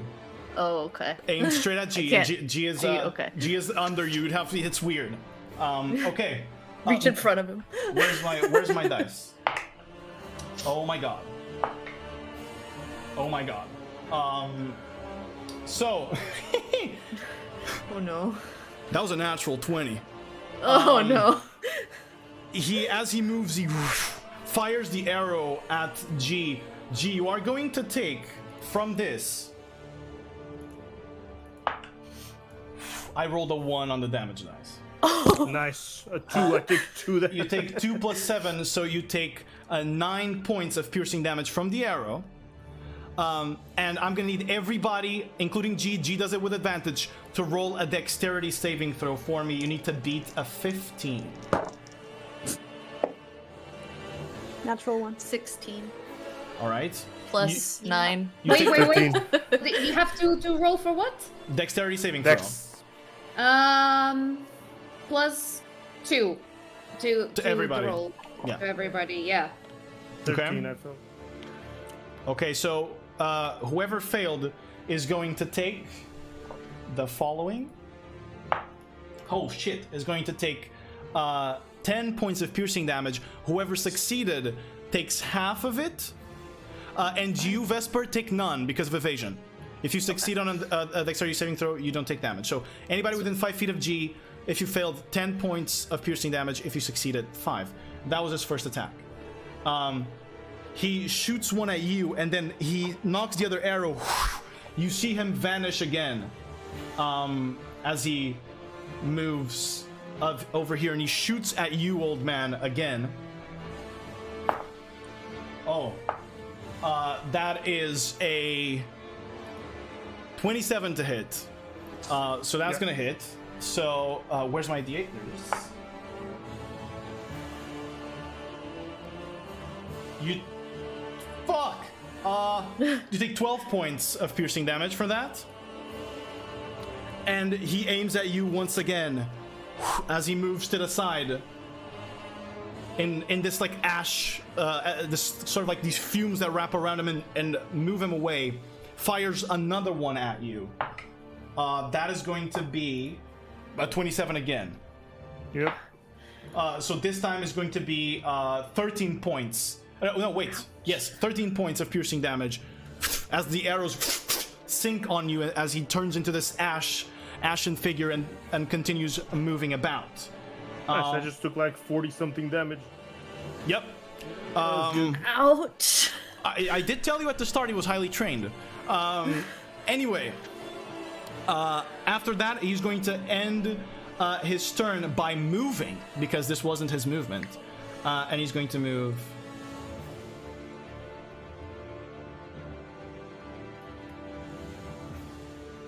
He's going to move there. Man's going all the way to Brazil. Yep. All right, so that's going to be his turn. Next up on the initiative order, Vesper. It is you. I can make it to the bow, man. Yeah, that's 35. I can go 50. I can make it there. You can make it to the bone man. I'm gonna make it to the... I'll be like, you do not mess with the Gramps. And I come running at him with my stick out. Beat the shit out of him. Stick out. All right. Go ahead. Are you going to attack? I'm going to give him a whack, and Whack with the I'm stick. going to see if I can do the stunning. Stunning strike on him. Okay, let's see first if you hit the attack. There it is. I'm rolling here just because it's easier for me. Oof. He ducks underneath it. Damn it. And then I can do an unarmed, right? You can do an unarmed strike if you're striking with one hand. Yeah, go ahead and attack again with your unarmed strike. 25. That can't be a stun though, because that's unarmed. It has to be with the weapon, No, right? it can be. It can still be a stun. Let me just check something. Yeah. All right. That is going to hit. So you punch him. Roll the damage for the punch first, please. 10 points of bludgeoning damage as you whack him across the face, I assume. Yeah, right in his mouth. And you try to aim for a nerve to see if you can stun him. He has to make a Constitution saving throw to escape your stun here, I believe. Which is going to be... Let me just see what the DC is for this. DC 15. 15. Constitution saving throw on my guy here. He has rolled a 19, so you failed the stun. You can still bonus action punch him again. Don't forget to mark out the key point from the stunning strike as well. Yes. And now, if you want to do bonus action flurry of blows, you can. Okay. Yeah, let's do that. Let's do that. Okay, another key point. Bonus action, you're going to try to whack him fast again in the face. See if you can deck this guy. Ducks underneath the first one. This one, as you go to punch him, you see from just his face, just as you're punching him, you see these wings form, this sort of ashen wings come out from his back and form above his, or in front of his face, and deflect the attack forward. The attack misses. It's a high fucking armor class. Yeah. As you do that. Or is that a legendary distance? I don't know. So you miss those attacks. Are you staying put? I believe you moved all the way to get there, right? Yeah. All right. So you're staying next to our guy here. Bowman. Bowman. All right. Mad at him. Ketri, you're up. Okay. Here we go, caster. Here we go. I'm gonna use Twin Spell. Okay, Twin Spell. And I'm gonna cast my cantrip Sacred Flame. Okay. Sacred Flame And- Twin Spell at both of them. At the two guys that have an image. Yeah. Okay, the two guys. So do you mean these two here? No, the other two. The other two. Got it. Yeah. So dexterity saving throws from both of them. Let's see. Pale guy, the Reaver, pale tiefling, fails. You may roll the damage already for that guy, which is going to be a 3d8, I believe. 16 points of damage as he... tell me, how does your radiant fire look? Hot. It looks hot. Got it. Looks hot, nice. And Just now like your mother. for the other guy, that is a natural 1. The other guy fails as well. And he's going to take that damage.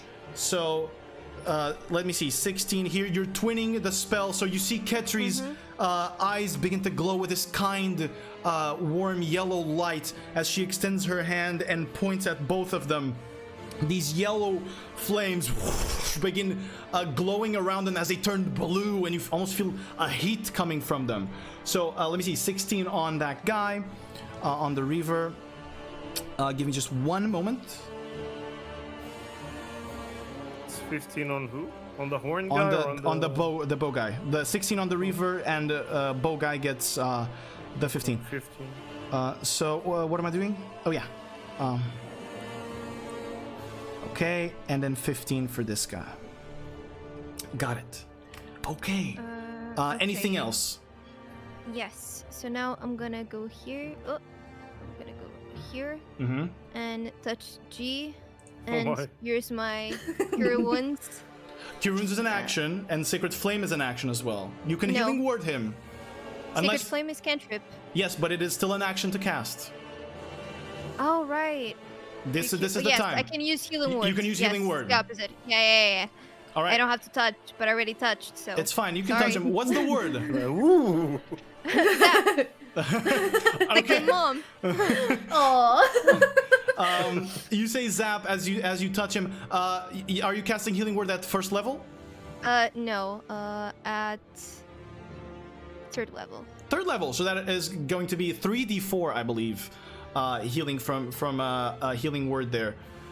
So nice. That is a total of 14 healing back into G. As she yells zap, you see that same light envelop you, and you feel warm, and you feel Ketri's kind nature kind of protect you for a little while. All right, Ketri, this... oh, actually, no, never mind. Anything else you want to do? All right. Guard's turn. Boop. Boop. They move in quickly to attack. They're going after one after G, the other after Violet. The one after G misses his first attack. G dodges it easily. Yeah, a 13 doesn't hit you either. He tries to kind of bring down the blade, but you still manage to move back and kind of parry it with your metallic arm. 2 attacks on Violet. Fuck! Natural 1 misses. Fuck! Natural 10, 20 hits. Can I use my reaction to counter-strike? On the miss? Yes, you can. Oh no, can I? On the miss, you can, I believe. You just don't get the combo dice back. Oh, okay. So cool. Okay, then I'll do it. You counter strike on the miss. All right, go ahead and roll the attack. 16. Yeah, that's gonna hit. Go ahead and roll the damage of the attack plus the combo dice. The damage on the attack is 1d8, right? Yes, 1d8 plus 4. 1d8, 4 plus 4, 8. Now 1d6. Plus 5. 8 plus 5, got it.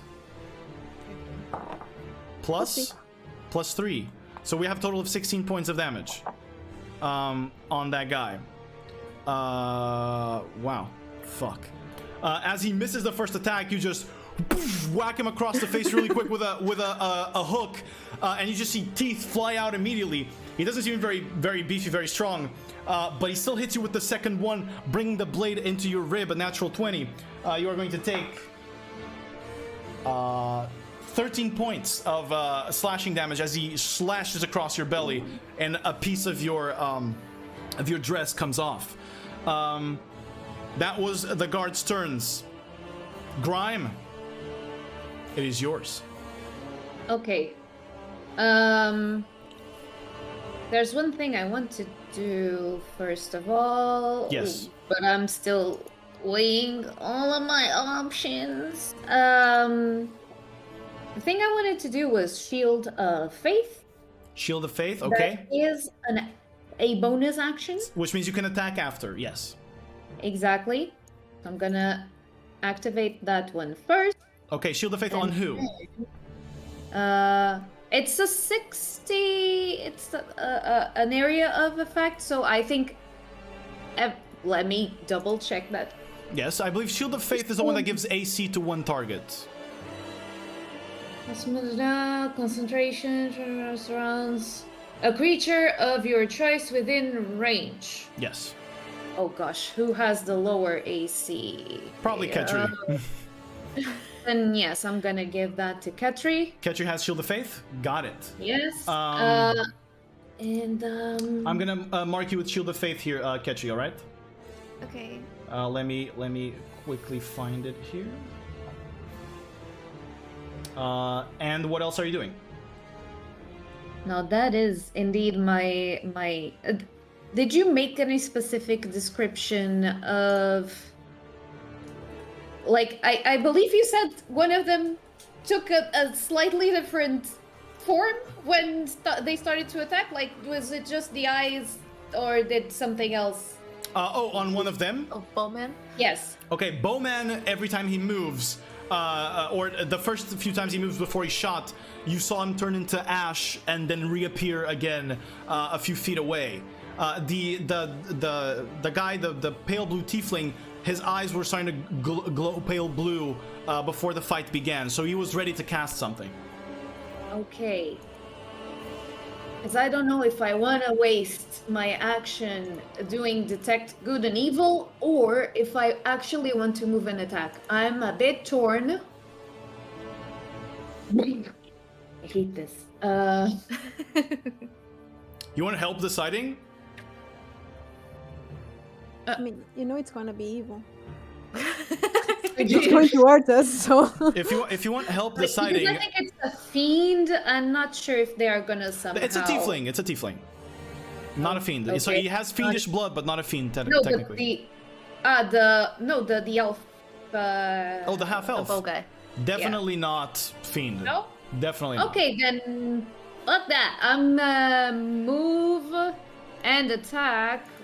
Wait, what's that? Okay. And I'm gonna use my prism crux, I think, To whack for him? I'm going to bonk. You're going to bonk with it. Okay, go ahead. Bonk away. Roll d20 for your attack.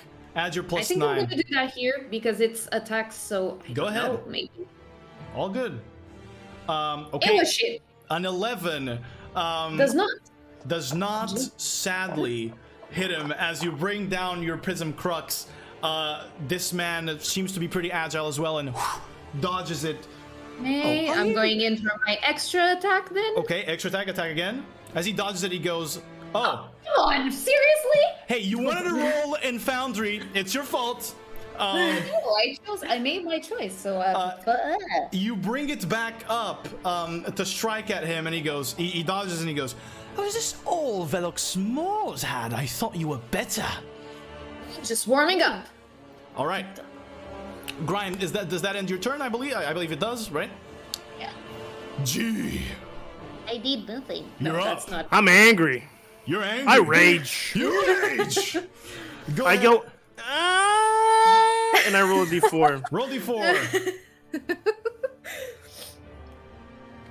3. Tunnel Three. vision. Tunnel vision. Okay. On each of your turns, you can also attack as a bonus action. All of your attacks are considered reckless attacks, and you can only attack one creature declared by you when raging until the end of your rage. Yes. The bowman. Okay, at 10th level, whenever that target creature attacks or casts a spell, you can use a reaction to strike back at it. Okay, so I'm gonna. Well, I raged, You raged. You picked and I'm him. gonna run here. I'm gonna take an opportunity attack, right? Yeah, you are. Let me see. So, are you gonna dash there? No, it's just walk. It's 40. Oh, you have 40. Yes. Okay. Yeah. So, either way, even at your 30, I thought you had 35. Even at 35, you can make it there. Okay, you're gonna take an opportunity attack. Yes, sir. He's gonna use the reaction to attack you. Misses. Okay. So I can use Tinker Bonker, and then I can use my overcharge with my unarmed, right? Yes, if you Tinker Bonker him, you can overcharge it. Definitely. If you hit. Wait, wasn't that with the Tinker Tonk?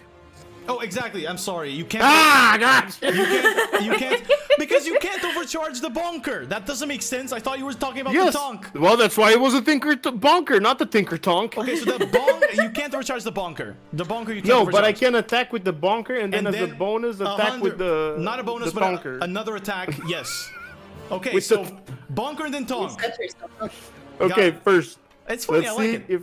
Let's see if I hit with the Tinker Bonk two-handed. Yeah, two-handed tinker bonk. Oh, actually, this will be a one-handed, so that you can after. Okay, It's but reckless automatically. Okay, so I gotta roll again. So You gotta- first one was 20. Yeah. Second one was 24. 24. Shimmer of these ashy wings move in front of the attack and protect him from it. It seems like the ashy wings are still in effect right now. And now I'm gonna go for the Tinker Tonk, You're gonna go for the Tinker Tonk. which is my hand. Your hand, my go right ahead. arm. And that's the first roll. That's a 20, not natural. Okay. Second roll, it's worse. So it was a 20, the best. You miss the tonk as well. He dodges through because, everything. And because I am enraged, I can attack again as my bonus action. But you already used it to rage this turn. Rages are bonus actions. You got a point. So only on the next turn will you be able to do the 3 attacks. And as a bonus action, I can't chug a potion either, right? You cannot because you have already That's an used action. it. No, it is a bonus action for you, but you already But I used already it raged. to rage. Well, then I can do shit. Correct. That was great. Great turn. All right. Well, Doing great. Violet, you're up. Okay, I see everyone going away, leaving Ketri and me here with these two. Yeah. I won't leave my daughter alone. What the fuck? So Yeah. I'll try to finish these guys. All right. You're gonna. So you have. What are you gonna do? Who are you targeting? I will target the one that I already hit. Okay, who you So already hit. I will punch one in the stomach and then an uppercut. Okay, go ahead. Roll For now. the first 2 attacks. Yes. 15 plus 8. That hits. I guess that hits. Yeah. And the other one, 13 plus 8. That also hits. That hits. Okay, I will roll damage. All right, let's roll the damage for these. 1d8 plus 1d6 plus 4. 2, 6, 10. Mm-hmm. 10, and Okay. then wait. Math is fun. 8 plus 5. 8 plus 5. 13. Okay. 13 Mm-hmm. plus 4. How do you finish off this guy? Okay, just like I said, I punch one in the stomach and then an uppercut so he can fly off. All right. Just as you punch through the stomach, you feel. Is it the stomach? Is it boom or zap? Oh, it's boom. It's boom. Boom As you punch him in the stomach, you guys hear the bones crack first with the impact of the punch, the plating going inside, and then you hear this. And just as that noise comes up, in his back, his ribs crack outward from his back, just from boom, and he kneels down as she then uppercuts with zap, and you see this lightning fast punch, electrifying his face and knocking him on his back. As the ribs then knock on the ground, they come out from the front, and his rib cage is just exposed from one punch. You still have 2 more attacks as a fighter you can use. Yes. On the other one, I will try to paralyze him. I mean, Okay. not paralyze. Incapacitate. It's, incapacitate with knockout. Knockout, strike on him. Go ahead and see. Let's see if it hits first. With a roundhouse kick on the head. Roundhouse kick on the head. 10 plus 8. Yeah, that hits. It does. So it's a Constitution saving throw, right? Yes, I believe. I'm not rolling this dice anymore. Yes, Constitution. He fails. It needs a timeout, share. You failed? Yeah. Okay, cool. So it's 1d8 Mm-hmm. plus 1d6. Mm-hmm. 8 plus 3. 11. 11. 11 plus 4. 15 plus 1d10. Okay, plus 1d10, yeah. 15, 20. Okay. 20 total. 20 total. All right. He is incapacitated, but he's still standing. As you roundhouse kick him, you just see his neck crack and turn to the side, and you see him kind of not moving as his neck is. You broke a vertebra or something in his neck that is now twisting the nerves, and he can't move properly. Okay, and now for my last attack. Yeah. Which is a bonus action, I get to advantage. Yeah, because he's incapacitated. Yeah. A 2 and a 1. My God. Surprisingly enough, Plus 8. The guy is unmoving, but you hit a hard place in his armor, and this time it wasn't with enough motion, and you can't, and enough momentum, and you can't penetrate the armor. But he is fucked up. Cool. All right, Violet. Anything else? Nothing else? No, he's incapacitated. He can't move for the rest of the round, right? Yeah. He's fucked. Okay. I will action surge. Okay, action surge to gain your 4 more attacks. Where are they going? Or And, actually 3 more. 3 more, yeah. I will run towards the guy with the Grime. Yep. I believe I can do that. Yeah. Yep. And I will beat the shit out of him. Okay. 3 attacks on him. He hasn't even had a turn. Doesn't the other guy have an opportunity? He's incapacitated. No, he's incapacitated. Oh, okay. I will try to instantly knock him out, so he incapacitates. Okay, another knockout punch. Go ahead. Come on. Ooh. 15 plus 8. Yeah, fuck that hits. Oh my God, nice. Constitution saving throw. Yep, I'm working on it right now with the new dice. Yes, 21. Oh my God. Damn it. Okay, he still gets the damage. The damage. So... He still gets the damage. This is the 1d10. What's this one? I will roll the 1d10 as well. Okay. Okay. 4 plus 4, 8. Okay. Plus 4, 12. Yeah. Plus 6, 18. 18 damage. 18 points of damage, and as you kick him, you see blood coming out of his mouth, and he seems hurt. Okay. I still have combo die, so I will try to incapacitate him again. All right, so another attack on him. Yep. Go ahead. You have 3. Natural 20. Okay. roll the damage dice for me, please.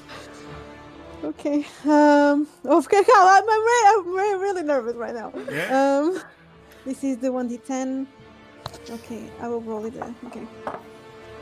6 plus 6, 12. Plus 2, 14. Plus 4, 18. 18 doubled, right? Without the 4, it's 14 doubled because the modifier doesn't get doubled, only the dice. Okay.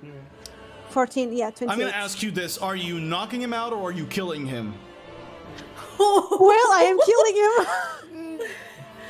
Well, there goes the Reaver. We gave him an option. I told him.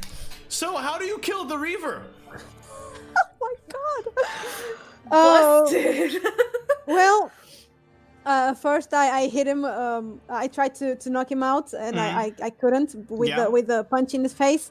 And then with my high heels, I do like I don't know how to call it, but in karate is like a migiri on the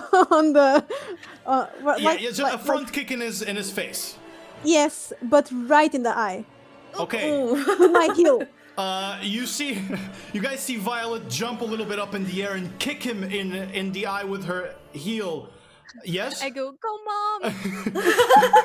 And the heel sticks inside of the eye and the brain. You hear that as it cracks the bone as well. And as you push with your other foot back, he falls on the ground and the eye is stuck in your heel along with all the pieces of brain. The Reaver is dead in the ground. Oh shit, get hit! I'm gonna leave his body there, actually. Okay. All right, Violet, is that your turn? I don't think I can move more because Yeah. I already did. Yeah, 25. Yeah, I'll just stay here. Okay. And I say, "Yo, Whitehead, you're next." Well, talk shit, get hit. So it is his turn now. Just as you say that, both of you are next to him, and you suddenly see him vanish into ash once again. As Is that a spell? It is not. What As is he. Fuck you! No, because if he attacks, I get to attack. Every time he attacks, I attack. I know. Calm down, okay?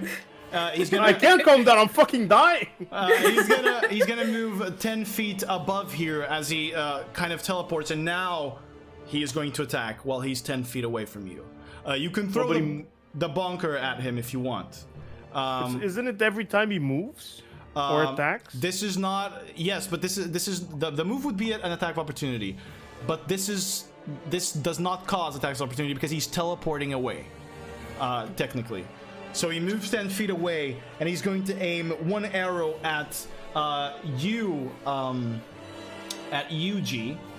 And this arrow, if you'll excuse me, let me just.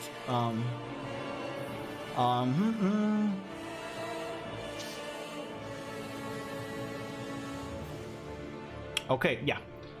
He is going to aim this arrow. It is a regular arrow. He's just going to shoot you with it.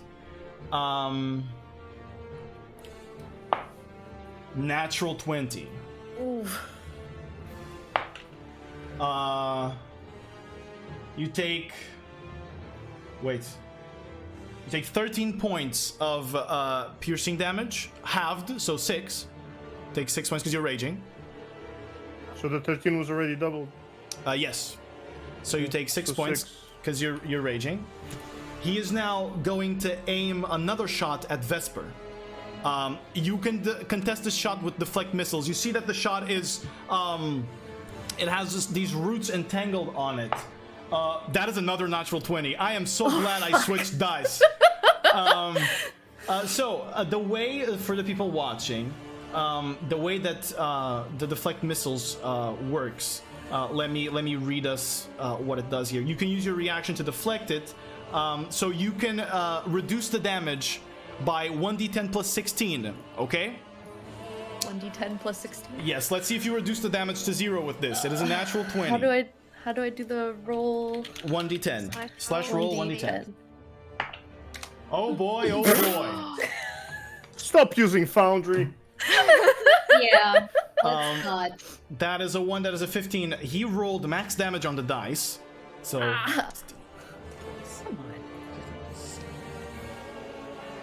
23, you take 23 points of piercing damage first. 23 points of piercing damage. And next, excuse me, just 1 second. Yes. I need you to make a strength saving throw for me, please.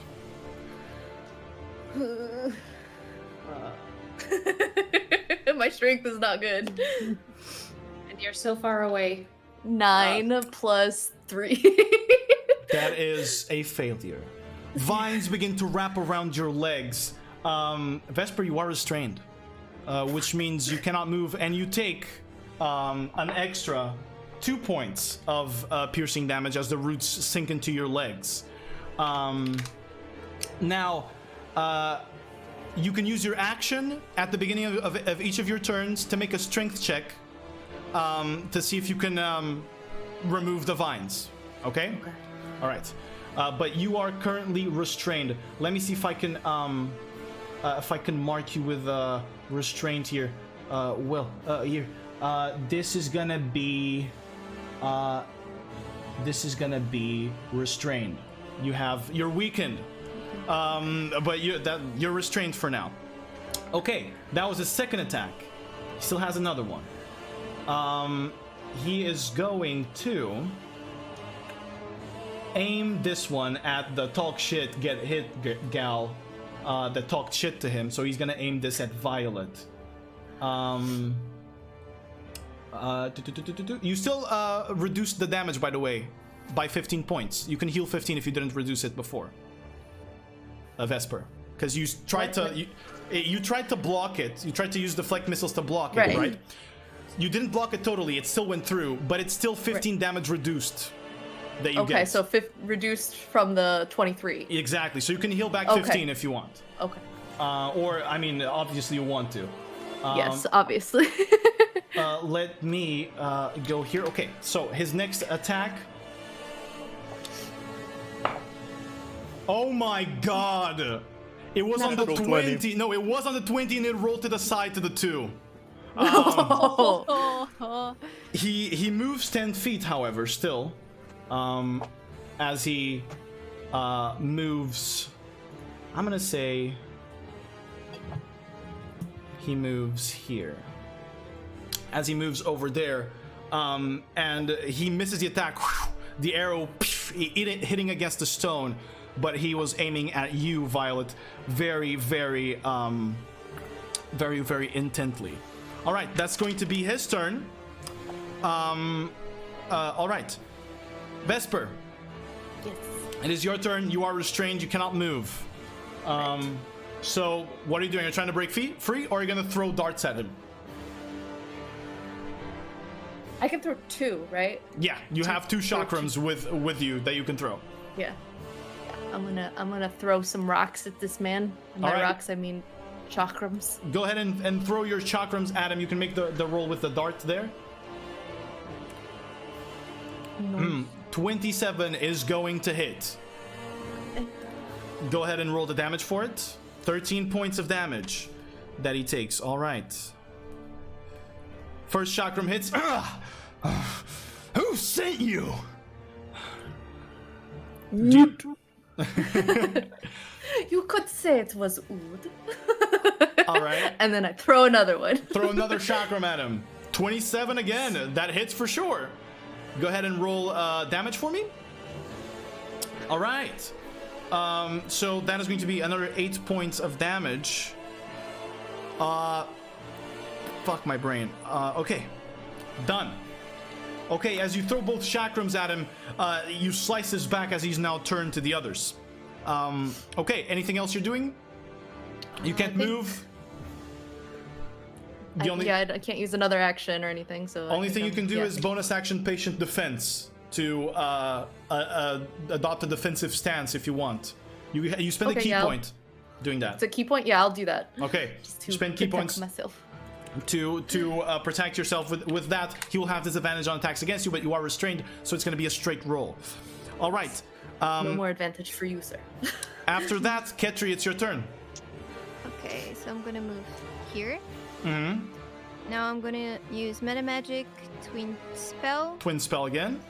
So I can cast Healing Word to 2 people. 2 people, okay. I'm gonna cast at level, let me think, 4th level. 4th level, okay, that's 4d4. I'm gonna cast towards G and Violet. Okay. Don't we have to be in line of sight? She knows where you are. Before she moves, she can cast one, and then she can cast the other. So okay. I'll allow it. I'll allow it. At Violet or at Vesper? Sorry.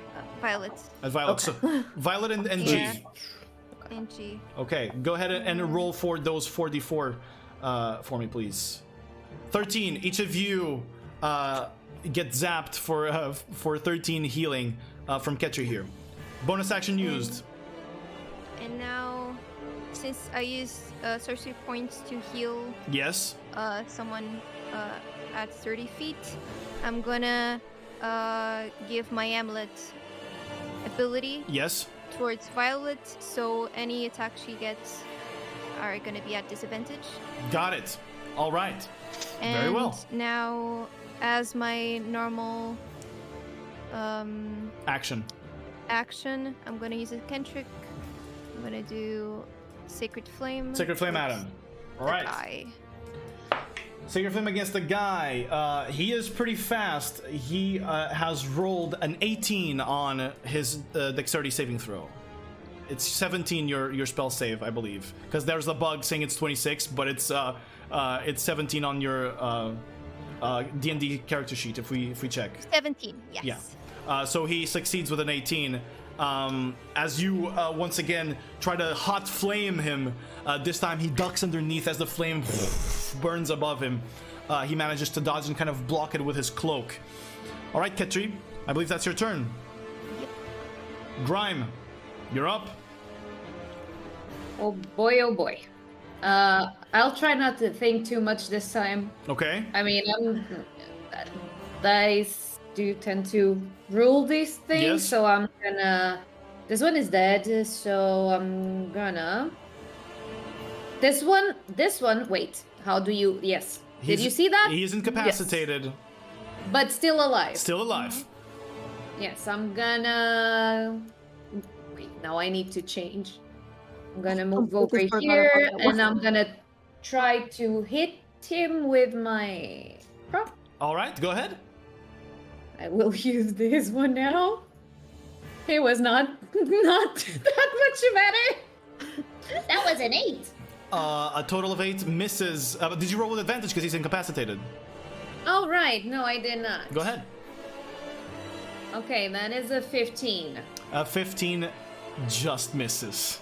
I don't have anything else to add, right? You don't. Okay, then I will try my extra attack. Go ahead. Bringing the with an person crux. advantage. Still advantage. No. 13. Oh shit! You bring it back up, and you're hitting his armor because he can't move, but you're hitting his armor, and it's not just you're not attacking strongly enough. You just hear the ting ting of armor blocking your attack. All right, Okay. you still have. Forget it. I have bonus action, and I still have some movement left. Mm-hmm. I don't know. Like, forget this guy. Okay. He's almost dead anyway. Okay. Wait.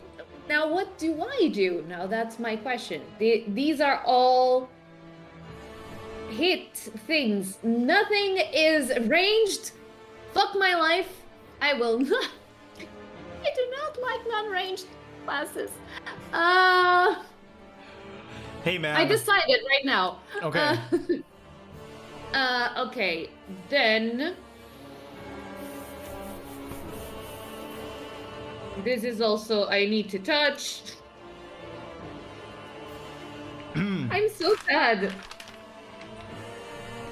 And wait, there's 30 foot radius. Let me check You how have far away. If I move a little bit further ahead, Yeah. I mean count stuff.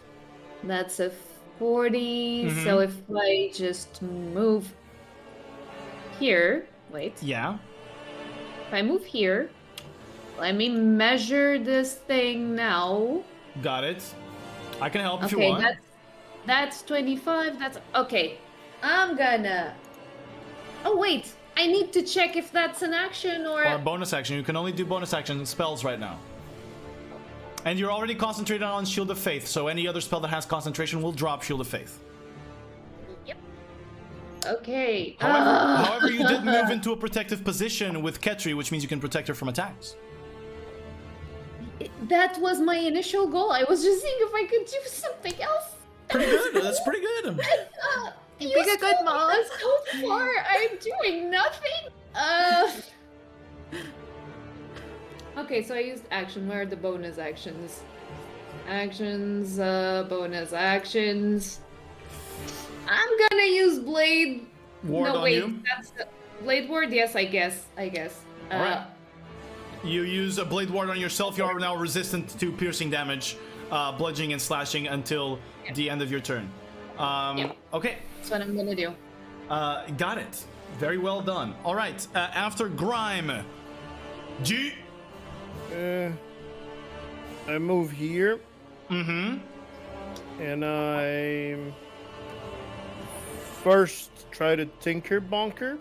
All right, Tinker My Bonker. hammer. Advantage because it's reckless automatically. It's reckless, yeah. That's 24. 24. Of course. Ashen Wings block. Let's that try attack. then Tinker Tonk. That is 21. 21. The Ashen Wings my still God. there. Block the tonk. Jesus. And I can bonus attack still. Yep, I bonus can action bonus attack. action to attack. I'm gonna try the Tinker Bonker again. Tinker Bonker again. 29. 29 hits. No. I'm meant for this. All right. Okay, then. Okay, that's a lot of numbers now. It's a 1d8 plus 6. So that's 8 plus 6. 8 plus 6. That's 14. 14. Plus the electricity, which is a 1d8, 1d8. which is 8 Which is 8. again. Okay. And then there was something more, right? Because I'm enraged. Plus 3 damage. Flat 3. Yeah, flat 3. That's 25 damage. All right. Total. Give me just one moment. Just one moment here. I'm just gonna checking something.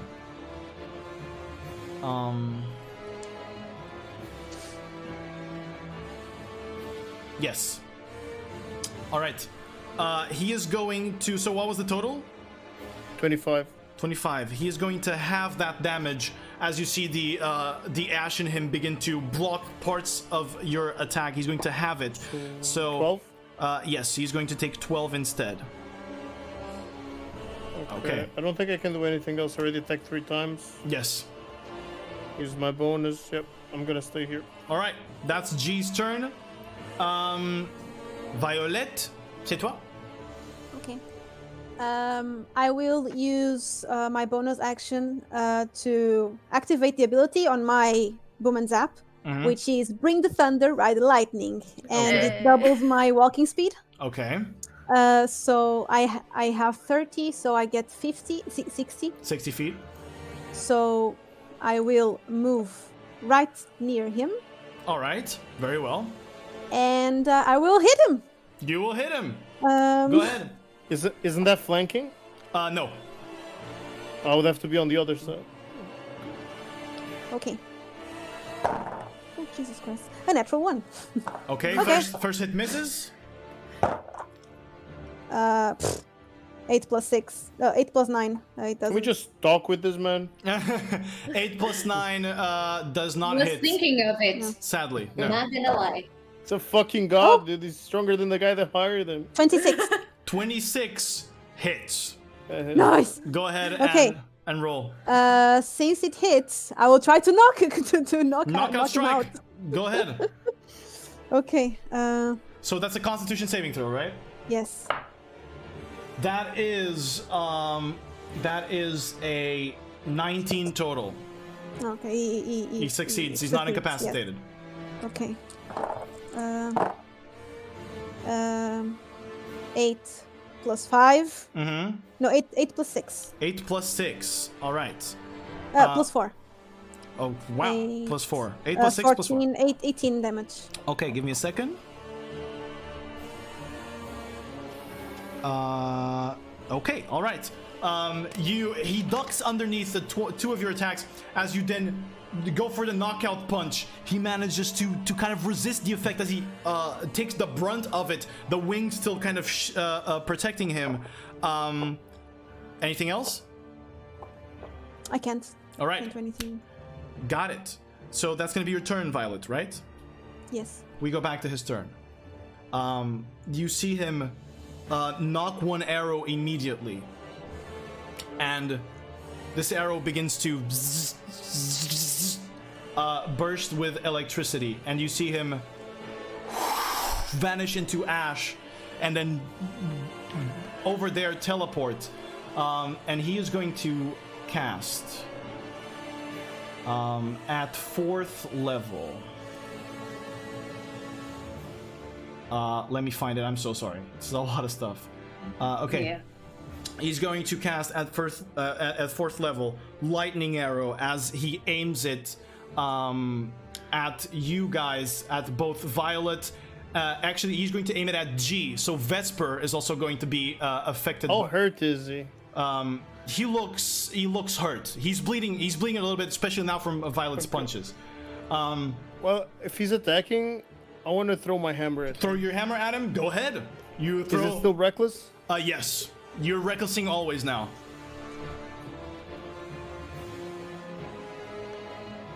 Okay. It falls on the ground. He's going to attack you at advantage because you're recklessing. That is 25, so that is going to hit. As he... But half. The first part, let's see the rest. He fires his arrow at you. It explodes in lightning around. I'm gonna need all of you to make a dexterity saving throw for me, please. Advantage on G. All of us?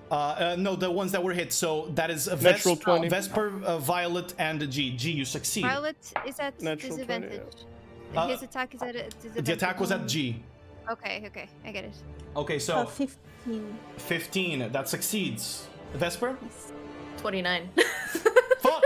It's natural 20. That succeeds the shit out of it, and you dodge the whole effect. So, you first of all, G, halved. But wait, she's incapacitated. She's restrained. You do it at disadvantage. Oh, we're restrained.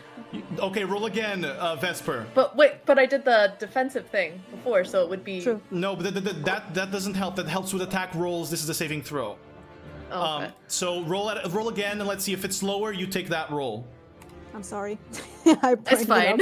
How much was it? Still good. 26. Oh, 26. Oh, fuck yeah, that still succeeds. Cool. So you're gonna take no damage, Vesper, okay?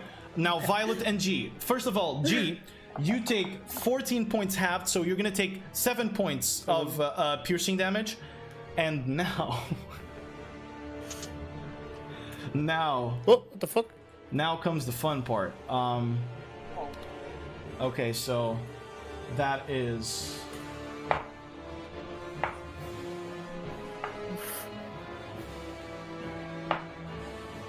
I don't like the sound of that. Do not either. Oh, fucking shit.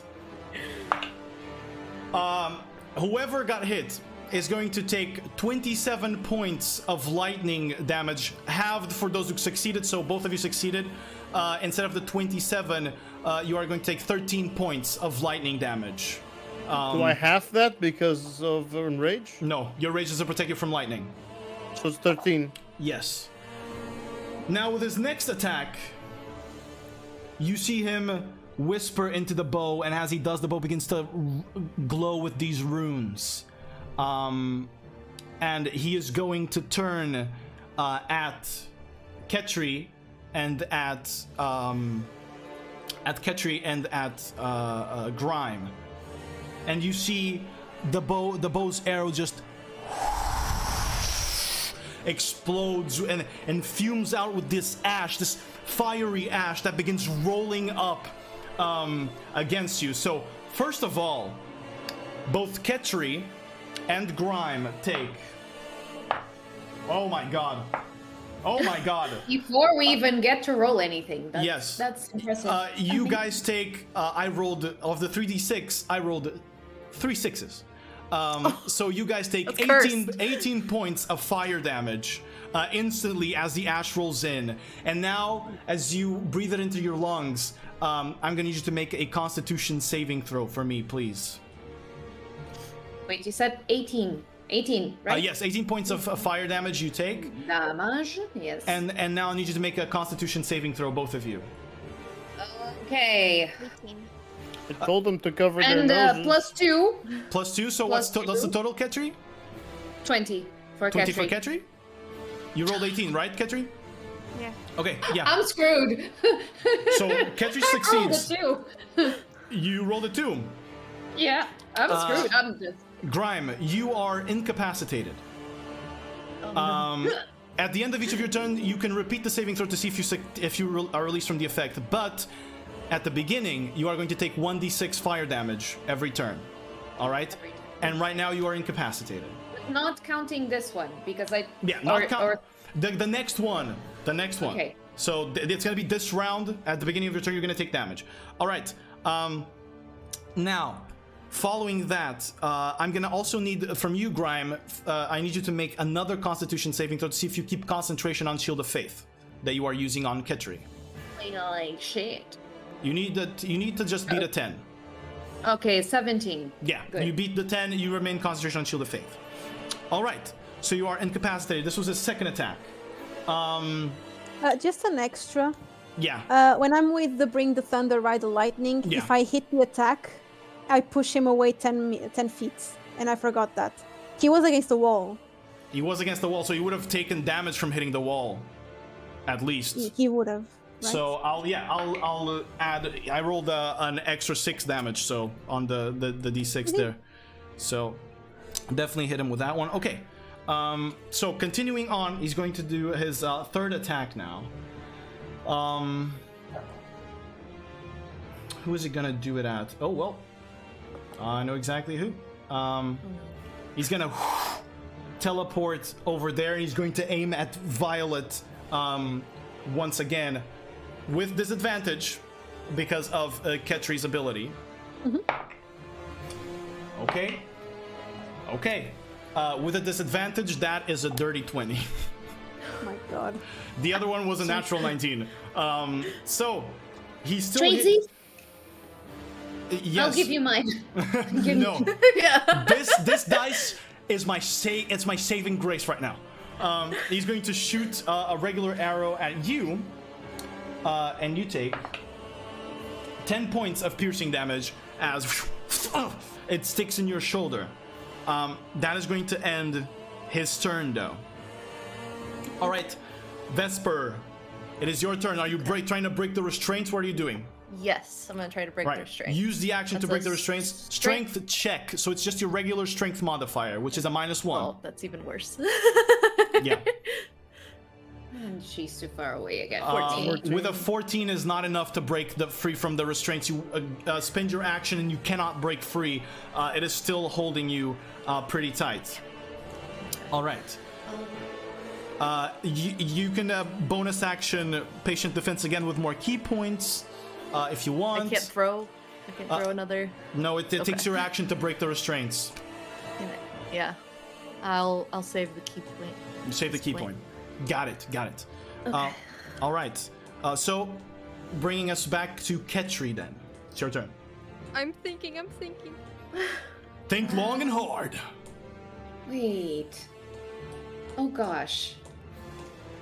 Is this something I've completely missed the whole time? Oh, no, never mind. I'm not. Okay, I'm gonna.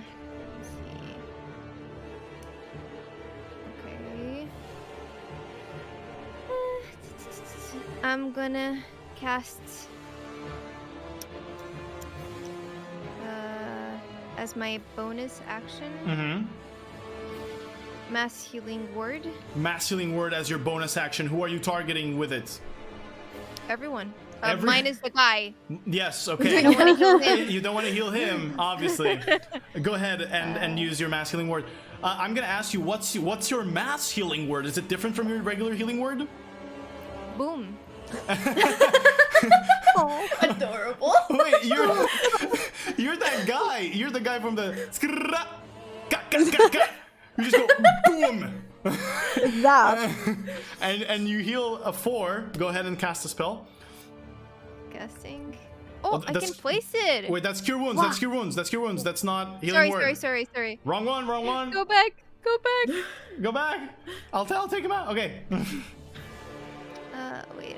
No, this freaking close. Sorry. It's all good.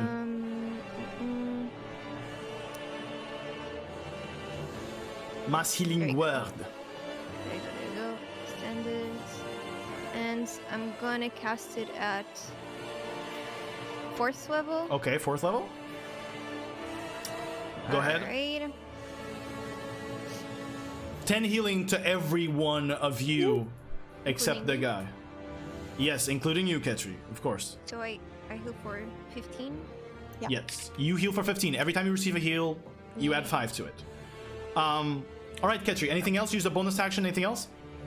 Yes. And now I'm gonna cast Bless. You can't. Bless is Oh, because it's a leveled spell. Only cantrip right now. Only cantrips right now. Only cantrips.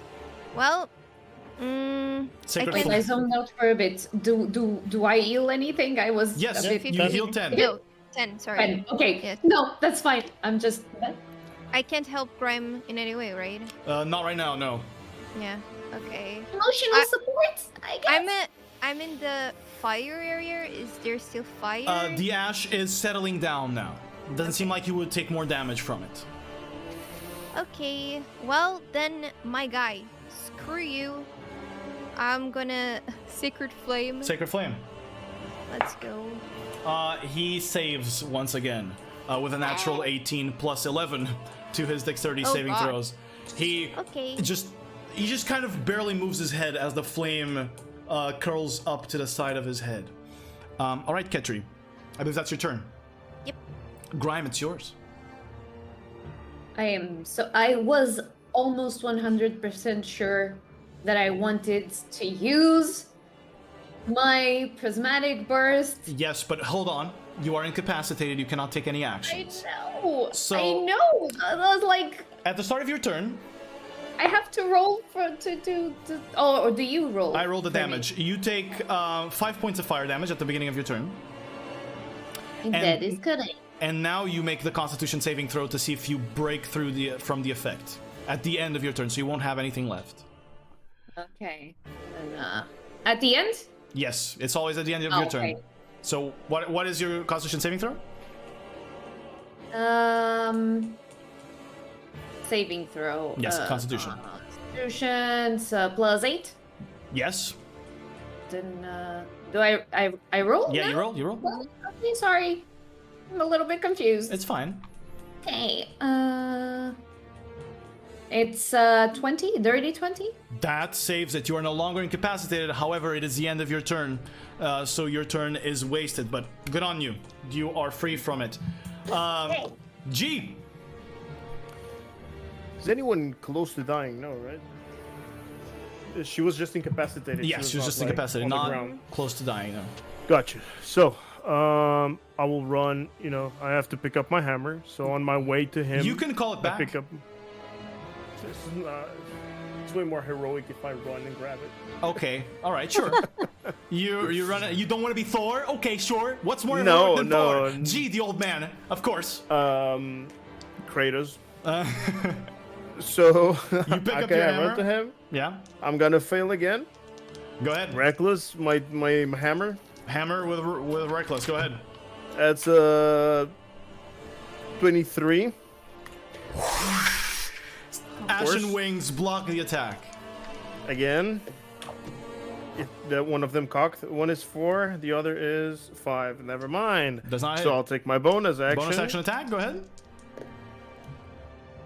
That's a 26. 26 hits. Go ahead and roll the damage for God, it. what this? Every 3 attacks I attack 1. He's one tough Alright. son of a bitch. All right, so 1d8 Yes. plus 6. That's 7. All right. Plus 7, 8, 9. That's 9 with the electric damage. So And then plus 3 5, 1. and 3 from the 3? rage. Yeah. So what's So a it's 12. total of 12? Yeah. He is going to choose to have it. So he only takes 6. Okay. All right. As the ash once again kind of you look like you're hitting ash as it moves away from him. Okay. So I believe that is your turn, G. Yep. Violet, Can't do anything else. is you. Okay. If I go the other way around, am I flanking him? Yeah. If you walk over there, Fair where to I'm his gonna- right. Yeah, to his right, you will Yeah. be flanking. And does that give me advantage? That gives you advantage on the roll, for sure. Okay. I'll do that then. I'll Okay. run, Okay. and I instantly try to hit him Go on the ahead. back of his head. Back of his head. 14 plus 8, which is 24. The wings are still around him and block the hit. Someone dispel I'll try this again. shit. You can try again. 19 plus 8. Okay, hits. that is going to hit. Go ahead and Okay. roll the damage if you want. Okay, wait. If you don't want to roll the damage. 8. It's only this ones. Okay. 11 plus 4. 11 plus 4, 15. total of 15. All right. And I'll hit him again. With that punch, you sense him getting hurt. You hit him again. Go ahead. Still with advantage because you're flanking. Yes. And this time, roundhouse kick on his ear. Here's your ear. I missed. All right. The wing blocks it again. And another one Another one. Another attack. Go ahead. with the other feet. By the way, the attack that you hit, you have to decide which one. If you're pushing him away, because actually, it always pushes him away, right? But it would push him away into G. Sure. So let's say I'll give G a swing at disadvantage as he is pushed away into him. At this event? At disadvantage, yeah. Okay. But you have it's straight roll because you're reckless. It's a 2. Okay. Yeah, and my fourth attack also missed. All right. He manages to dodge through your fourth attack. Very well. He's looking hurt. He's looking hurt. Okay. Give me just one moment.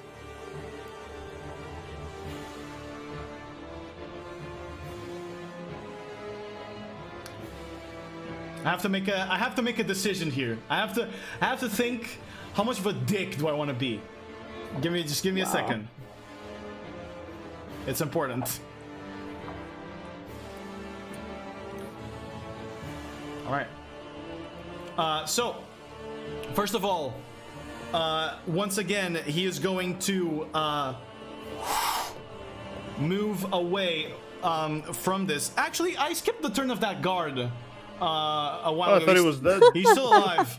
But he's going to move 10 feet here, 10 feet back. Again, with his teleportation, and he's going to aim another lightning arrow, this time loaded up at G. So with advantage, it is a natural 20. That is 15 points of piercing damage halved, so you take 7. G. And I'm gonna need both G and Violet to make dexterity saving throws. G at advantage. I rolled a natural 1. Okay. But I will use my ability Indomitable to reroll. Okay. 11, even at advantage. That's 3. Okay. So. What is happening? Oh my god. I already used it. If it weren't for our rolls, You guys take 22 points of lightning damage as the lightning arrow. You don't have. It's lightning. Lightning is not halved. 22? 22 points of lightning damage as the arrow hits you. I think 29 total. All right. So that was his first attack. I'm hurt. Second attack. I'm super hurt. Second attack is going to once again move back. Ah! I want to throw my hammer at him. Throw your hammer at him. Advantage. Yes, reckless for sure. 2 11s. That's a 20, Plus? 2 21s. That hits. Since when? Since right now it is his turn and he has not used his wings as a reaction. Okay, yet. then I roll damage on Tinkerbonker. Yeah. Alright. No, wrong dice. It's an 8. No, 9 plus 8 plus 3. 9 plus 8 plus 3. So. Okay, all right. He is looking very hurt from that bonk as you hit him in the shoulder. I just threw it and I'm like, because I'm fucked, dude. I'm so fucked. He's going to fire one arrow at Violet. That is a 21 to hit, so I believe it hits. You are going to take 10 points of piercing damage. with a 1 hit. Does that bring you down? Nope.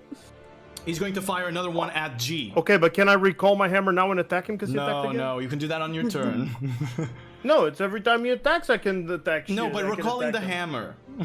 Can I throw my arm? You get the touch around it. Come on. He's going to fire another one at G as he moves back there.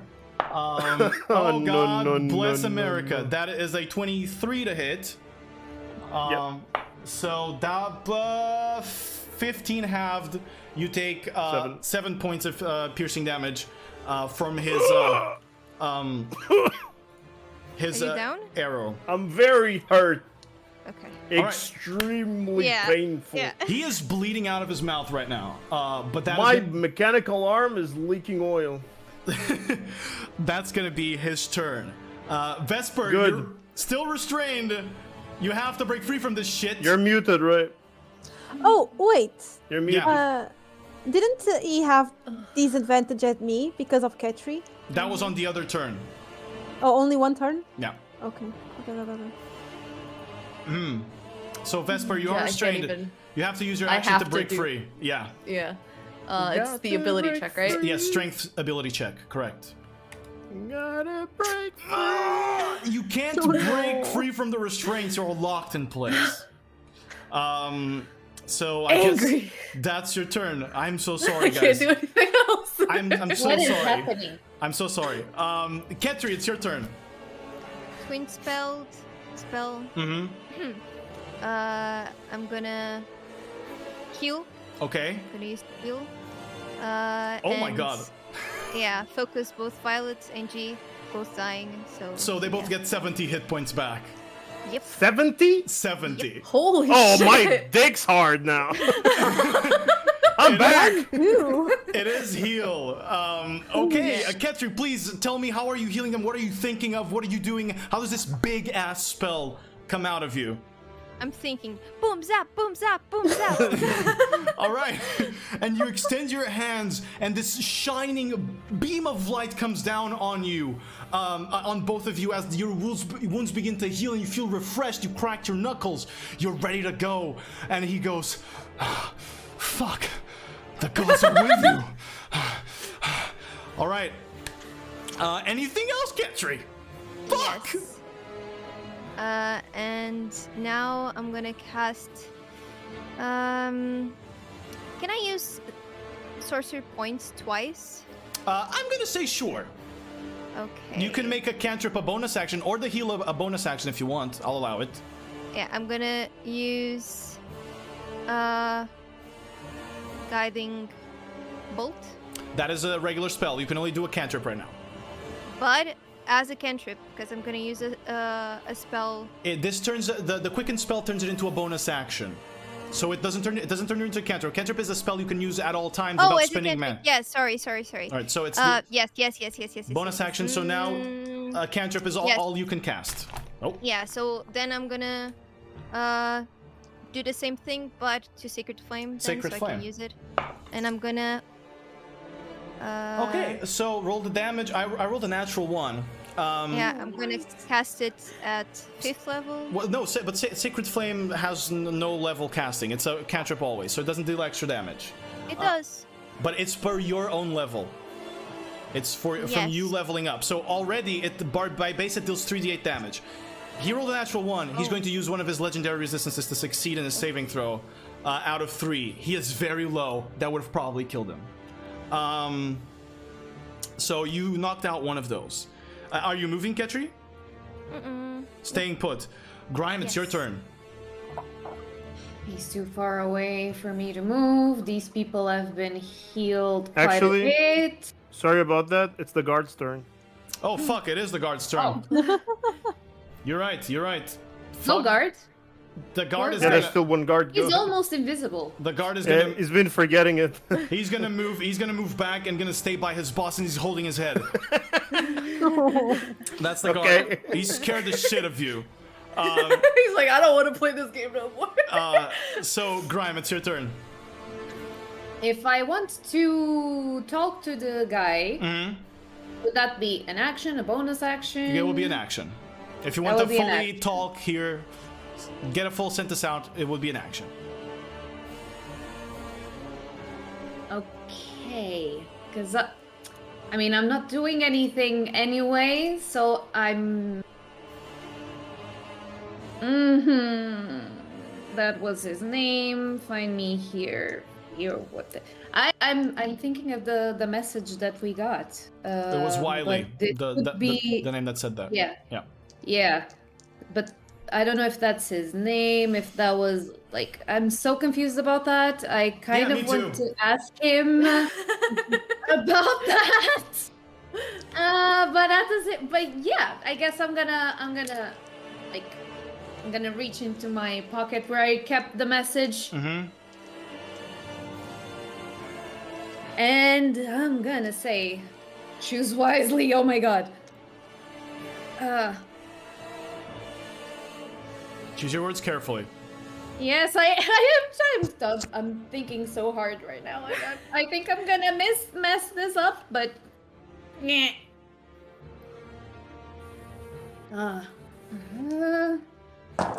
Who are you trying to find in this city, you prick? And like just wave the message. It's a piece of parchment that you're waving. So what he sees is you waving a piece of parchment. And he goes, I'm not looking for anyone. And he stands his ground still. Fuck. I knew it was gonna be nothing. I just fucking knew it. But I had to do it. Sorry, guys. Hey, don't be sorry for that. You know, getting things out, getting ideas out is always good. So you did well. Don't worry about it. True. Okay. I was still in my place. You can still move, yeah. And bonus actions, what do I have?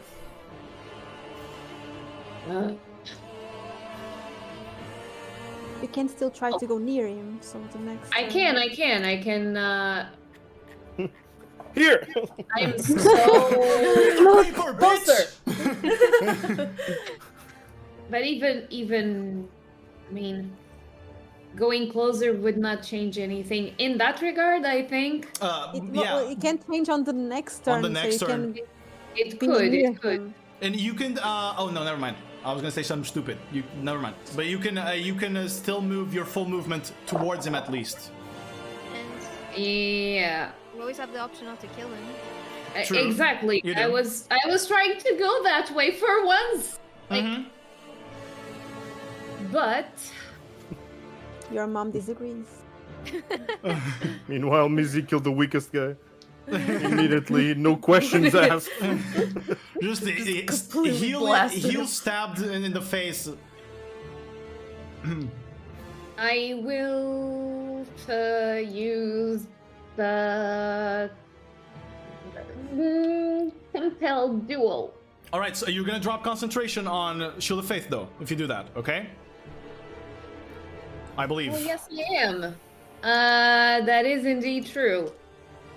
Okay. Oh well. I mean, Ketri hasn't been attacked so far, so. Exactly. So I'm just gonna. You're gonna drop it. Maybe, yeah. I'm gonna move a little bit ahead to protect my party. Okay, go ahead. Good job. I'm gonna remove Shield of Faith from you. Are you casting Compelled Duel? Yes. Okay, Compelled Duel is what you're doing right now. He needs to make a Wisdom saving throw, which he fails with a 3, and so he is going to use his Legendary Resistance, his second one, to resist the effect of Compelled Duel, which means he is not affected by the spell. But you knocked out one of his Legendary Resistances, which is pretty good. Fuck, I can't believe... I've rolled natural 20s on attacks, but saving throws have been so low, and when it's something that he has a lower modifier on, it's fucking crazy. Okay. So, Grime, you move closer to your party. You try to cast Compelled Duel. As you speak into his mind, he shrugs it off quickly. G. Yeah. I run towards him. He's angry. Go ahead. That's 20, 30, 20. Dirty 20. Wings of Excellent, Ash okay. block the attack. As uses his reaction. 2 1s? Come on. That also misses. Third attack. On. That's an 8 and a 4. An 8 and a Oh 4. my God. They both I'll misses. Miss. This wing shit is stupid. It is, isn't it? I can't hit anything. and I'm s- useless. And still, you guys are somehow dealing damage to him. Yeah, but after like fucking 2 hours in combat, I can't do anything else.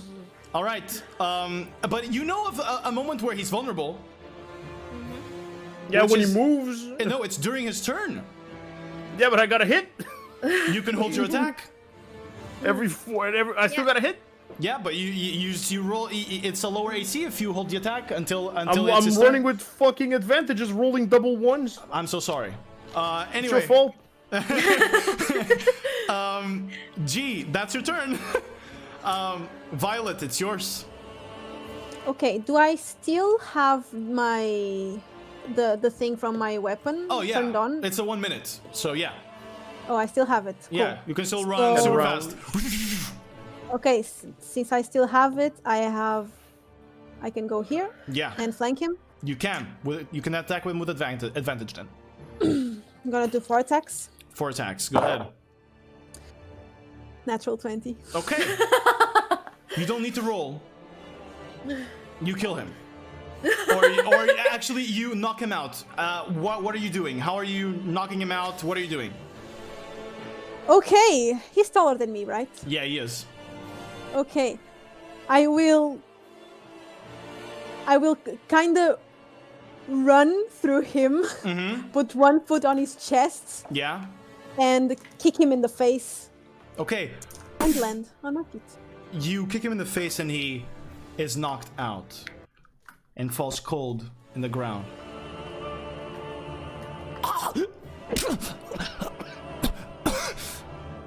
You see Ash begin to move out of his mouth and out of his eyes, out of his nose.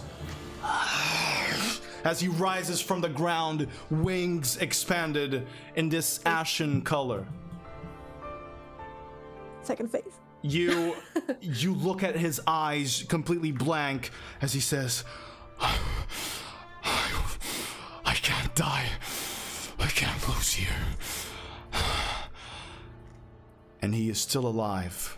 And it is his turn. Oh no.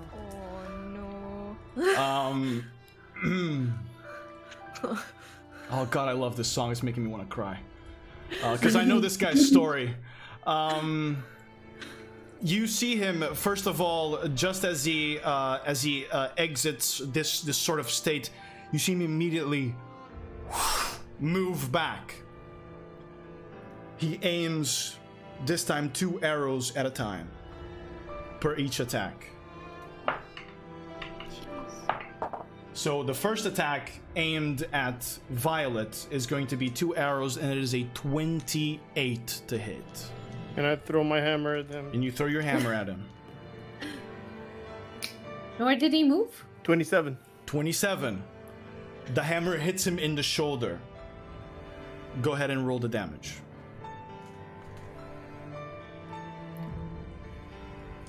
As I'm gonna move him 10 feet. He is in the air right now.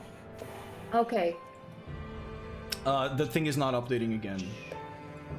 There we go. 16. 16. That's the damage you dealt, right? Total. Give me one moment. I have to confirm something to see if I'm not being okay, A dick? no. Yeah. No, I'm not being a dick. I'm doing this right. As the hammer hits, it definitely rings out an impact in his shoulder and in his arm. However, he is still standing. He seems to take less damage than you thought he would. Okay. So, he's going to attack. So, you're going to get hit by 2 arrows of Violet. First arrow is going to deal a total of 15 points of piercing damage.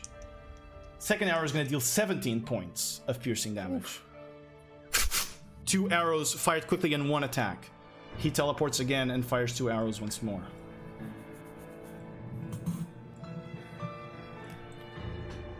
this time at G. That is a total of 20. Wait, he has advantage. It is a total of, never mind the 20, it's a total of 30. So he is going to hit. No, calm down. This is the hit roll. He is now going to strike the attack. So you take. So that is 12. You take 20 points, have 10 points of piercing damage as he fires 2 arrows at you, and you see his sort of look of defeat, his body broken, bruised, bleeding out of his eyes, his face, and turning into ash as he floats in the air. He still has a physical form. He has a physical form. Third attack. Okay. He flies here. Going to throw it this time at Ketri. So that's a natural 20. You are Ketri. Be ready to put some big minuses in this. That is so that is so that's the first one. You take 27 points of piercing damage from his next attack as he fires 2 arrows at you. And he begins to breathe heavily as his visage begins to almost turn into ash itself as well, but he still has this physical form. That's his turn. Vesper, it's yours. I'm still stuck. He has no clue what's happening. I'm just chilling over here, guys. Can't do nothing. I'm gonna say, since you've tried so many times, you have advantage on this attempt to break free from the restraints here. Strength check with advantage for me, please. That breaks free. Free! You use your action to break free from the restraints. You can finally move and join and see, but you have no attacks left. But at least you can move wherever you want if you want to move.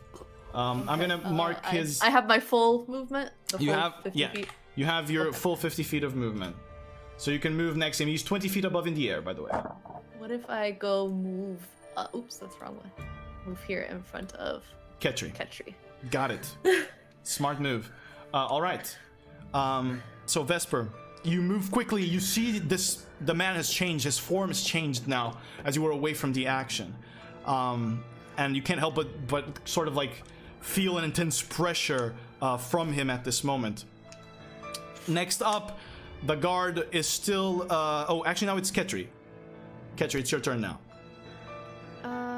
I'm gonna try and cast blindness. Blindness on him. Mm-hmm. Right, that's Constitution saving throw. She has advantage now and still fails. You will use his last legendary resistance to resist the blindness. As you see his eyes begin to be blinded by this like very focused light, he just no, I can't. Anything else, Ketri? Are you moving? No, I'm good here. All right. I'm gonna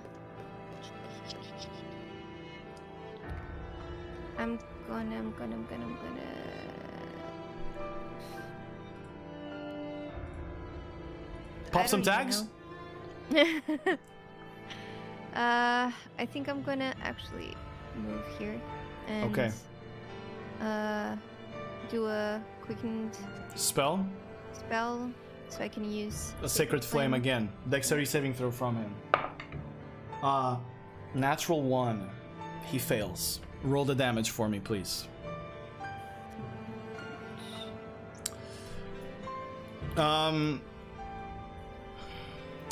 Ketri, how do you wish to finish off this enemy? Are you killing him or are you knocking him out?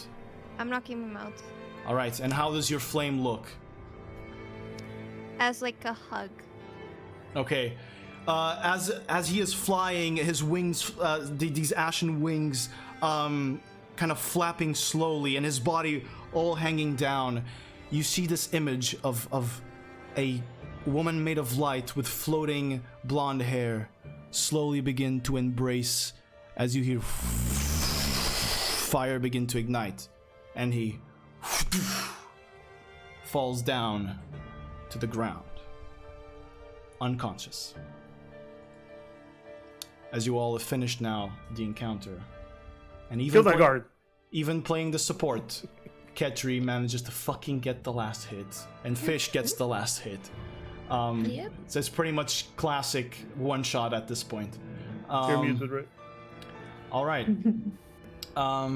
Anyway, this brings us out of combat, my friends. Yeah. This brings us out of combat. There's still a guard, and he's holding back. He's holding back the Reaver's body, crying, and he tells you, he protected us. He protected us. You can't let him die. From what? From the Horned Sun. We're criminals. They're tyrants. Do you know what they do in that prison? Please, if you have any heart, please bring him back. What about the silver man? I don't care about him. He's here. He's been here for almost no time. Just bring my lord back, please. Can't do, won't do. Sorry. What were you saying, Ketri? If he's at 0 hit points, Yeah. and if I can stable him. He's not. He's been killed. Only He has been a killed. raise dead Yeah. spell or a resurrection spell would bring him back in this circumstance. I can. If the party wants to. But my mom's called the shot, so. He made his choice. We gave him one. And he chose to die. He made his. What is it? Are you saying what is it as onion or As the guy? Okay. A deal. What? See, I invented this. Let's have a resurrection dildo. We resurrect him, but the three of you come with us, and we deliver the three of you. Otherwise, there's no bounty on my boss. The bounty is only on him. He has no value. Who? Only to us. Who? My boss. Asked.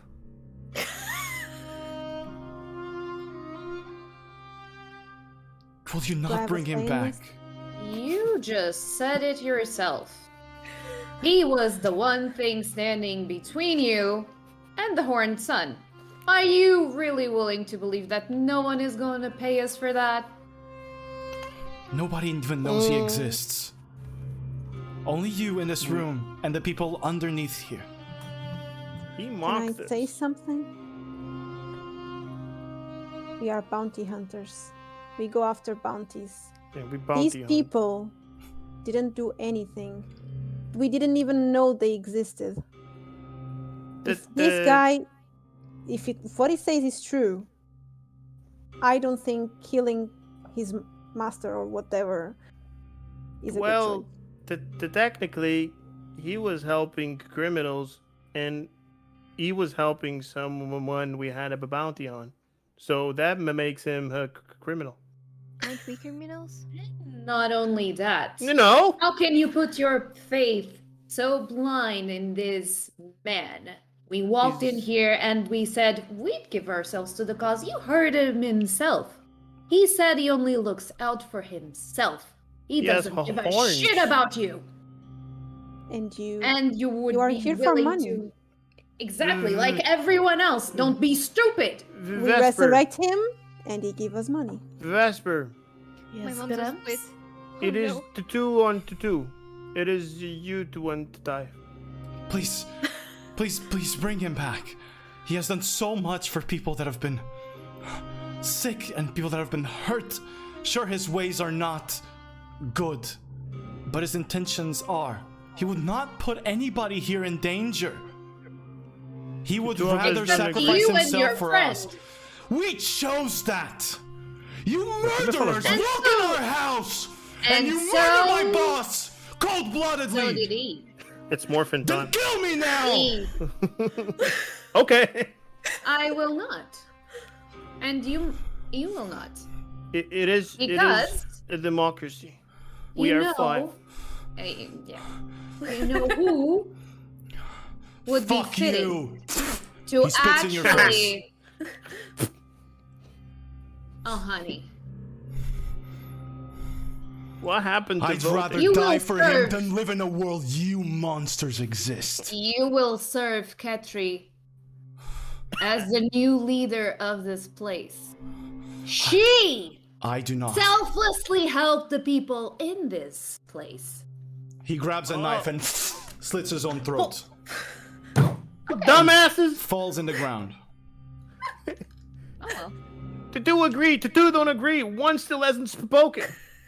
You guys speak inflaming words to a man that is desperate and scared I of was you. quiet. You were, but I was Grime wasn't. waiting for a vote. You were, but Grime wasn't. So it's important I that know. this guy was on edge. Ketri, bring the soldier back. Fuck! He just killed himself. Now I need to talk to him. Yes, Violet. I'll check the master's pockets and. All right. Go ahead. You find no gold in him. Only a sword, a magical sword that he used. I'll give it. I can sell it. Hold up. What kind of magic does that sword It's just a have? +1 sword. It's not necromancy. No, just a +1 sword. You And guys the are other well one, enough. the silver. Yeah, one. the other one. Yeah. The silver-haired man has items. Yes, Ketri.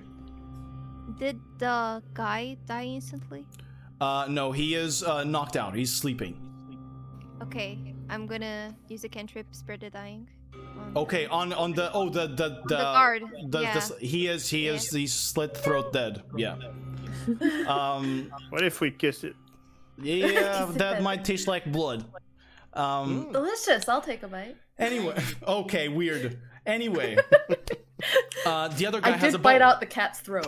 Okay, in just curiosity, Yeah. Vesper, what was your judgment on bringing back the boss? I didn't care either way. I'm just here for the 15,000. That does not help. Good. So, for the purposes of this, you guys find his longbow is magical. You don't know what it is. You're gonna need to have someone identify it. He has 2 magical short swords as well, which you guys don't know what it is. You would have to identify it as well. He has magical leather armor. Are you guys stripping him out, leaving him with a shirt and pants, and wrapping Is he him? alive? He is. He's breathing but knocked out. He's asleep, We're unconscious. just gonna fucking rob his shit and leave him naked? I'm No, asking. we're not gonna leave him. We were gonna take him with Bring us. him with us. Yeah, Yeah. but you're still, okay. I would say I will take his swords. Yeah, Someone take his bow. okay. And let the man have some clothes on. Gotcha. Oh yeah, of course. Just not the magical stuff. That Yeah, for was sure. the- You remove the armor, but keep the clothes. Exactly. I can Alright. have the bow. Ketri has the bow. As you guys move through,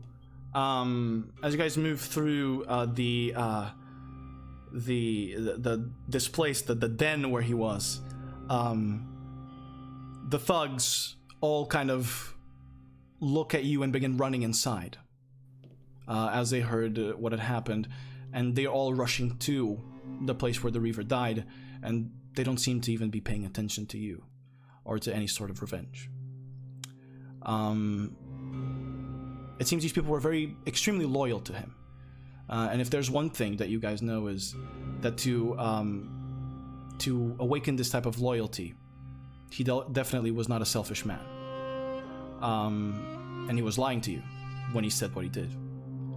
Because he wanted to protect these people and be separated from them. Are we the baddies? You guys exit out.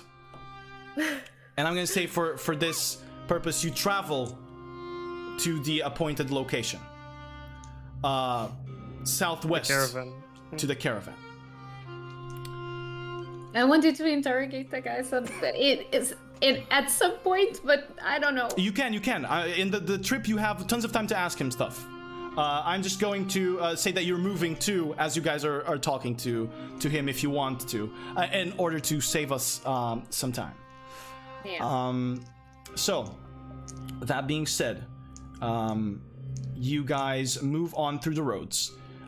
With him as your prisoner, you can rent out yourselves a wagon so that you can take him. If there's any questions you wish to ask him, Grime, go ahead and tell me what is it that you're asking him, and I will tell you if he's answering or not. Yeah. Now that we're all quiet, I would be showing the note again. Like, okay. What's the deal with it? He does not answer you. Okay. I have a question. Yes, go ahead. Ask him. Have you seen a kid without a hand? He goes, yes, I cut his hand off, but I put it back. Oh, thank you. The kid is fine. What? It was a reaction. I was asleep, and he tried to steal from me. I almost cut his whole arm off. But, I put it back. I have healing abilities. Can I ask you, Okay. who are you? And why are you being hunted? Should have put my arm in ice. Who I am does not matter to you right now. I have been defeated and I am at your mercy, and my honor tells me that if my bounty was won, then I will abide by it. At whatever cost that is. You seem like an honorable man. Why? Okay, you already answered. Okay. He certainly learned the ways of Volkan. That is Who absolutely. sent you here? Myself. Why? I will try to make him speak. I will cast Charm Person on him. He will use his legendary resistance from the day of the trip. As you guys are doing this, he is going to recover, and he is going to still be able to resist. 1 day into the trip. Yeah. Okay. He will resist any spells you throw at him in this state. Why did you come here? I will But you can still tell talk him to one him. thing then. Yeah. Are there bad people in the Horned Flame? The Horned Sun. Fun. The Horned Sun? I have no idea. I came here a few Then weeks why ago did you come here? to run. Who's From Wiley? what? Now you're driving. Please do not speak her name. Who? Her? Yes, do not speak that name. Heard? Wait, what name? Wiley. Wiley. Oh, I thought that was a man. He stares at you. Who's Wiley? Please do not speak her name. There are ears Who's- around here. Yes. What if you Not your ears.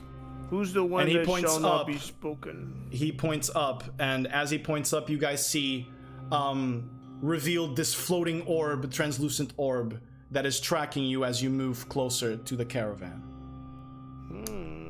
I ask you to not speak her name. Who? Okay. Who is the one that shall not be spoken? That is none of your business. Well, I can offer you freedom. I do not want freedom. What do you want? To be delivered to my hunter. Well, okay. Oh. See, That was we're easy. doing We you a should have just favor. asked. should have We just asked. could have killed you because the reward was the same, but we decided to keep you alive. I would have accepted that death. It's morphin time. Gramps, calm down. You don't want to see me naked. You're right. I do not. Okay, then I guess there's no more questions we have, unless I want to kill him. And what about this coin? And we should the coin. What about this orb that's following us? That coin is from where I come from. A remnant of a now lost group of people. The guild. Hey! You don't know them. I don't know the guild. Who? Who? I will not say. They are gone. Asked. Lol. Got you again. Dude, okay. I mean, he's not talking. He is. He's just saying, going from where I come from. Yeah. I will not say. He said, like, people that. No, yeah, he just said where he comes from. I can't speak more at the risk of losing the people I care about. Then, what are those? And I point towards the orbs. My hunter.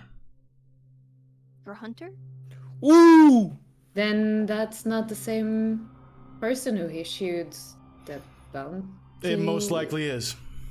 I forgot his. Oh, because we've never If seen they him. can do that, then what? How does it We've matter? we've never seen him. He is tracking you, not me. You know, Umbra means shadow. I know this. It's true.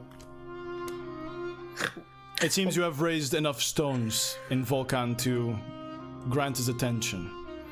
He put a tracking device in all of the bounty hunting papers, one that I assume you still carry with you.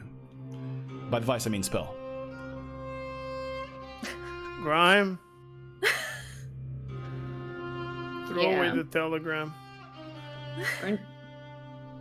I'm think not it's sure a it's bit gonna late do for a lot that. at this point, but We could always take a detour. can you and try run to away. destroy that somehow?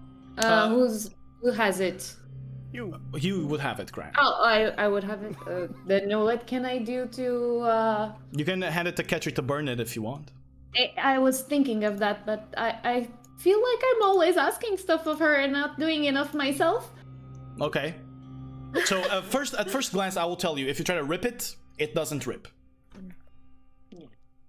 Then. Oh God, this is just a one shot. What am I doing with my life? I should Can I just electrocute it? You can try it, yeah. And would it? Well, I want to try. I want to electrocute it with my arm and see if it burns. No. What if I throw it away? Falls on the ground.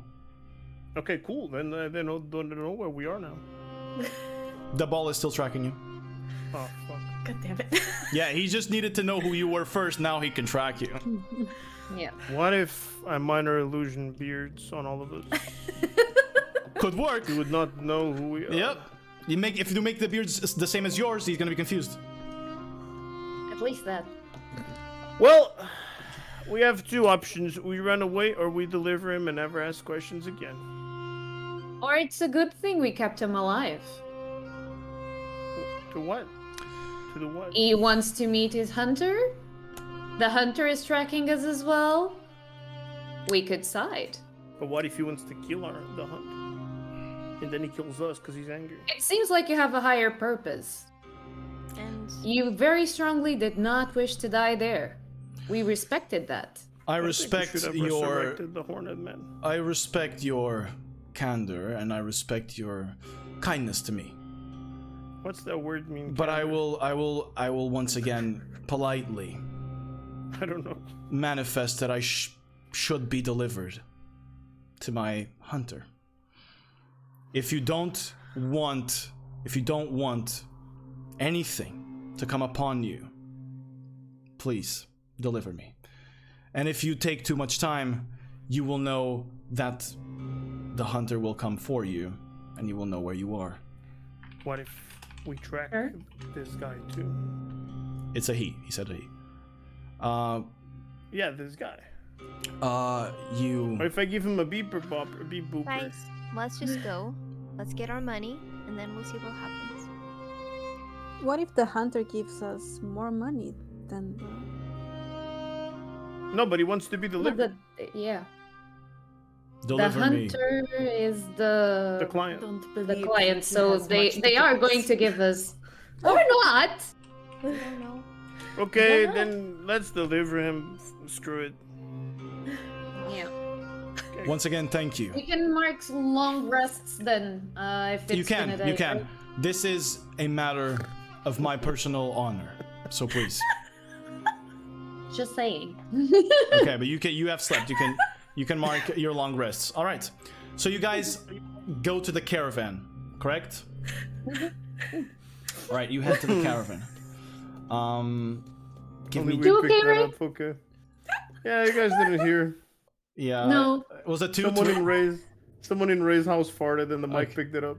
I didn't hear it. I didn't hear it. Me neither. So you guys move to the caravan.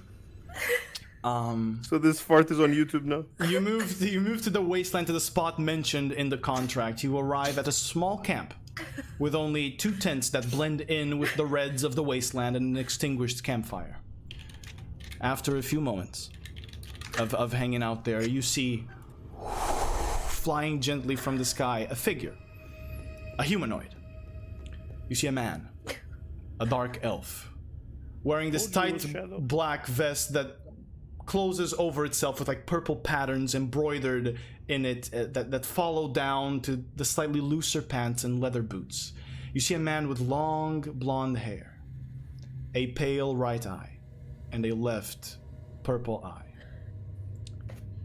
You feel the person you are bringing here instantly get restless as he looks upon him.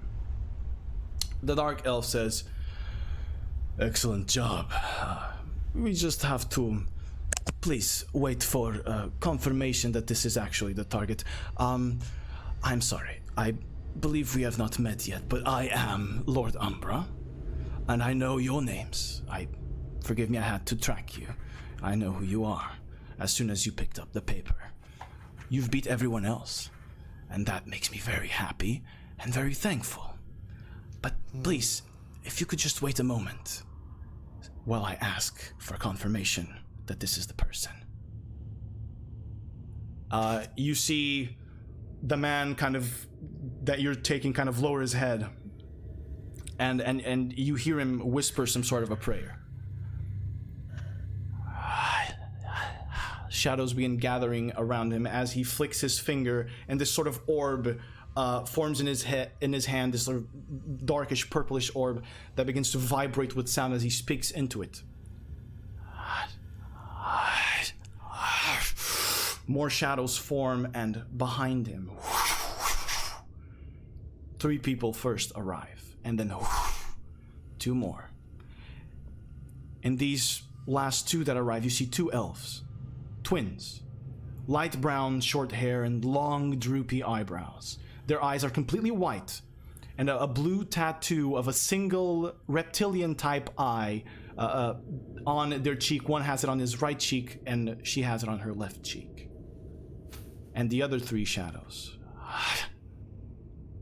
You see, first, 2 women. You see a woman carrying an ivory wood bow and with leather armor and long brown hair, removed eyes.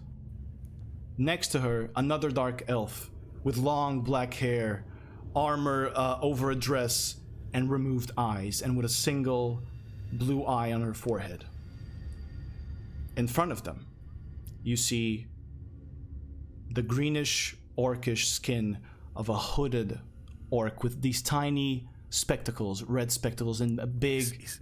He's brown skinned. A brown skin, excuse me, yes. With a big beard and big tusks.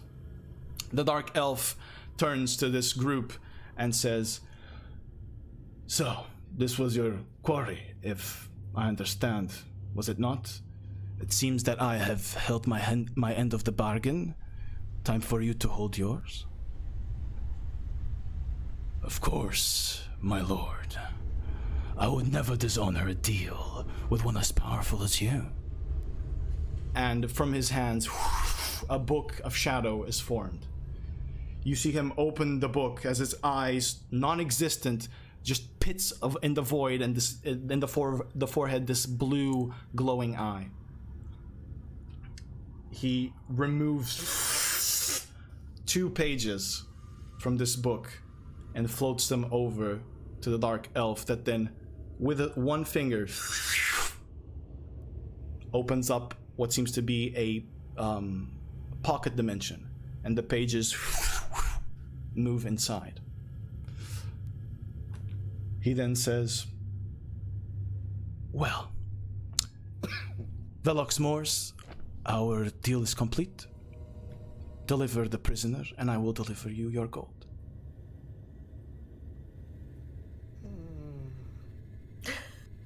Let me just check something quickly.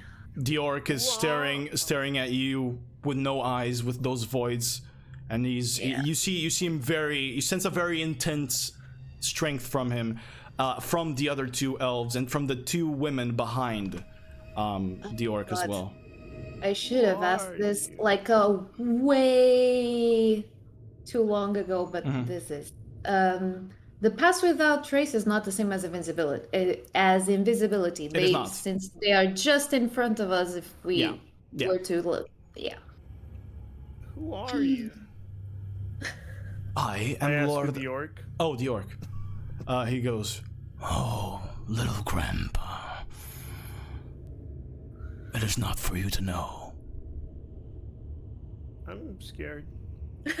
You should kind be. Of step in front of G, just to kind of be a little protective of him. As you step in front of G... I will... sorry. I was going to say, as you step in front of G, the other two step forward as well, the ones behind the orc, as he crosses his arms. Yeah, I pull her tail and I go, let's go. I push the prisoner and say, if you come back to Volkan, you know who to make business with directly. Surely, says the orc. As you see the other guy, though, pay it, as he opens another pocket dimension in front of you and a giant chest drops on the ground. The guy says, you will find there is a little bit extra in there. For a job well done. Thank you. Appreciate it. No problem. They grab the man, and you see the man looks back at you. And he goes, it was a good fight. But... likewise. With my capture comes the end of this world. And he vanishes in shadow, along with the orc and the ladies and the others as well. Dramatic little fella, isn't he? As Lord Umbra disappears in this purple flash of a flame from in front of you as well. Flash forward to a week past. What has happened here? As you are back at the Valorium at your place in Volkan. This time busier, since the news of your successful business transaction kind of spread around pretty fast. On one of these busy days, the tent barges open once again, and walking in you see an elven woman. Long, dark blonde hair and a thin ivory crown over her head.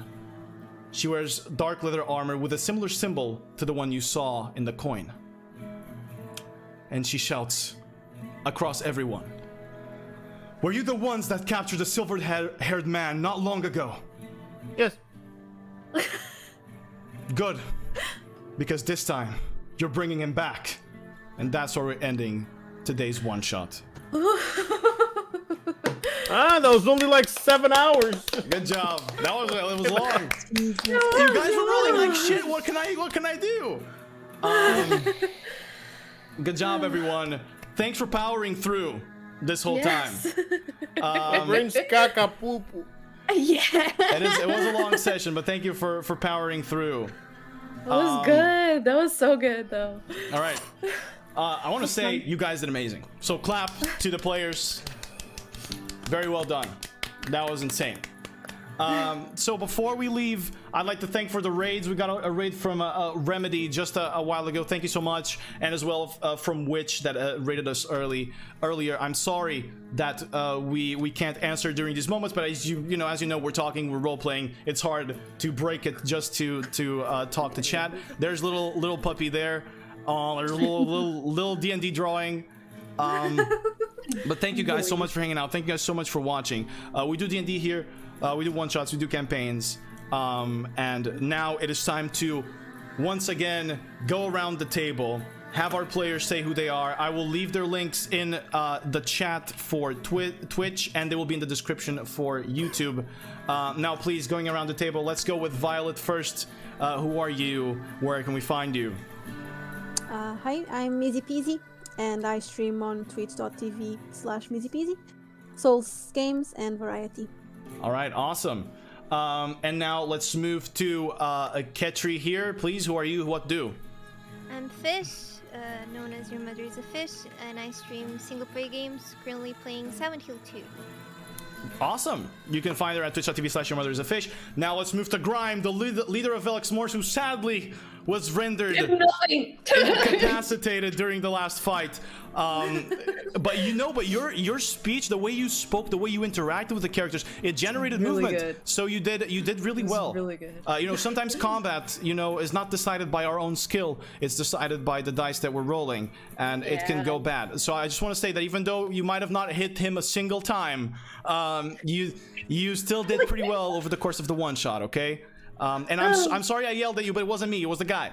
Okay. I didn't mean to yell at you. I was yelling at Grime. It was definitely you. What are you talking about? But what do you do? Yes, I'm Hermie. I'm an inconsistent nerd freak, and I exist to play stuff and get by in life. And also, I'm trying to make an app that helps pet owners everywhere find places. That's awesome. And you can find Hermie's Twitter. All of the links are on your Twitch as well, right? But it's at Hermie Blake anyway on Twitter. So if you find her through the link there on Twitch, you can find everything, and you can get news about what she's working on, about what she's doing, which is amazing.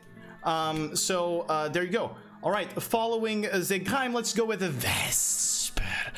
Which, first of all, she was our noob here, playing a high-level character, did very well, and the voice was incredible. So, props for Ray. That was amazing. That was awesome. I spent a whole day practicing the voice. That was awesome. You did great. I was literally reading my emails out loud to myself in the voice. That's how you practice. That's awesome. All right, so Ray, please, if you don't mind telling them who you are. Although they did, there's no links for you, but at least you can tell them where to find you. Hi, I'm Ray. I don't stream because I have no content to provide, but I'm always on Onion stream or on Trash's stream or on Mizzy's stream if she's live. I usually lurk there. This is a lie. Everybody in my community has been saying that Ray should start making videos on YouTube of Final Fantasy guides because she's an Omnicrafter max level on every class.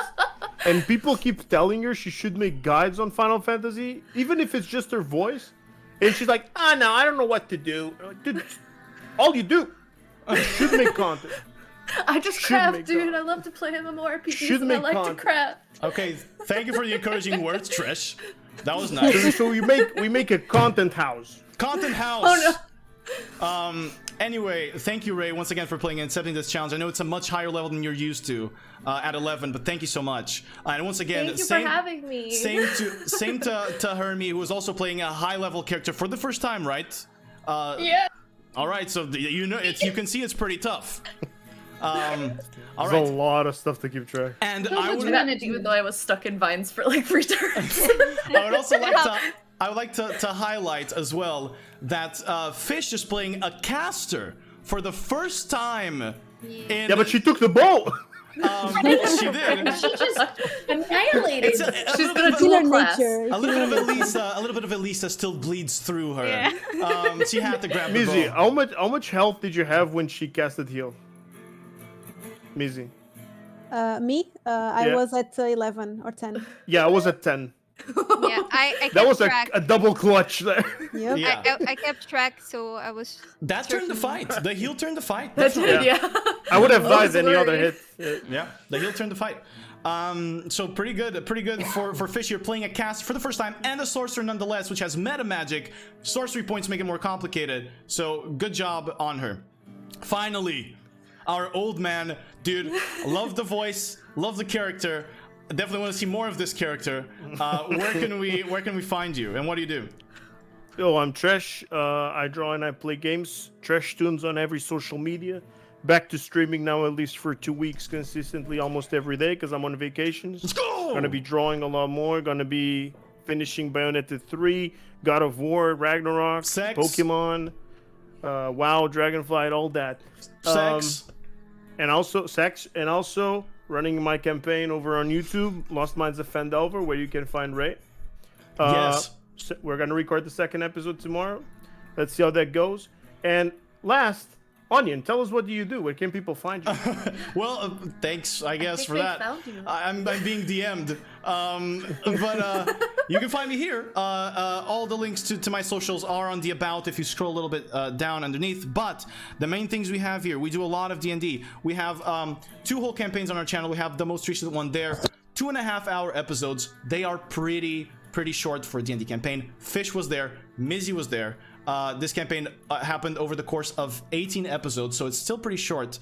And it was the first campaign that I held in my world, in the world that I've been making. On that YouTube channel, which that thing is going to take you to YouTube anyway. On that YouTube channel, you guys can find tons of one-shots. At this time, I don't know how many hours of one-shots we have. Tons of them. Hermie has been in them. Tresh has been in them. Mizzy, Tresh, and Fish actually were there since the very beginning. The very second one that I made was with these 3, and Tresh's penis ended up inverted, or his characters did. His is still fine. I think That you know of. yeah, that I know of. I still don't know. But anyway, Still. one day. Anyway, that's where you can find. There's also a smaller D&D content. Right now, I have like 3 videos there that will help you that explain what D&D is. It will help you play D&D online, and will give you some tips if you're starting as a dungeon master, as well on that video, on one of those videos. But yeah, I stream here. You'll find me here streaming sometimes. I do variety now. I used to play a lot of League of Legends, but I don't do that anymore. So I just talk and yeah, I just talk and I play games, and that's kind of the extent of it. And I answer all D&D questions. So yes. Anyway, big dick 7-hour stream, Jesus. If you guys knew how my brain is feeling right now, just from I feel everything, like Jello. everything I kept track of during this whole fucking fight was. You are the true hero here, sir. Just a round of applause for you managing all of that. Because if it was hard for us, I imagine how. I mean, yeah, I'm sweating. Also keeping track of the custom classes that I came up with, and having the I feel like all of them were pretty fun to see in action. Yeah. We're gonna need some further testing on the Oath of Greed. I want her to hit an attack. I want Grime to hit an attack.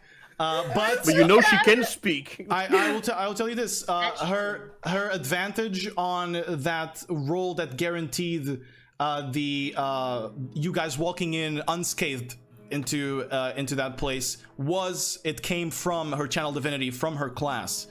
So at least we know that can be clutch in moments. Yes. It was a good one. But definitely, I hope you guys had fun with the subclasses. Tresh, I assume you liked that a lot. Yeah, I liked it. Apart from missing everything, but I am sorry about that. I didn't get to try the overcharge, but I can reveal it. was hard because I was missed. I can reveal right now. He had a 20 AC base, and he had a +5 bonus every time he used his wings for the rest of his turn. Until the start of his turn. So if you really wanted to hit attacks, the way to do it would be to hold a reaction. Hold your action, release it whenever his turn begins, and that it will be easier for you guys to hit. Or the bless. Or bless to get higher. I wanted to bless. but That the that as damage well. That as is well. happening. Yeah, that as I'm well. like, I gotta keep healing. Yeah. That as well. Definitely bless would have helped. But yeah, there's tons of things that he could do. Sadly, I couldn't do a lot of them because I had to keep kiting because you guys are moving very fast, so I had to keep kiting. He couldn't do much there. But I hope you liked the fight, and I hope you liked my character that I so dearly have made. And I will say this because this character means a lot to me. This was the first character I've ever made in anything, and it was this character that made me start writing. This was even back before I knew what D&D was. I made this person, I made this character, and then I put it in this world. And you guys have had past interactions with it. At Hidden Temple of Edric, the second one shot you've done, the guy that saves you from the White Dragon, that's him. That's the guy that saves the guild from the White Dragon. That's Aiden Dragonsbane. And if you have watched the one-shots, he shows up again. He has saved Elisa as well another time.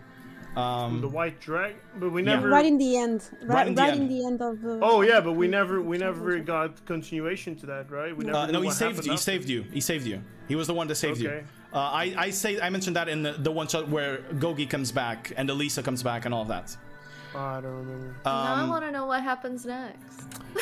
Well, we die because fucking Gogi's gonna destroy the world. We can talk about that at another time.